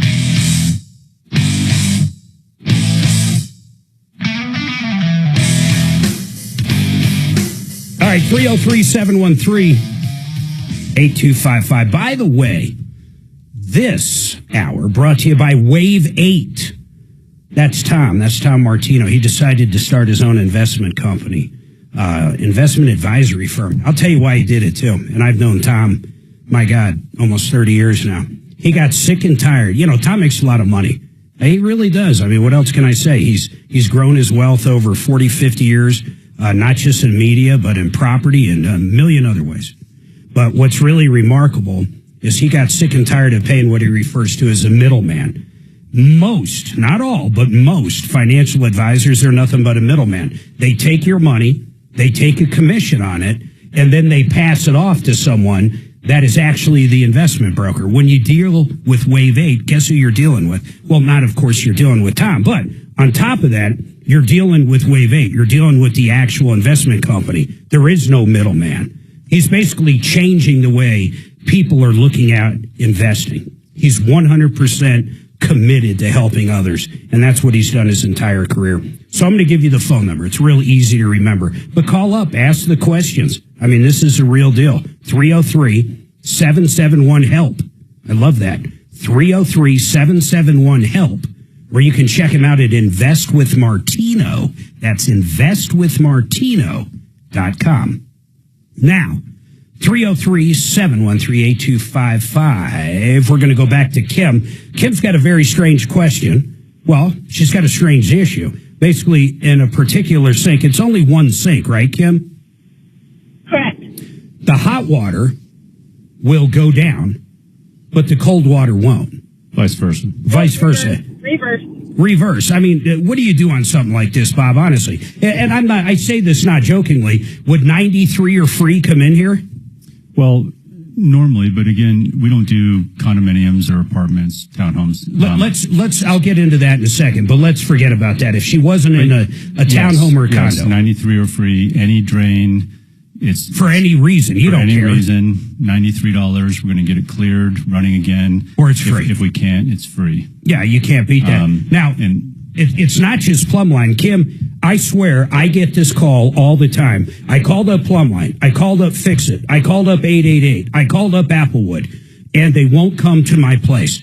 Apartments, I understand 100%. They don't own them. Townhomes, I can understand why you guys don't do it. So ultimately, the question is, who should she call? But I want to explain why a lot of these companies don't do it. A lot of the plumbing in a condo or a townhome is shared with other people. You know, if you need to turn the water off, you might not even be able to get to where to turn the water off. That's exactly right. And so for townhomes, if it's a single story, you got nobody above or below, we'll service it. But that's typically not the case in condos and apartments. And so, to your point, there's shared plumbing, there's shared lines, drain lines are the same way. Sometimes you'll be snaking a line in one apartment, and your snake will end up in the other apartment, and you don't even realize it. Or it gets stuck in the other side. That happens, and there's a problem. Go ahead, Kim. So I'm in a townhouse, and I'm the end unit. I am above and below. I have nobody but on one side of me. That's it. But you guys still won't do that, will you? We'll take care of that, yeah. If you don't have anybody above or below, yes. Oh, well, there you go. $93 are going to come out. Okay, so here's how it's going to go. No matter what, if it's everything she says and one's draining or not, you're going to figure out what the actual problem is, because it's probably not the drain, right? It doesn't sound like it. I mean, if it's the hot water won't drain and the cold water will, that just doesn't make any sense to me. But one of our plumbers will figure that out. They'll figure it out, right? But starting with the drain, getting them out there, getting them to clear that, because if there's something that's causing it to back up, and so Kim, it was so out, first of all, it was so cool. When they came out to my house, I'm telling you, I didn't know what to expect. The last thing, no offense, Bob, the last thing I expected was to pay $93 and not have a problem, and that's exactly what happened, 100%. So Kim, I would call them out. Just go to plumlineservices.com. I have an idea what it is. Uh-oh. Wait. So it's the hot water. When you open up the hot water faucet, it's not draining, right? It goes, and then eventually it starts to back up. You know what I think it is? I think you may have a sponge or something in the drain, and when the hot water hits this object, it expands because of the heat of the hot water. Whoa. Interesting. So I believe it's just a drain issue, because you only have one drain for the hot and the cold. So whatever your hot water is causing the obstruction to expand to the point where it's backing up. And I bet it's a sponge. That's what I was thinking. It was something that was the hot water made it expand. That's what I was thinking it was. That's your solution. I'm not a plumber, so I don't know what. But if that's the case, Bo, and that sounds very logical, then the $93 would fix it. It would clear it out. Yes. Go ahead.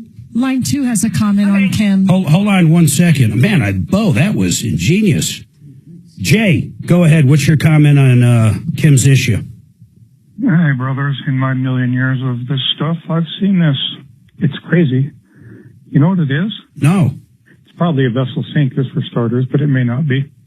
Well, It's hold on. not That's easy enough to venting ask. properly. Is it a vessel sink, Kim, above? Negative. So it's a sunk-in sink, so that's not it, Jay. Keep going. Vessel sinks get it the most often.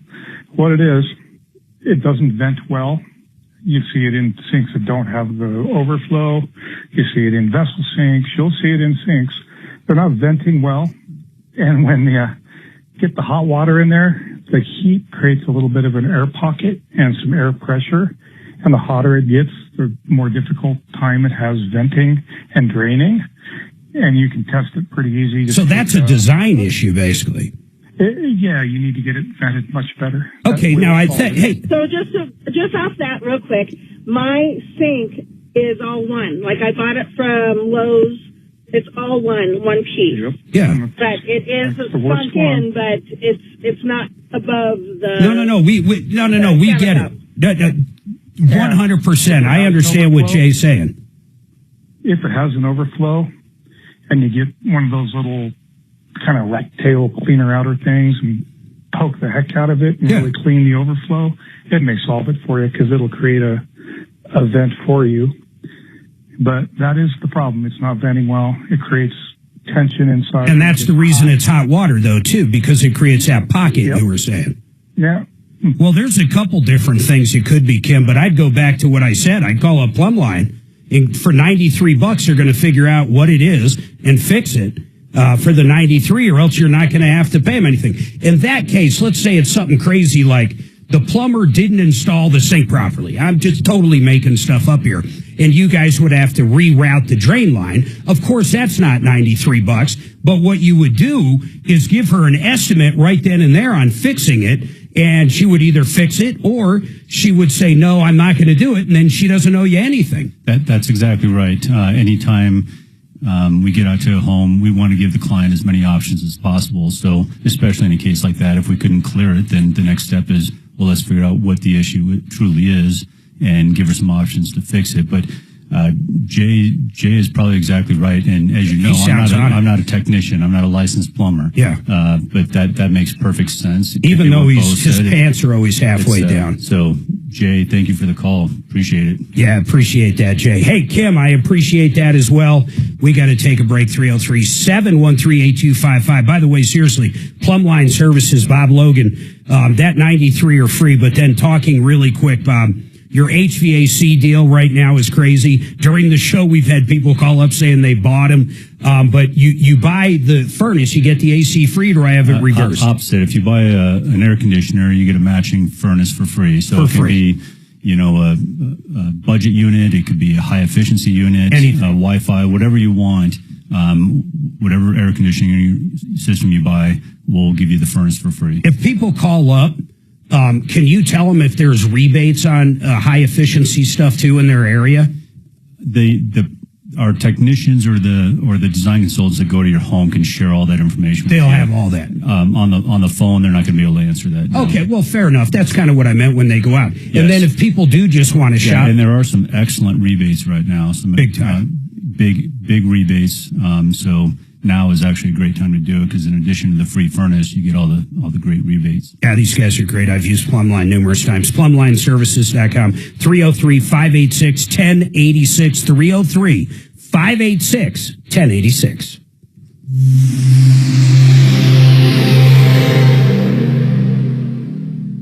Now, Impact Traffic. This report is sponsored by Our American Stories. Into down. Exactly what I'll do. But if you want, She wrote it down. She was smart. I will do that. Well, she sounded like she was driving. Oh, plus I owed one for him. Good afternoon. Thanks for calling the Tom Martino Show. And he really does it. I mean, he competes a little, but it's not a big deal. Okay. I met with the owner of 888 about 4 or 5 years ago. Stopped buying this company. Oh. And he decided to give it a go.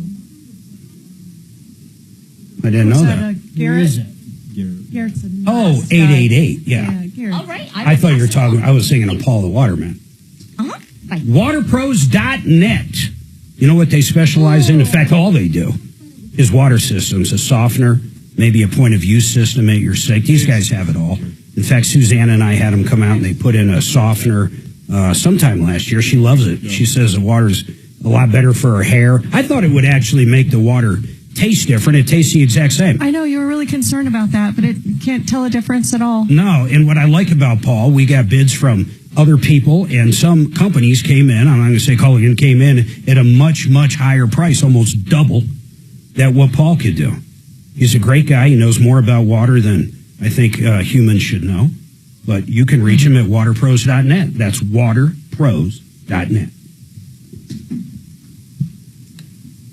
Okay, in-house is done. You fired that off as a normal. I'll make up.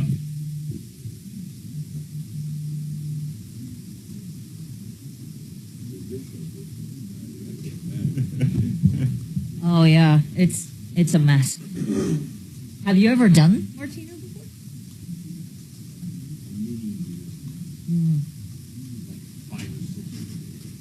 Yeah. Zach had to do it one day, and he was like, oh, my God. It's like, this is crazy. I'm like, yeah. Regen's in tomorrow, right? Yeah, I've already texted him.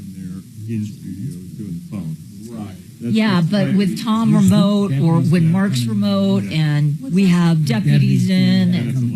Because I said I was going to come in Wednesday. Yeah, because right here with Tom here, or Mark here, pushing the button. Wednesday. Yeah, exactly. You don't even have to pay attention, Jack. Barely pay attention. Or Thursday. Just like Thursday, because I who's on told the you phone? Who Sunday cares? I'd come in Wednesday, but I have that ATF. That's fine. Come in Thursday. I'll have Doc come in Wednesday. Okay. Is that okay? All right. Yeah, so Wednesday, Doc, you're Thursday. And I can do Friday if you're not busy. I'll check it out. If you're busy, Yeah, that I don't know yet. Okay. So Thursday, for sure for me? Thursday for sure. Okay. Yeah. Good. Thanks for giving me that. Letting me skip a day. So I'll find out about all the new gun laws coming into effect. Is there a lot? Well, they're having a meeting from 1 to 4 at the CBI. It's for all licensed people. Wow. There must be a lot going on. I got to renew mine. I haven't renewed my carry permit forever. How long has it been expired? Or is it expired? Last time it was expired, I had to pay. It was pretty high. That's part of the new legislation. You're going to have to take a class. Yeah. Shooting. I hope fire. not. If you, I think that goes in July. If you don't re-register July 1st. Yeah, you better get. If you don't let it go, you may have to. I think July 1st they're going to require it. Yeah, but I thought it was by county. Oh shit, mine expired. No, it's state. Mine expired in 20. How long have you been? What? 2020. Oh, they're going to spank you. So you have to start all over. I don't even want to know what. Yeah, you have to get a new picture. It's like a couple. But like mine's Douglas County, they might not change with like Denver. Yeah. Holy shit! It's 1:54. That flew by. So for you, it's not a That whole hour flew by. You just got to start. Mine So I got to expires literally tomorrow. go through the course again. All right. It's an 8-hour class, isn't it, Dimitri? It's a minimum 8 hours. I'll trade out with that dude in the Springs. Yeah, you can renew early, right? Like mine expires 2026. Oh, you can't renew early. You can't? That sucks. I just looked it up. Where's yours from, Bob? So if I stayed on mine, I It's wouldn't just have in to. Douglas County. I've never seen it like this. If I renewed before it was a year or whatever. Oh, that's cool. For subsequent renewals, you'll still be affected by the new. Like my sister. So he's got to Bob's got to redo everything on his. So actually, Yeah. He always dresses very spiffy. Yeah. Comparing them. Boy, we're really. There's a lot of heat. There's a lot of heat in this room. Oh, that's what Denver looks like. I like the Denver. I like me the see it. city and county of Denver. It probably says beware of this person. Yeah. You see We're this gonna guy? be taking it soon. Please call us immediately. Call 911. Yeah, the mayor's going to cancel all those Denver. No. Mine looks just like, oh, you're Douglas County, that's why. Mine's the same as yours. Little different, a little older. Oh, yeah. You want to show mine to Mark? Whose is yours? Jefferson. Is there a federal one?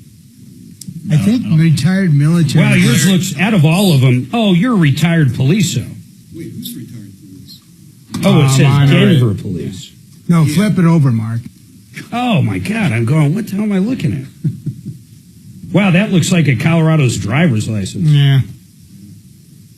That's what they should do, is just have an endorsement like a motorcycle. Oh, that's very, G for gun on your, instead of an M for motorcycle, G for gun. It's great advice. Ryan Schuling. Ryan has strong opinions, and I like that. Dan Kaplis. And Kaplis, he keeps fighting the good fight. On Denver's talk station. The station I keep it on. 630 KHOW.